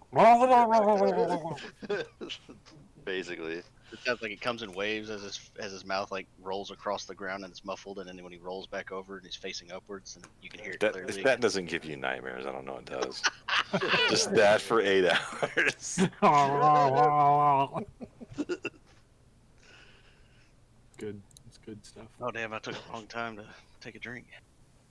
Alright. I'm gonna spend 8 I hours. nearly to cast spit out my Awaken. drink. I still okay. Just as a side note, fucking Ymir is like the funniest fucking name. That fucking kills me. Yeah. This guy reminds me of Mimir from the mythos. Oh, he looks like a yam. Let's call him Ymir. It's called Okay. Yeah. That's it. And of course it was Darley that Fucking came what? up with it. That is how that went. So do you guys have other types of gemstones and stuff like that with you that you use for spell Okay. components? I think I have some diamonds on me for Revivify. I don't need anything. I was just curious if you had stuff. My spellcasting focus is a tome, so no. I've got. Oh, I do have Pandemonium gems. Nice. I have several of those, I have a staff. which actually you might be familiar with those since you're a Gitzerai. Are you looking for a spellcasting focus? No. I have a spellcasting focus. It's my little headband that I'm wearing. Okay. I was just curious, like, if you guys had, like, because there's a lot of spells as a druid that I can cast, like, if it's like we have to wait a day and I prepare or whatever, but it's like some of them do require material components. So I was just seeing if you guys had some. Because I obviously don't have any pockets. You also have Cheeto dust that can substitute for anything. Right. I Cheeto I dust. have Cheeto dust. Yes, I do. Dustin. No, that was in the other chest. The one full of cheese. Yeah, there's the orange that's magical, and then the bone dust that you guys thought was cheese. Two academics, clearly, this has got to be cheese. Yeah, Oh, yeah. Cheese it up. back-to-back crit fails. Alright, so you guys spend 8 hours to cast Awaken and then take a long rest. Oop.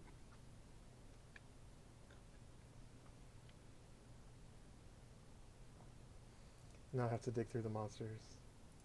Dig.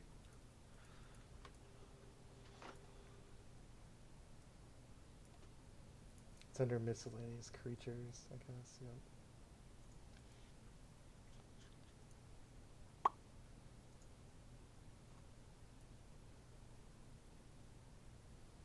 All right. When we do our rest, I'm going to activate my Cosmic Omen.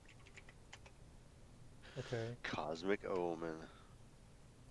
Oh, I just needed to roll one. My bad. Clicked on two. Odd. Cool. That's so nice you rolled it twice. Do you want me to roll a d4? Yeah. Okay. Madman.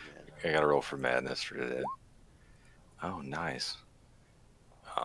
I am blinded. Excellent. Good way to start things off. Perfect. I just like to think Kronos would wake up, realize he did in fact open his eyes, be like, ah, well. This is fine. Wait, It's so you're not just, really. you're just blind? Yeah. For today. Yep. It's my random madness for the day. It could have been way worse. He could have just been put into a coma. So. Yep. So, I guess like I don't know. I think there's spells that can cure blindness, but I mean, but that's my yeah. Like I have lesser restoration, and it says you can touch a creature and end a disease afflicting it. It can be blinded, deaf, paralyzed, or poisoned. Can I actually do that, or? yeah, that works.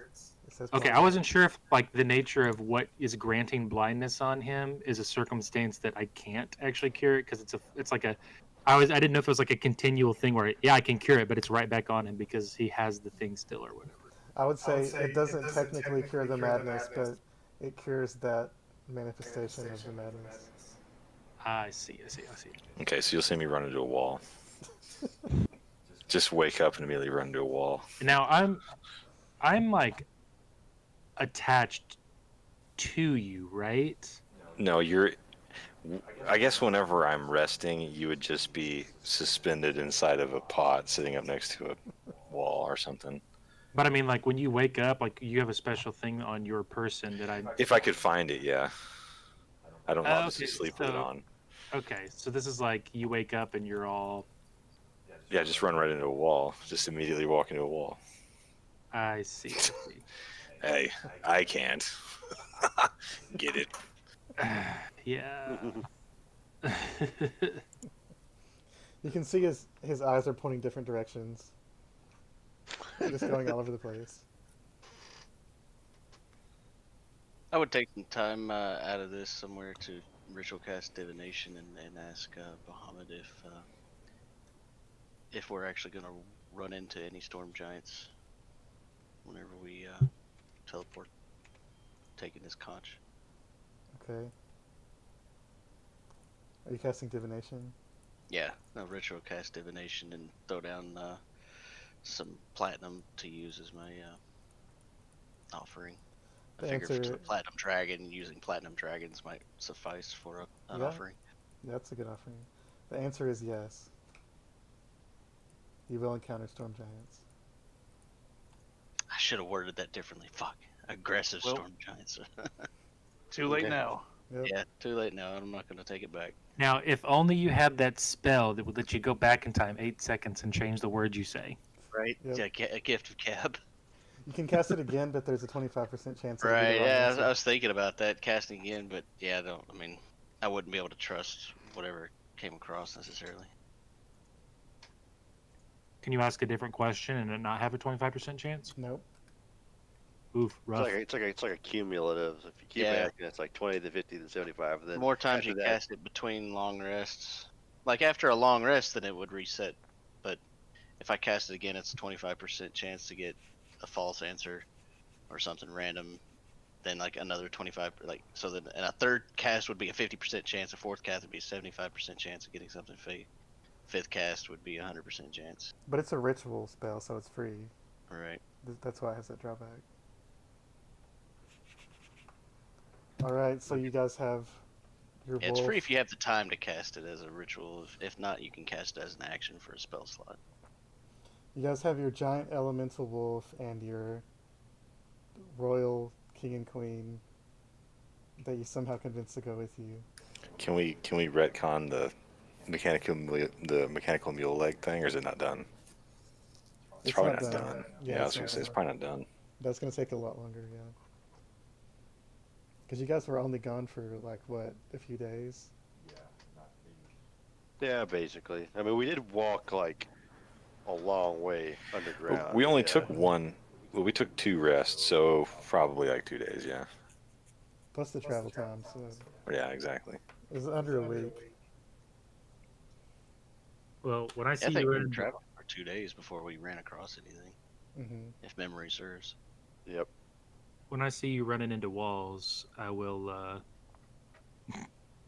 be like, "Yeah, I'm over here." And then when I find out that you're blind, I'll probably just go ahead and cast lesser restoration. But lesser restoration requires a touch, so if he can't find you, I'll, you can't I'll be touch. like, over here, until he gets over here, and then when he grabs me and he's touching my face, then I'll do it. Marco. Paula. Marco. That's what I wanted. I wanted the roleplay. I wanted to see that. Right. You can also use Marco. your telepathic hand. Mage I hand. don't know who Marco is. Yeah, that's another good question. It's my since I'm like psionic and all that with my race and stuff, does my mage hand have the capacity that I could touch with that? Yeah. I'm not sure if it works normally, but since you're ahead, I'll say yes. I'll make sure not to abuse that and do like touch spells from 30 yards away or whatever. Yeah. If you have like a duplicity spell, you can cast that, and then you just have a second head that just falls on the floor. You can cast spells through that, but it's just another head. We could make him an earring out of it. There was a I was looking through when I was creating the character, there was some spells where one was like you could disguise your body or like, disguise your whole self or something. Hmm. But then there was one that was like maybe it used a lower spell slot and it was just disguise face and I was like, "Hey, It's perfect. Yeah. That's who you needs all need. that other stuff when all I have is a face?" Yep. All right. Well, there's the giant conch. It's 2.5 feet long and weighs 20 pounds. Dude, my whole head can fit in it. Yeah. Could that be my car seat? Probably. Just I about paid- all. I'm at I a paid- I paid 5 platinum for your car seat. You can calm down. Yeah, no, that's cool. That's an expensive car seat. Yeah, I was gonna make it a Sperry ball turret for you. Wait, is this Uh, conch the pot that Kronos has been using this whole time? No. No, it's in a No, It's it's bag. just big about conch. food inside that too. Yeah, I could just be a hermit frog. All right. So are you guys ready? Who's gonna blow it? Well, we're gonna walk down to Felbar, and then Yeah. I assume you guys did that. yeah, and then we'll meet midday. And And Morin has even more weapons. You ought to name your invention the Graco. Graco. Yeah. Jesus Christ, it's a baby maker shit. We got so much Graco stuff for the baby. It's a company that makes car seats. Oh, Yeah. I thought it was They like make some all sort kinds of shit for weird. babies. It's like a knitted papoose. They make car seats and playpens and pack and plays and Probably papoose too. strollers and just all kinds of like shit you put babies in. Okay, well, there's gonna be this weird moment where like I'm gonna have deja vu of us all standing here with King Warren and stuff, and Yep. his wife looking concerned and all that stuff, and Hmm. I'll find a random bullet with some strange residue on the outside, and I'll just kind of like, I don't know where I got it, and I'll like, put it in my gun because I still have slight amnesia. Well, you have No. amnesia too? I mean, I still have slight amnesia from the he day doesn't before. remember. He doesn't remember being crazy. Hmm. I know. I don't remember it, being down there at all. Oh, okay. Anyway, Good night. good times. Found it. I guess I know where all my spell slots are gonna go every day. Keeping you sane. I was gonna ask because I don't know if lay on hands would be able to cure blindness, because it just says a disease or poison, but I don't know if his blindness was quote unquote a disease or not, Are you susceptible to any diseases? and I don't know what other things he could have affect him, so I don't know if any of those would be considered. I will hold the 2-foot, 100-pound conch aloft with my mighty amphibious lungs. It's only 20 pounds. Blast It weighs with almost my half as much as you. yeah, but it feels like 100 pounds of me. Like I said, arms shaking. What do I need to roll? Performance. Yeah. Oh Absolutely. yeah. So what is it that's causing him to be mad? This item that he Don't worry has? about it. I'm Yeah. I'm cueing the Among- music.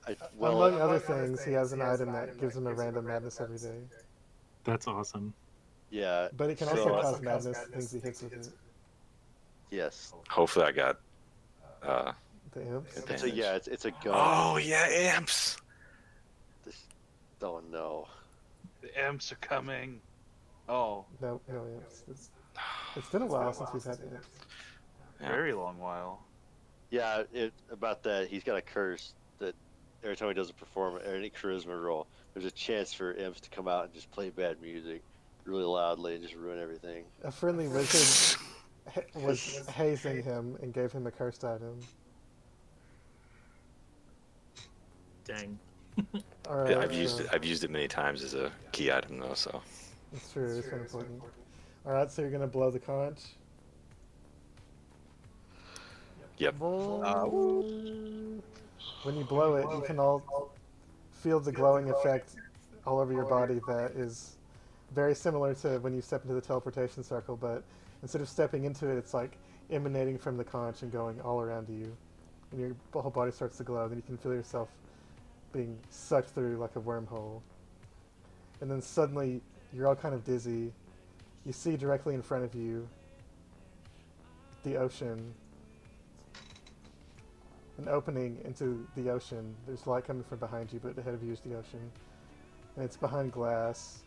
And you look down, and you're all on top of a huge carved stone crab. And you all hear a scream. And you turn around, and you see... not that. Hang on. It's really hard for me to drag Different it. map. Bunch of fucking dead zombies. I'm trying to drag this thing all the way up here. Okay. It's hard to get all the way there. Okay, so can you guys see a little piece of this map Yes. over on the right? You see, We're on a crab. On the crab. you're on a Oh, we're on giant the carved crab. And Oh, carved. Okay. yeah, and you hear a scream and you turn around and you see two female storm giants here. And one of them screamed and is backing away from you. And you see an armored storm giant over here, and then two storm giant soldiers, male, down here. And the soldiers start moving forward as their immediate reaction. And these female storm giants are backing away from you. And this one says, "It's small folk, guards, kill them now, kill them." Carver immediately shield in one hand, hammer in the other, and just like electrical energy starts cackling around his body. And so these guards Ready are walking towards you with their spears, their tridents pointed out. And then this armored storm giant steps over and gets in front of one, and he says, "Wait. The princess should decide. Are you?" And he holds his trident out toward you all, and he says, "Are you here? Are you here to fight? Why are you here?" Is he talking in giant? In common. He's talking in common. His common's not very good, but he's trying. Are you Oh, here yeah. to fight? None of you are taking immediate aggressive action, so he's kind of just standing there with his weapon out. All right. I'm gonna answer him in giant. I guess I'm gonna say we're here. We're trying to find information because we think that the deceiver may have been let loose, and we want to find a way to stop him.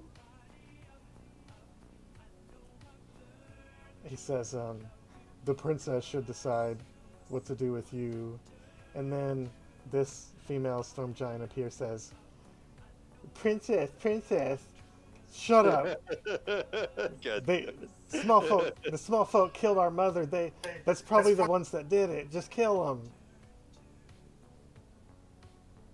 And he just says, "I don't know. I don't know if the princess would like that." And then this one, the other female storm giant says, "Just ask Imrith, she'll tell you. They're all bad. They're probably here to assassinate the princess." I'm going to interrupt them with a gunshot to the ceiling. Don't do that.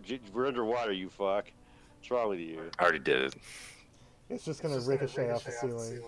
And they all start looking around because they don't know where it came from. It's like, what the fuck was that? I'm gonna say, For the this thing. If you want to fight, fight. Listen, we don't give a damn what Imrith thinks. She's playing you, just like Login played your kind long ago. And I'm gonna say that in Giant, I guess. This one says, Uthor, what are they talking about? I don't know. Yeah, you gotta consider Kronos that they don't like. That's like, you know, a lot of this stuff was like forgotten history of the Giants. So even the Giants, Mhm. you know, it might be in their libraries or something, but like maybe the common Giant wouldn't know that stuff, right? These guys look like soldiers. These two guards, storm giants, kind of step around, not necessarily aggressively, but protectively. And this one is stepping in front of the two female ones. And both of the female storm giants look really angry. They sound angry. And then this I one- will. Go ahead. I'll just add. I'll say, it is true we are no friends of the dragons, but we will come peacefully if you will let us parley with this princess. What dragons do you speak of? And I'll point the gun at the one over here, and I'll say that one speaks of Imarith. We know of that ancient one. I don't understand. Come now, and I'm gonna put my hands down to the sides like I'm just like what are you doing? I'm gonna say Yeah, well, you gotta consider you're small to us and you're tiny to him. Like you can probably barely see you. Also, they don't know what a gun is, so. right, They also don't know how to get it. Yeah, that's true. and I'm gonna say, surely you don't believe that there isn't a traitor amongst your ranks, a dragon wearing the skin, the one that calls itself Imarith. And then these two female storm giants look furious. Oh What are they talking about? They're lying. dear God. Uthor, just throw them in the sea. Oh God. I'm going to start turning into Capri Sun, and I'm gonna say, well, I'd like to see you try. I'm gonna turn into Ooze. Okay. No. If somebody would like to pick up my gun, it is now laying in a pool. Commercials. Well- Jesus. So I guess what I'm gonna do, since I don't fall on the ground, because like he's carrying me, right? Mm-hmm. And so he's like turn into a pool of liquid. Yep. Yeah, now you're just in like an upside down bowl looking up at look at the roof. If I can use control water, can I use control water to manipulate his body? No, just kidding.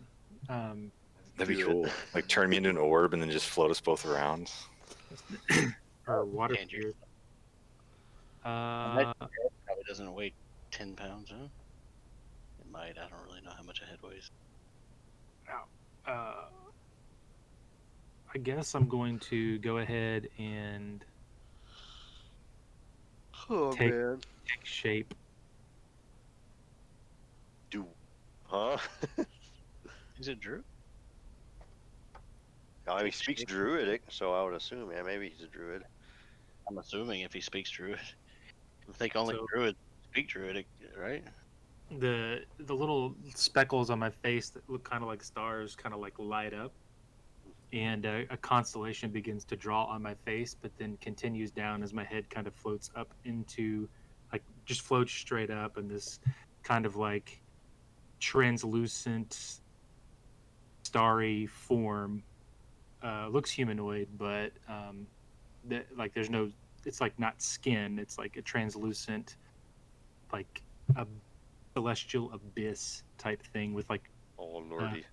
yeah, and there's a constellation that appears on it, a constellation specifically of this looks really bad probably, but they probably don't know constellations, they don't know much about stars, but constellation of a dragon appears.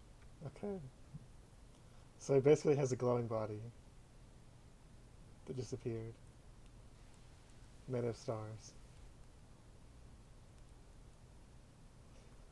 And you guys are probably all like weirded out by it, while the the storm giant here is telling Odor, bring the princesses in there. Watch over them. I will need to bring these outsiders to the princess before we decide what to do. And one of them goes willingly, but the other one is having to be shoved by the guard back this way. And she's just like, Uthor, you idiot! Just kill them! And he's like shoving her out of the room.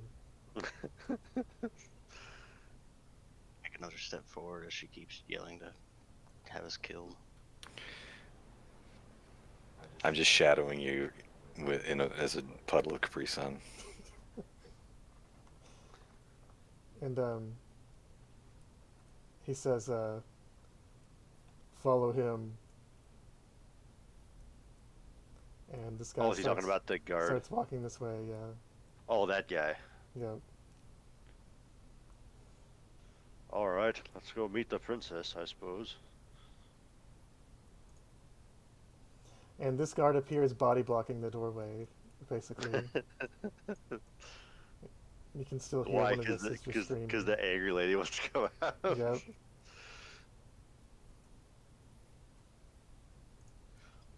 Hector is floating along the ground, by the way. He's not walking. And you can finally hear one of the sisters say, Uthor, I'll have your head for this. And he just ignores. He's just like, let's go talk to the princess. Nice.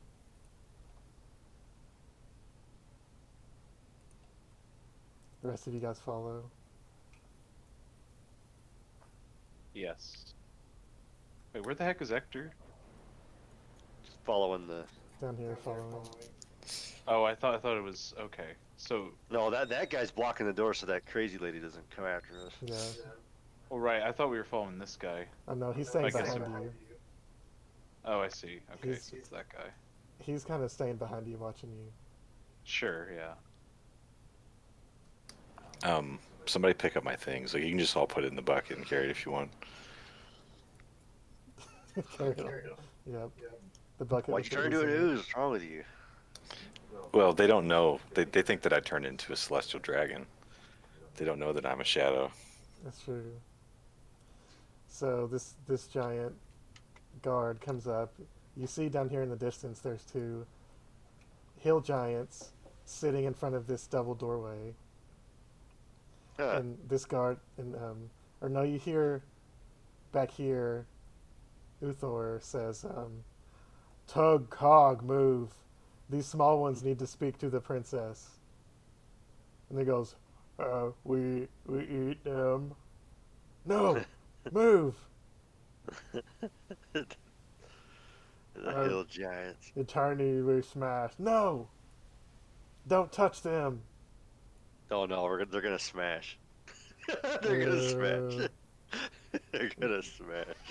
They kind of move out of the way, and this guard here snatches one of them who is still holding his club and throws it on the floor. He goes, no smash.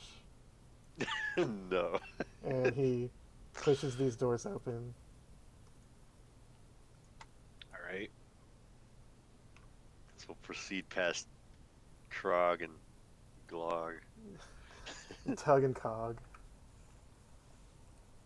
We're just Target pulling up the what? rear down the giant that's following behind us.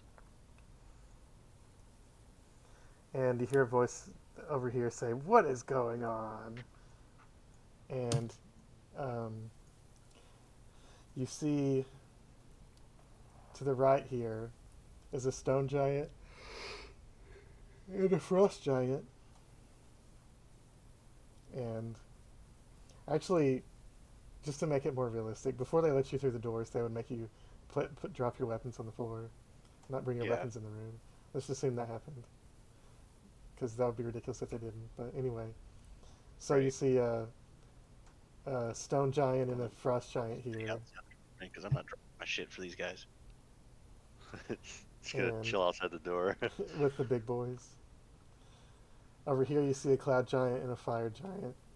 And the fire giant is wearing full armor, but they're not holding any weapons. None of these guys are holding weapons. And down here you see a massive throne. Let me see if there's got to be a picture of it. Let me see if I can find it. Surely there's a picture of it. Where's handouts?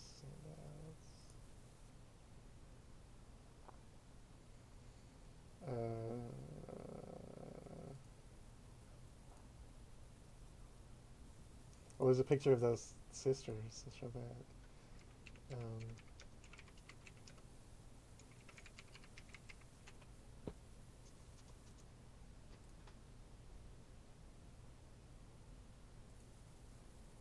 Okay, there we go.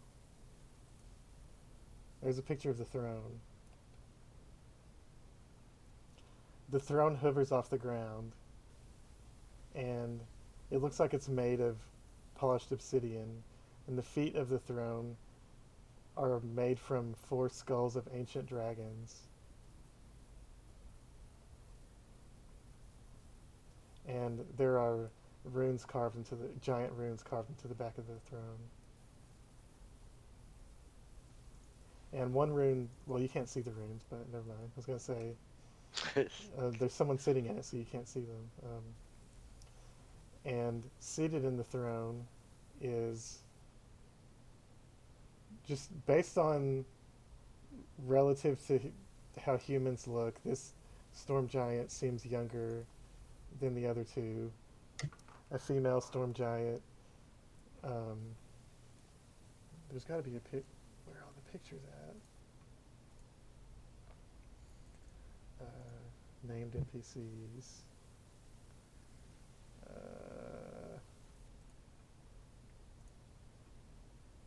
Okay, here we go. There's the one that's on the throne. And there's Uthor. And there's one sister, Nim, and the other one is that one, in case you guys want to see all the art. It's there, so why not? Yeah. And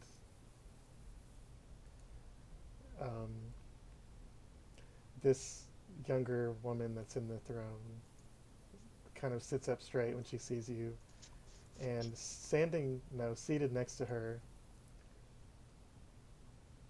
it's not on a crazy dragon throne, it's a normal chair, it's just giant sized chair, is an older female storm giant. And you might not have noticed this if it wasn't for the mention earlier, but this storm giant looks like someone you've seen before. Oh God, is that the one we met at the Eye of the Allfather? It is. Oh no. The one that you saw transform into an ancient dragon. Alright, I ain't gonna say nothing about that right now, but yeah. Great. Cool. I'm gonna Hey, I know that continue. person. I'm gonna continue oozing towards this middle thing right here. Okay. I think, look, if you keep doing that, they're gonna notice something's up. 'Cause there's like a fucking ooze. They could be like, ew, there's an ooze. They'll And fucking spray you with something. Uthor tells Tug and Cog to go out there and keep watch, and they, oh, okay. And they slum back out there. They start looking around for food. One of them's picking his nose. And Tug and Cog don't seem like they're real smart. Uthor comes back. To look quiet. Do what? You just gotta look quiet for this person. Oh, okay. Oh. Can you hear me okay now? I hear No. you. You hear me? They could just like Okay. whatever you said. Uthor comes up behind Carverax, and he kind of looks at you for a minute. He sees you're not going to go in, so he's not going to bother you about your weapons. He's just going to keep an eye on you, and steps up to the doors, and he says, Princess, these small folk just teleported in using a conch.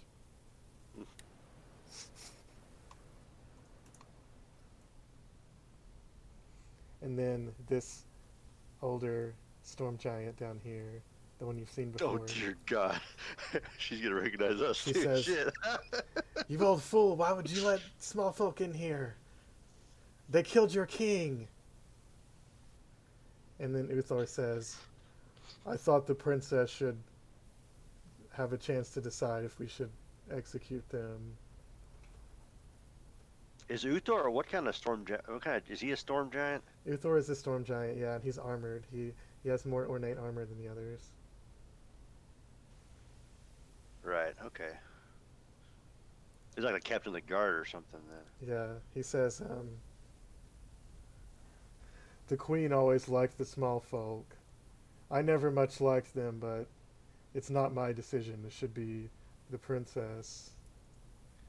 And then Can I Emmer says, you damn idiot. see her through this door? Like, if he's got that door propped open? Yeah, you can see in there, the doors are both opened up.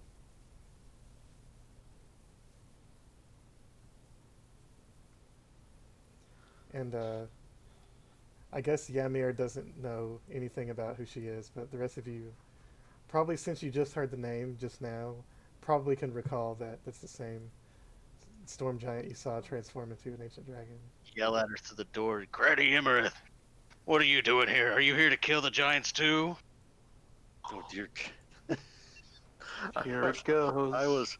I was really hoping we could She Well, says, too late and too bad. negotiate it, but we'll see how this goes. Uthor, if you don't have the balls to kill these small folk, go throw them in the dungeons and get them out of my sight.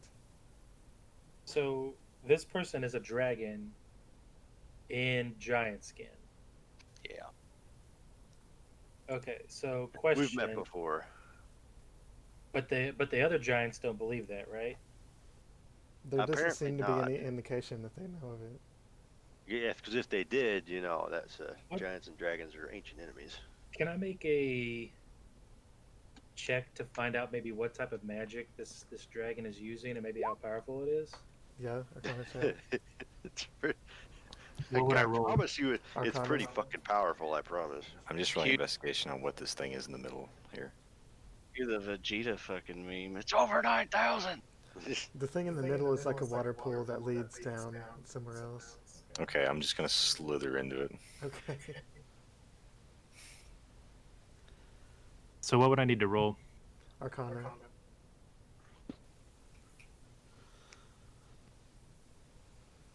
Okay. You know that powerful dragons often exhibit innate magical abilities like sorcerers. And that combined with sometimes wizardly studies can allow them to cast spells, and often their innate spells are different than normal spells. Sometimes they can't be counterspelled or dispelled. And it's pretty And I- common for ancient dragons to disguise themselves as people. Gotcha. So that means that this person I probably can't dispel this then. It would be like a true polymorph spell, which is like 9th level. I see. But if you rolled high enough, you could dispel it. The only problem with that is if you did that I think that dragon would take up like half of this room. Everest is very large. Hmm Yeah, ancient dragons are fucking massive. So, oh, I had that clicked. No wonder it was showing like that. So where's my? There it is. So let's see. Okay, so like, dispel magic could work, but it would be like whatever the maximum DC for that would be. Yeah, 19. Hmm. So after Yeah. after Imra says if you don't have the balls to execute them, then throw them in the dungeons. I Then, guess. I mean, I might as well try it, right? So I get like. Well, you also would know that an ancient blue dragon could easily kill everyone in this room. So That includes all the giants too. antagonizing one could be possibly bad. Oh, so we don't want to reveal that. Probably not. I don't know Oh. if this ancient dragon decides to kill you. There's probably not anything you can do about it. Yeah. So as of right now, it looks to me, judging by the situation, that she's trying to pull strings from behind the throne over here, looks like. So that's why she's got some kind of goal with all these giant attacks, looks like. Which makes sense all of a sudden, you know. And finally, Well- the princess that's on the throne finally speaks up and says, "Wait, why are you here?"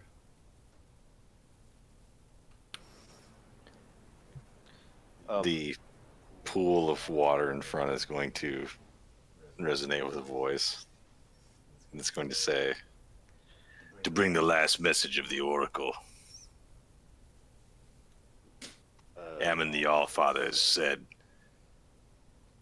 that Hecaton the King is very much alive." I know he's alive.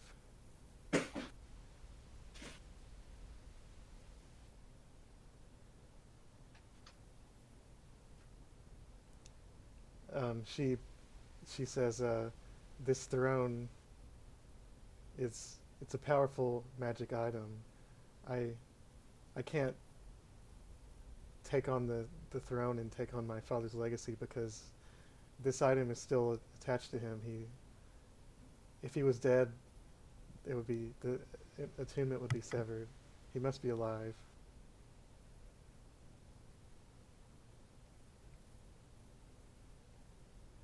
Do you know where he is? And then Imra says, "Don't listen to them. They'll try to cast a spell on you. Stay away. Uthor, send them out. Throw them to the sharks." Ector just takes a step forward, and he says in Giant, "We had only come here seeking to find a way to stop the possible impending end of the world, and we thought that maybe the Storm Giants were the only ones that had the answers we seek. That is why we've come."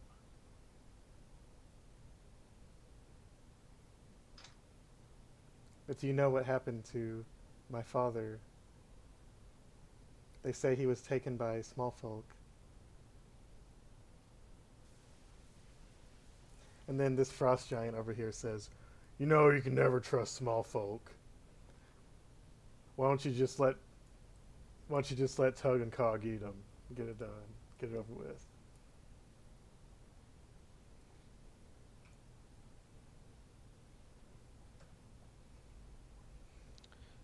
And these two guards over here, Uthor and the other one, are kind of just holding their weapons toward you, just standing waiting for the princess to decide.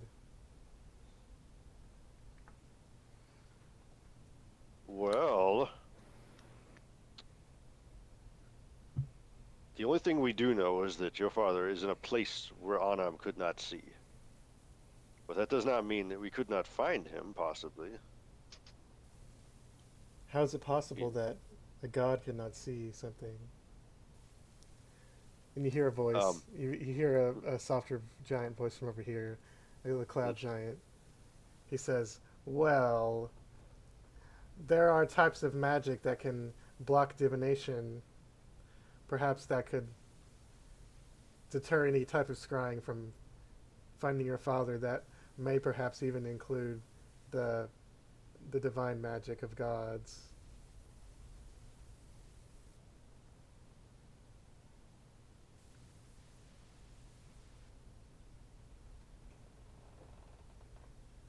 I assume that he pushes up his spectacles when he says this. Of course, yeah. Actually, Actually. Damn it. Couldn't escape. What do you guys say? I mean, I can't say everything here. I will say something else, but it's going to take me a second.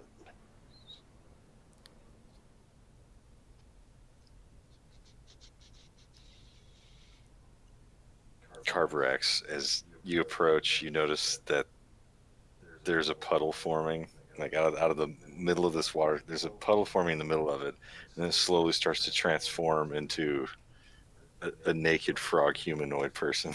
Just standing in front of everybody.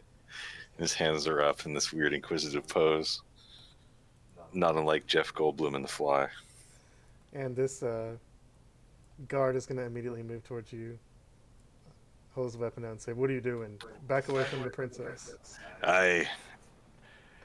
And then, of course, I'm armed, I'm naked, and I'm standing in front of. And I'm gonna say, Your Highness, we come in peace. We come unarmed. We come bearing the blessing of Amon, and we wish only to maintain the ordering. Please, let us help you locate your father. I'll try to persuade her. Persuasion check. As Carver is behind you with a weapon in hand, it's probably not going to go over well. Oof. Yup. She says, "Why would small folk want to help us find the king?" And I'm going to say, turning to the crowd behind me, I'm going to say, because we're a part of this world. And then I'll make eye contact with a few of them, and I'll say, aren't we? So I'll just pull a freaking Peregrine Took moment. That was Mary. No, it was Perry. It was Pippin, wasn't it? I think it was Mary, but I'm not sure. But anyway. So what do the rest of you guys say?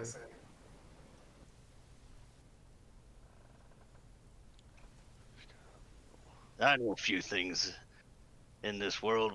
One of those is that giants can't be trusted. They get havoc everywhere they go, and I will do all I can. I'm just going to be like, just throw my hands. God damn it, Carver. Just fucking. Jiminy, we're surrounded here. I'm naked. Do that in the world outside is on the verge of destruction because of some stupid giant prophecy. Actors, you're gonna step forward. And that's a prophecy I'm hoping we can keep from coming to pass, and I think your father might be a key to keeping that from happening. I think Well, that's those only two half. aligned. Point over to Imrith. I think she's the other half.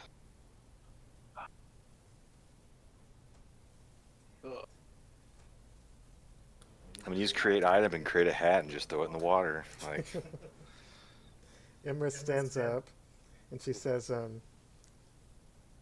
"Princess, silence them now." And she looks at her like a mom scolding a daughter.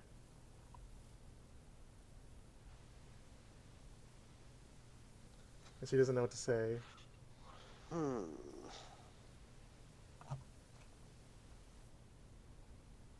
If I wanted to, you would all be dead already. I'm just gonna say, we will await your decision in the dungeon. Step off the wall. Damn it, Carver. I'm giving you all a chance for peaceful talks. At least he's role playing the girdle to like a fine point. Like, I'm so thankful. Yes. He will always remember. Ooh. He'll always remember his motives. And this frost giant says, "We may not agree on everything, Sarissa, but I will gladly kill these tiny ones for you. Your guards can Tons of take a your break." kind, you shut your mouth. He just laughed.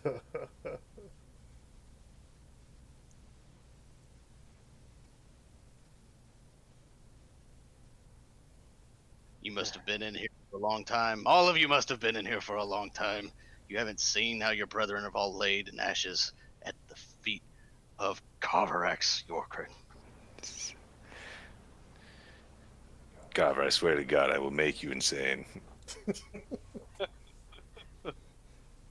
I swear to the Yeah. gods, I will make you insane. Yeah, this is. I don't know if this is how we need to be doing this right now. I'm giving them a chance. You're just hurling insults at them, They started it. and threatening them to kill them. I don't know if that's helping. Imrith is going to cast a spell. Oh Um, no.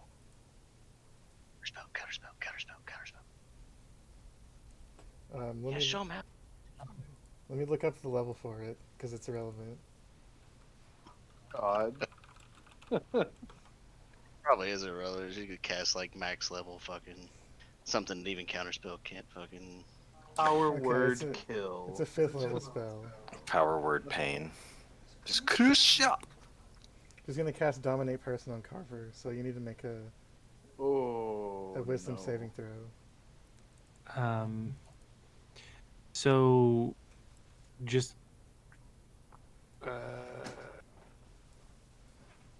okay, that's fine. I got odd. That's right. Unless anyone wants to attempt to counterspell, then he needs to make a Wisdom I've got a save. question. Is she just overtly casting this, or is she doing it subtly? Pretty subtly. I mean, you're facing her, so you can see it, but The only thing that the lets you princess truly probably can't see it. sorcerer was meta magic.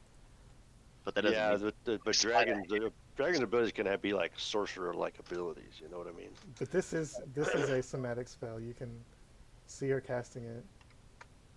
It's just the princess can't see it.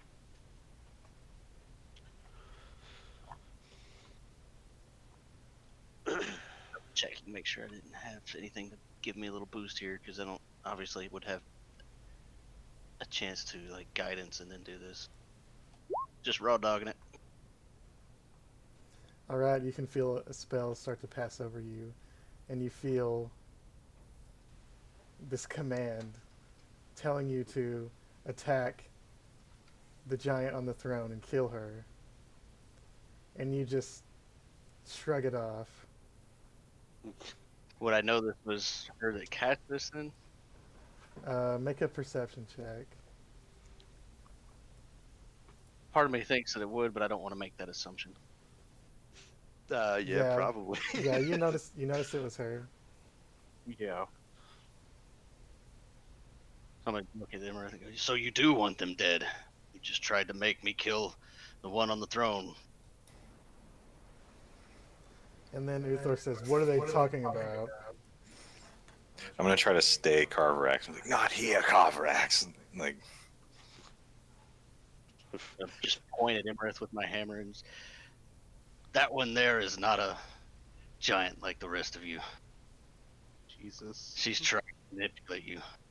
This fire giant looks suddenly enraged and starts stomping that way.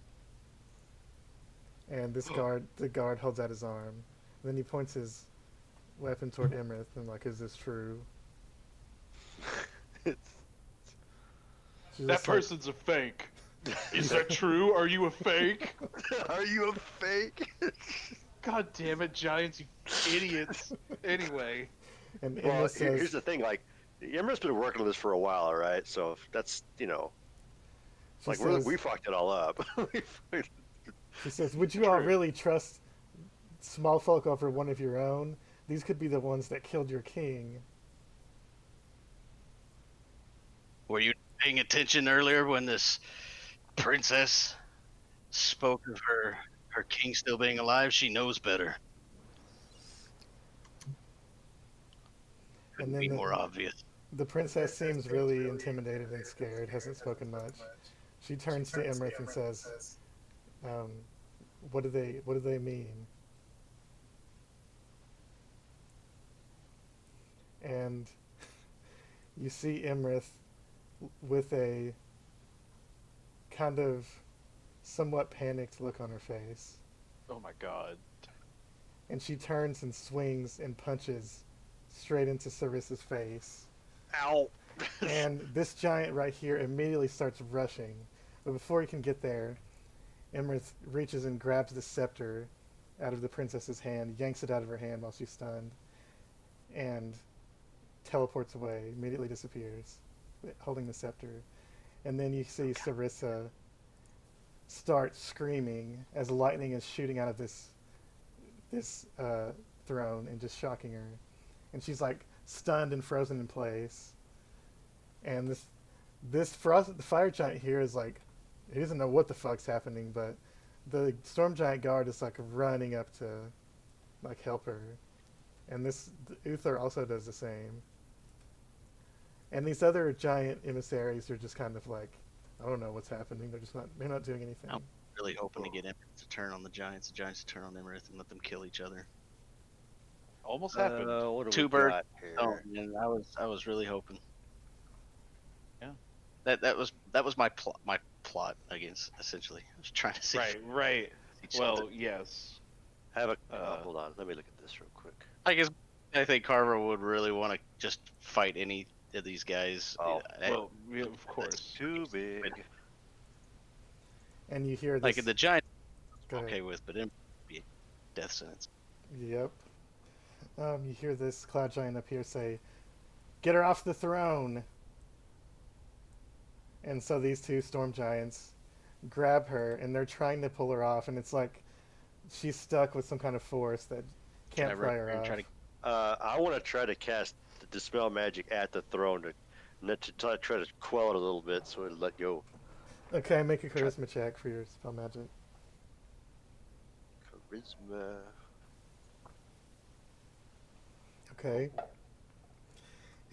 This is an artifact level item, so you can't dispel it, but you weaken it enough for them to basically was the- yank her back, and they all fall into the water. That was my goal. I was hoping that would work.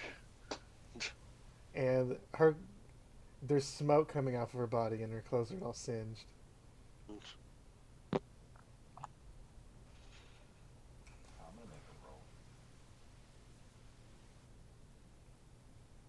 Well, damn it! Emma stole the scepter. I don't even know what that thing does. And you hear the cloud giant again. That scepter controls the throne. Let me see if I can look up the scepter's name.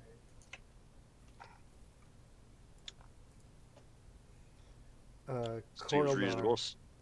The Coralnar scepter is one of the scepters of Shanatar from the Asturian Empire.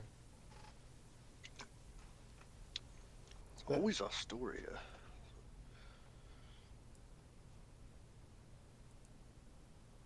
What the hell could Imrith want with it? I'm sure this throne's got powers that even we don't know anything about. And this giant is helping Sarissa up, and then Uthor looks up at you again and says, "Why did she do that? I don't understand what's happening." Hector's gonna walk around the pool and he's gonna talk. He's gonna be talking to him in giant. He's gonna say, "Imrith is a powerful ancient dragon. We first met her in the same guise of a storm giant at the Eye of Anam, Eye of the Allfather, and she confronted us. She was meaning to go and speak with Anam, but we had beat her to the punch. She was very upset, and she almost killed us. We only got away thanks to our dear giant friend Harshnag. And she's been a thorn in our side ever since, and as I suspected, she's been trying to manipulate the giants, it seems. I had suspicions, but this confirms them." Make a persuasion check. Why not? While he's doing that, I'm going to create item and attempt to just inspect the throne for anything. The worm Just skull don't touch throne? it. Yeah. Okay. It looks like it's emanating electricity. Anything that gets close to it will take damage. Am I assuming that the skulls that it's made out of are of a particular, like the storm dragon or whatever? Is it They the blue are dragon? blue dragon skulls, yeah. Okay. Ancient blue dragon skulls. Just like Emmerich. Right. I'm gonna say something about. I'm gonna say. Obviously, she has something against, particularly the storm giants, but obviously giants in general because she's a dragon. And then a good 10 seconds later, this frost giant goes, "What, she was a fucking dragon?" Damn it, Uthor, we should have killed her earlier. I was trying to tell you to do, you dimwit. I'm just gonna slow clap. Clearly, I'm not a fan of giants. All I've ever seen out of your kind is destruction and misery brought to the lands of my people. My home. I'm gonna cast Calm Emotions on Carfax. He's fired up. And He's gonna get us smashed. That just talks in a monotone voice. Now he's still pissed off, but it's He's still pissed off. Yeah, He's it's just still not as much pissed off. inflection. Uthor says, my brother brought 2 centuries of peace. It only took half a year in his absence for wars to begin again. That's because we believe that Imareth is manipulating you giants. Emerald probably also knows where Hecaton is. If I had to guess. If you're telling the truth that she's a dragon, she's probably the one behind this. It's just hard to believe. She's been like a mother to Sarissa and her sisters ever since their mother was killed. Has been a manipulator to your giant princesses. And Sarissa says, that's it.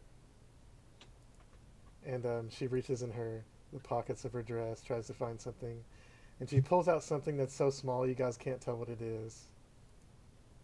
So wait, small to a giant or small to even a humanoid sized? Well, she's so big and far away from you that you can't tell what she's holding. It's a tiny little thing in her hand. And she holds it out toward Ector. And this giant kind of steps aside and allows you to move closer. Alright. And it seems weird to you. You've seen so many like big brutish giants, but this storm giant looks just like a young woman, except for she's 30 feet tall, and it's just so Yeah. so weird. And in her hand is Her skirt, dude. Seriously, that's gross. a small little coin that's the size of a human coin. And she says, they found this where my mother died. I think it's where my father was taken. He was searching there when he disappeared. Be like a grain of rice to her. She's about to drop it if she's not careful. Basically, that's why it was so hard for her to find it. I'll take it and say, is it like a gold coin? It's like a Probably medal.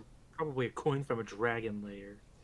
She says, my mother told me that small folk are the same as giants, and there are good ones and bad ones, and sometimes we have to trust the small folk. The only way these others will ever have peace with you is if you can prove that. If you can find what happened to my father, I'm sure that all of this violence and deception can be over, or that's the best I can do, at least. Alright, I want to take the coin or medal or whatever she's got. It looks like a wooden poker chip with a goose on it. Oh. Did you say a goose? A golden goose. Oh, god damn it. We found full circle. Do you remember when we first started this thing? We were gambling? Was Do you Zephyros? recall that? We were gambling with that crazy giant guy? Yeah, Zephyros. The golden That was goose, that was the dude that was on that boat. His shit was like a golden goose. I'm kind of surprised you realized this so fast, but yes. It's a chip from the Grand Dame, a gambling ship ran by Lord Caspian Dryland. I know Nice. exactly what this is. What, really? What is it? This is a poker chip. What is A poker that? chip from it's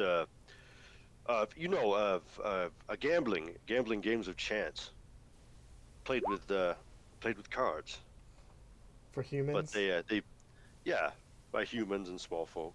They bet these in place of money. But But do you this, know where it came from?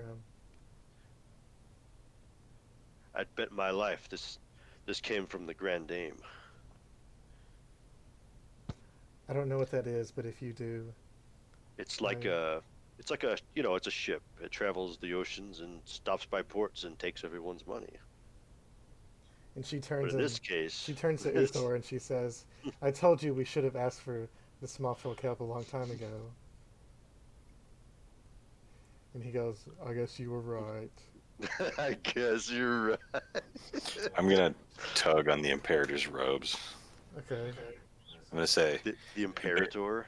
he's the Imperator Uthor, dude. Yeah. I'm gonna say, Uthor, you said you've lived as long as the king, almost. Is that correct? Yes, he is my older brother. For centuries, even. Are you well versed in the stories of the Storm Kings and the history of Astoria? No, I was always training with the weapons, and my brother, he's good with weapons too, but he's a lot smarter than me. He knows all the stories and all the magic. So you've never heard of, and as I'm doing this, I'm also turning just enough so that the really nerdy cloud giant in the corner can get your shot too, just in case he wants to actually it. Yep. And I'm gonna say, so you've never actually heard of Login or the Tale of the Deceiver? You never heard of that? No, I could try to find one of our sages, or I imagine if you can find my brother, he might know. There's like an awkward pause while I'm still looking at the nerdy guy, and then I'll say, "Okay, thank you. I just wanted to ask." And the nerdy guy's just like stroking his chin, like, like he's intrigued, but he doesn't exactly know what you're referring to. So what you're saying is that we have to save a giant to save the world. And now the frost giant and fire giant are back here arguing over why they didn't kill the dragon that was hiding among them, and how stupid the other one is, and how it's the other one's fault for not Of knowing. course, they're arguing about that. So The stone giant is just meditating. she's wanting to know what happened to her father. Yeah, How long ago was it when he disappeared? Pretty recently. about a year, a little under a year. Oh, okay. You can tell that I am not exactly about saving giants, but if we must to save the world, I suppose that is the bigger issue. I think it might be the only way, Carverex, I'm afraid. Although, there may be plenty of enemies along the way, if that's any consolation. As long as they are strong enemies, that makes me happy. There's some kind of bullshit magic thing here. Let me look it up. There's some kind of bullshit. I'm trying to roll calm emotions thing. No, that's not it.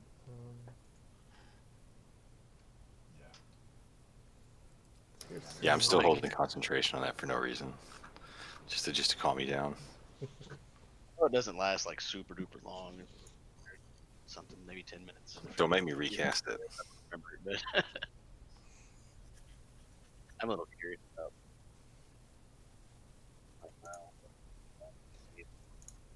Okay, so she says,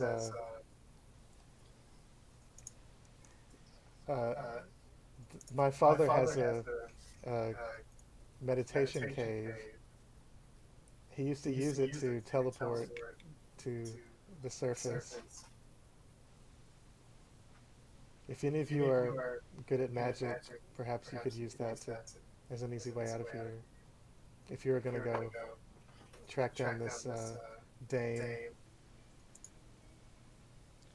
I have some ideas where to start. But please, if there's a meditation, if there's a teleport circle, certainly be a more convenient way down here than blowing on the conch and scaring everyone. Where is it? 18. Where's 18? Oh, okay, it's right here. It's just like right here.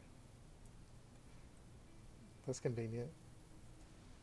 She says, Uthor, show them back there, and I guess let them have their weapons back. Thank you very much. And I'm going to look down at my naked body and say, sorry for meeting on such unexpected circumstances. I hope that punch didn't hurt. And as you walk back up here to grab your weapons, you hear a Tug and Cog say, "We eat now." And you say, Uthor say, "No! We'll bring you some goats later. Stay there. Shut up."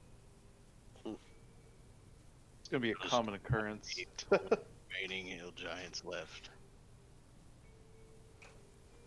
No, they're still Oinker Boinker. Oh, yeah, This that's big empire. Yep. Right. Bunker's their new leader. Yeah, he probably is. He's legitimately what? smarter than all of them, so. I mean, it's the best chance they got. Yeah, he actually is probably the best chance they've got. So Uthor says, come back here, stay close. Don't touch the throne. By the throne, I'm gonna touch the throne. I mean, don't touch the throne because it'll like electrocute you and shit. It's bad. That's part of what I'm curious about. If it's made with blue dragon out of blue dragons, and just all the electricity resistance and stuff I have. I'm just curious if it would give me any specific reaction or not. Make a strength saving throw.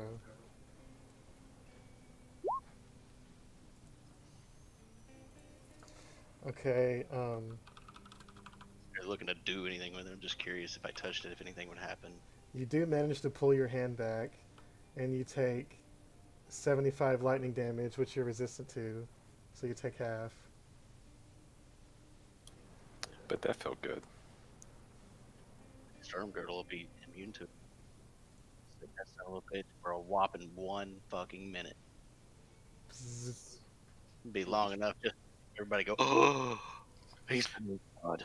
Yeah, your armor's probably like sizzling right now. Like, Get Electrum armor for, so it would absorb that. This meditation cave doesn't look as cool as it sounds in the description, but of course all the other shit that you guys will never see looks cool, but this is just an open room. as we're This walking, Yeah, this is it. as we're walking, are we still like basically like we're just talking to Uthor, like no one else is in earshot, right? Yeah, there's a couple other people down the hall, but yeah. Okay, well, like I'm just gonna like mention, I'm like, Uthor, those other two females, you might want to keep an eye on them. They seem a little bit like cohorts. They might be in on the gag, if you know what I mean. The princesses, they don't like small folk. They really liked Imrith. I think they're gonna be really devastated if she's a giant. I mean, if she's a dragon. Yes, indeed. Well, I wouldn't worry too much. We'll get to the bottom of this. They've been mad for a while. Their father chose their younger sister over them to be his heir. They didn't take it well. I'd say not. Is there a teleport circle in here? There's not. Oh, it's just a room. It's a naturally formed cave covered in bioluminescent lichen, coral, snails, and starfish clinging to the walls. It radiates auras of conjuration, divination, and evocation magic.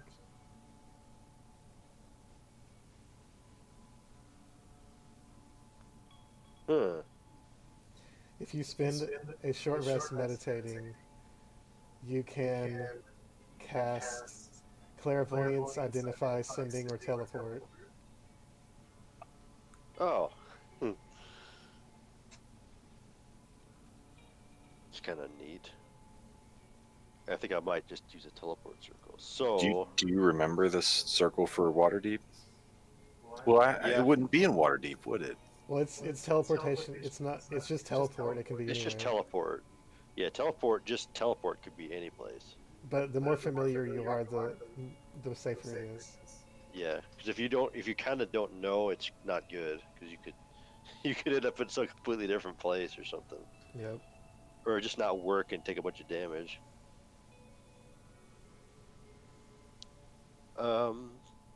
So my thoughts, if we're gonna be tracking down a ship, I think I know where we need to go. Hmm. I think we need to go to fucking Luskin, talk to our boy over there, because if anybody's gonna know about tracking down ships full of gamblers, it's gonna be those guys. That is true. So is I'd say that'd be my suggestion as a starting place. that what you guys want to do? You can also cast Sending or Clairvoyance if you want. That's true. I don't Who'd know we what you want ask? to do it for, but it's an option. I could send do a sending spell to the what's his name that was at Luskin, the guy that conveniently didn't turn us in. Yeah, Yeah, that's the guy I was hoping we could go meet. Captain Zoltan Sword. Captain Zoltan. Send him a message and ask him if he has heard of this ship and if he knows where we can find it. Do a sending to Emrith just to taunt her. That's probably a bad idea. Probably. Yeah, I actually. That being said, I might send one to Layroll too. Or tell Emrith that she took the wrong path and grabbed a fake. What kind of message do you want to send to Layroll?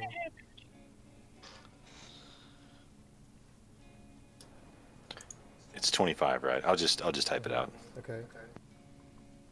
And you wanted to send one to Captain Zorn to ask him about the ship?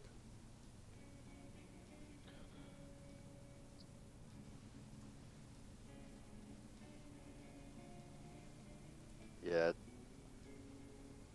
All right, let me randomly determine. I was just gonna ask him in person, but yeah, we can sending spell too. Oh, speaking of all that, did we take the king and queen with us? Are they here? You actually did, yeah. I just forgot they're here. I was just assuming they didn't know what was happening and they stayed quiet the whole time. Well, we can't just take them everywhere, so probably gotta drop them back off at Citadel Felbar. Yeah, we could teleport straight there. Doesn't Luskin have a teleport circle, if I recall? It does not. You have to teleport to Mirabar to go there. But you can teleport there with Oh. this. Tower, but they wouldn't let us into learn or anything.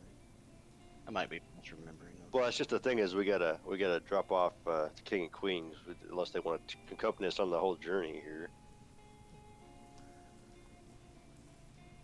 I think the king would say if you're going to fight, we'll stay with you.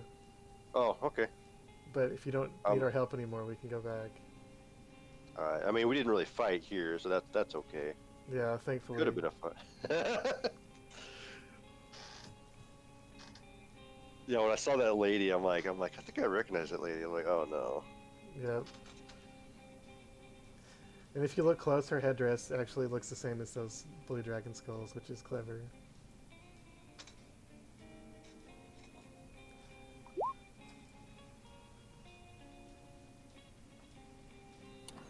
And I'll Probably send would have been that. more convincing if she would have like not named herself Emrith, but whatever. She didn't think that far ahead. I She's guess. proud of her name. She's Very proud. yeah. It would make it the insult to injury if she would have succeeded. She'd be like, ha ha, you stupid storm giants. Laryl responds and says, I'm glad to hear that you're still alive. It's not good news to know that Imrith is involved. Do not try to fight her. Oh shit.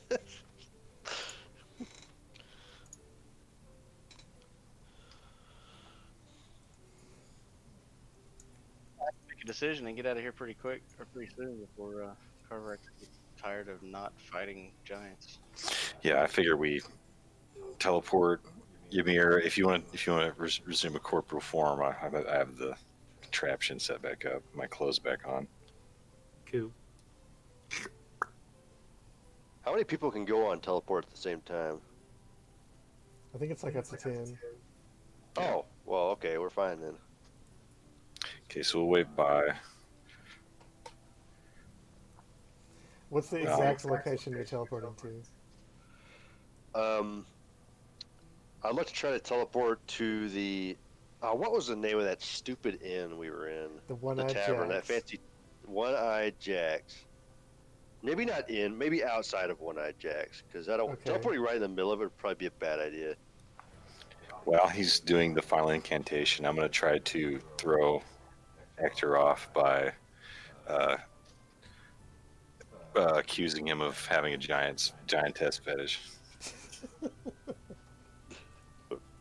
I saw the way you were looking at her singed, water-drenched body. You filthy sorcerer. You disgust me. Right up underneath the legs of a 30 tall. You're half dragon, half pervert. It's time to roll for mishaps. Let's do it.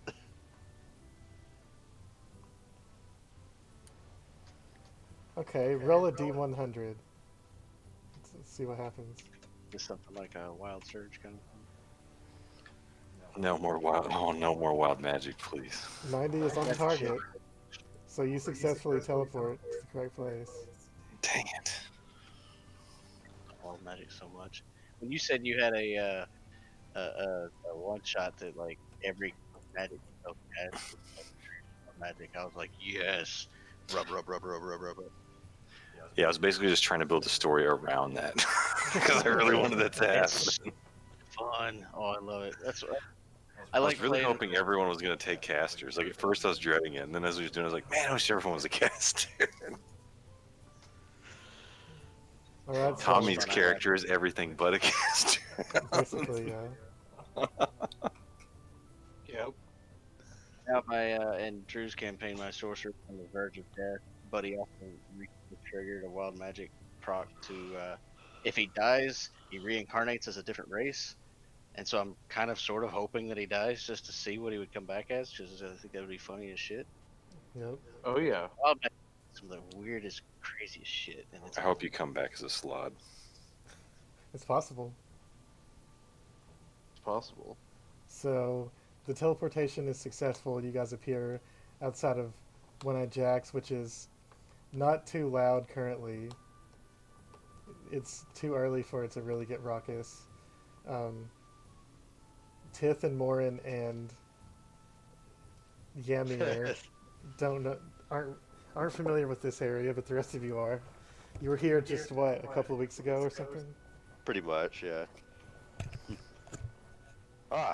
Morin Tith, welcome to Luskin. I'll say, time for a drink. And then there'll be that moment where like I open the door and everything will stop. And it'll kind of go to that like impressionist painting thing while everyone moves away. And then It definitely No, it's funny. smells like fried fish and piss all around this area. Yep, Luskin. It's fried fish and piss. And you see the bouncer at the front of One-Eyed Jacks is a half-elven looking man with a pistol on his side, which are very rare. Hector's gonna walk up to him. Hello, sir, is the captain around? Captain Zoran. He did not expect you back so soon, friends. Come on in.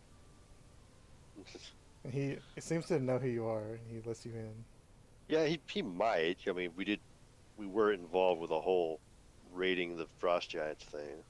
And he takes a close look over your new group associates that are with you, traveling companions. He takes Yeah, there's a look at bunch them. of us. And you guys Right. funnel in. There's about 3 different groups of people in here eating. There's not much raucous partying yet. It's too early. And you can see a few more of these young men with pistols at their sides.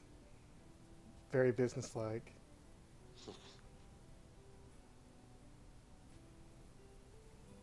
Uh-oh. What are you typing there? Said they weren't expecting us back so soon. I mean, I'm writing another sending, this time to Crowan. Okay. He was curious about what you guys were going to find in the giant thing, but that's not really a priority. He's a rich guy with hobbies. He can wait. He's really bad with directions. Yep.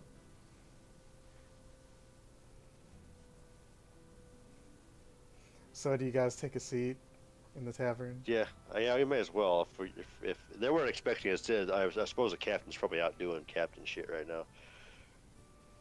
What is it, like midday? Yeah, it's around midday right now. We'll have some food, I suppose. Have some fried fish. Yeah, the Morin is excited about fried fish. Yeah, they don't really have fish from Mirabar, do they? It's just like beef and stuff like that. And Tith, who has much higher perception and insight, is more uncomfortable because she more understands what kind of place this is.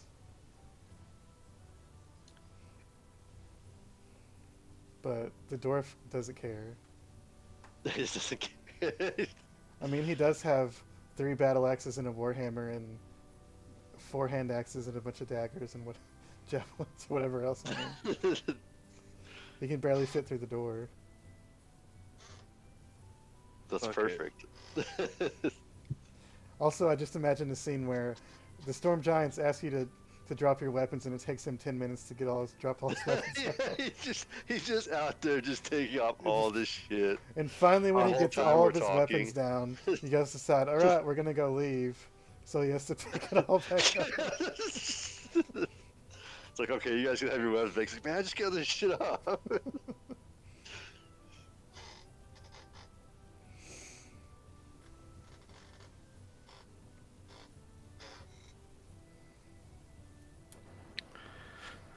Okay. His response is just, "Oh my god, I love secret doors." Secret doors. Of course she does. That's the only thing he took from that. Okay. That's, I'm glad that's I about wasted right. a spell slot on him. I love secret doors. I mean, I don't know if you're expecting something just groundbreaking. It's crawling. Whatever. I'm out of 3rd level spell slots. Okay. So it's 12 o'clock. Do you guys want to wait on the good captain, or? I just noticed it was 12. I didn't notice. I mean, it's a good stop. It's a good place to end. If you guys want to. Basically, We- first thing would be go check out the Grand Dane. We get lucky and it's docked here already. You don't have to- Actually, I rolled randomly to see where it is, and it is docked here. You're kidding. I rolled a 2. If you look at the map, if you go from top to bottom, it's the second one. You're right. Yep. So he just teleported here and it's here. That's fucking That's funny. plot armor. Just looked out. So just imagine like we're all going in to get drinks, and the actor's just like, I think that's the Grand Dane.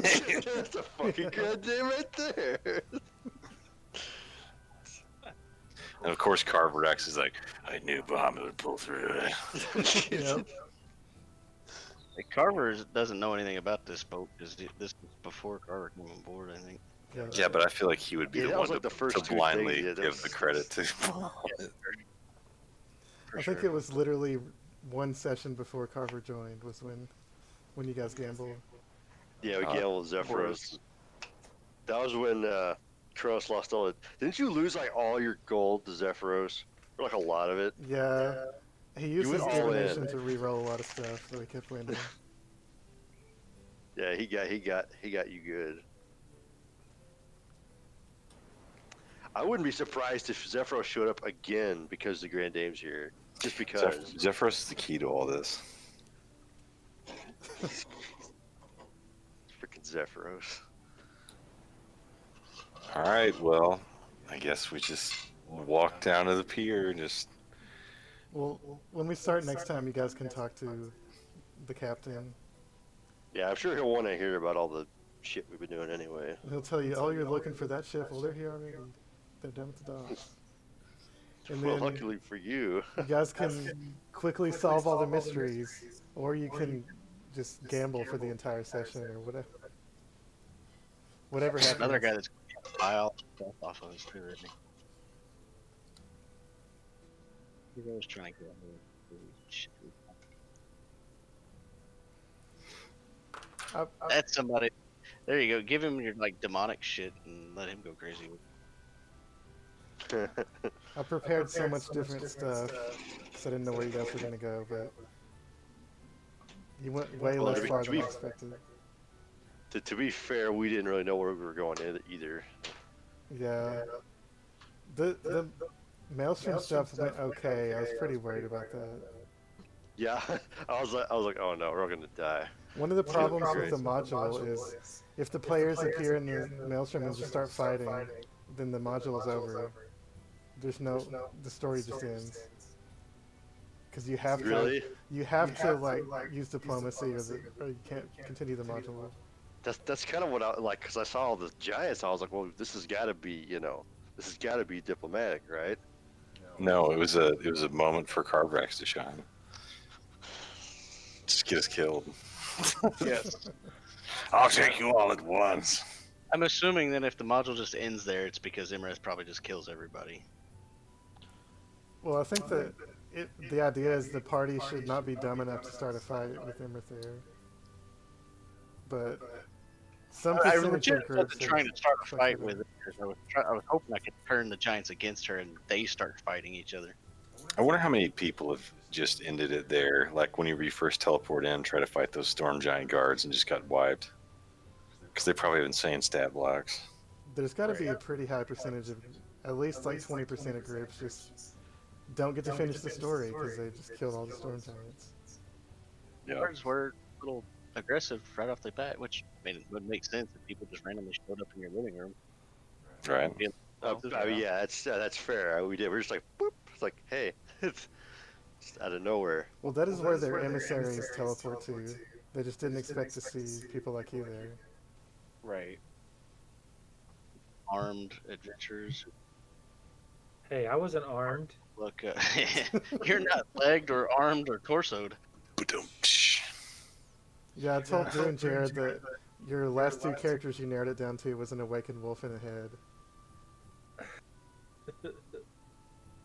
Right. Right, this session was finally I get to break out this page I've been waiting on you guys to do for 6 months. I thought about being a bard at one point. You're hard and kill people with lemon juice. Just a full-on 100% bard, no multi-class. So like months ago when you guys killed the fire giant lord and found the conch, everything from now until then was off module. Nice. Sounds about right. Just complete crap. It was just the biggest side quest ever. The only place where you can find a conch, is there not chapters for all the other giant places that you could go? Yeah, you're supposed to pick one and go get their conch, and you never go to the other ones. There's still got to be some stuff relevant to the module, right? Well, the maps, but that's about it. I mean, whatever activities they might be doing at the time, or does that all change because we did it because it was like a timeline that actually takes place? It was mostly changed, especially the cloud giant one.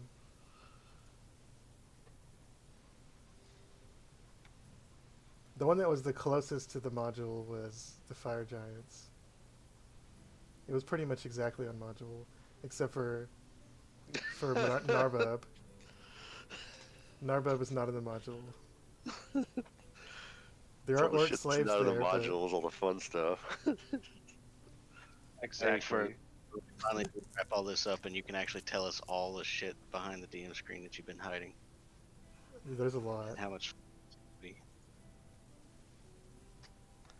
This is a huge and convoluted campaign. 2 words. Side Though. 2 quests. The words. fucking side quests. Character development. We had the wolf going on a side quest. On the head of Yeah. the tree.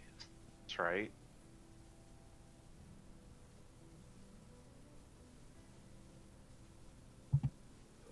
Well, at least we actually get to play through more of the module, and it's not going to be 100% off module. Because you guys Finally. actually had diplomacy. Well, there's a little bit there where I was kind of afraid that I might actually start a fight. Like, as a player, I know that was not a good place to have a fight. I know not to do that, but I kind of felt like as the character that's a little off brand, but not. It was. Oh, did you? To me, it was just one of those moments where everyone's arguing over the ring. Yeah. Like it's the influence of the descent in the room. I was either gonna like drown everybody or try to reveal the dragon, cause a commotion, and then polymorph the dragon. My kind of compromise that I felt like for Carver was he doesn't like he wants to see the giant head. Well, if he can turn the dragon against the giants, then he doesn't have to start a fight that we're gonna die in, and giants can die. So it's a win-win. The only thing is, though, is if you get the dragon to fight, and the dragon can kill everybody there, including us. Well, we can boogie the fuck out of there. Except that we're miles under the ocean. Yeah, we're miles out of the ocean. The only one that's gonna make it out of that is the Emerald. That ain't gonna work. Emerald can Well- just swim out. Well, she's fighting the giants because there's a ton of them in there. She's not gonna kill them all in one turn. We can go. I mean, I you know that. should see how much damage her breath weapon does. She might be able to. So I'm assuming that she couldn't kill them all in one turn. Otherwise, she would have just wiped the floor with Harshnag early on instead of that Civil War. Oh, she style may fight. have. We ran off, though. We don't know what happened to Harshnag. He may have died. Gotta run off. Blow the conch again. See if it works going backwards. Or maybe it just takes us back to the other room. I don't know. I probably Yeah, Imrith something was like that. gonna take control of Carver and make him attack the princess, Right. so that they would execute you. Look to make sure I didn't have any reaction type abilities that could give me a boost on that before I. If you would have failed that save, it might have worked. You guys would have been fucked.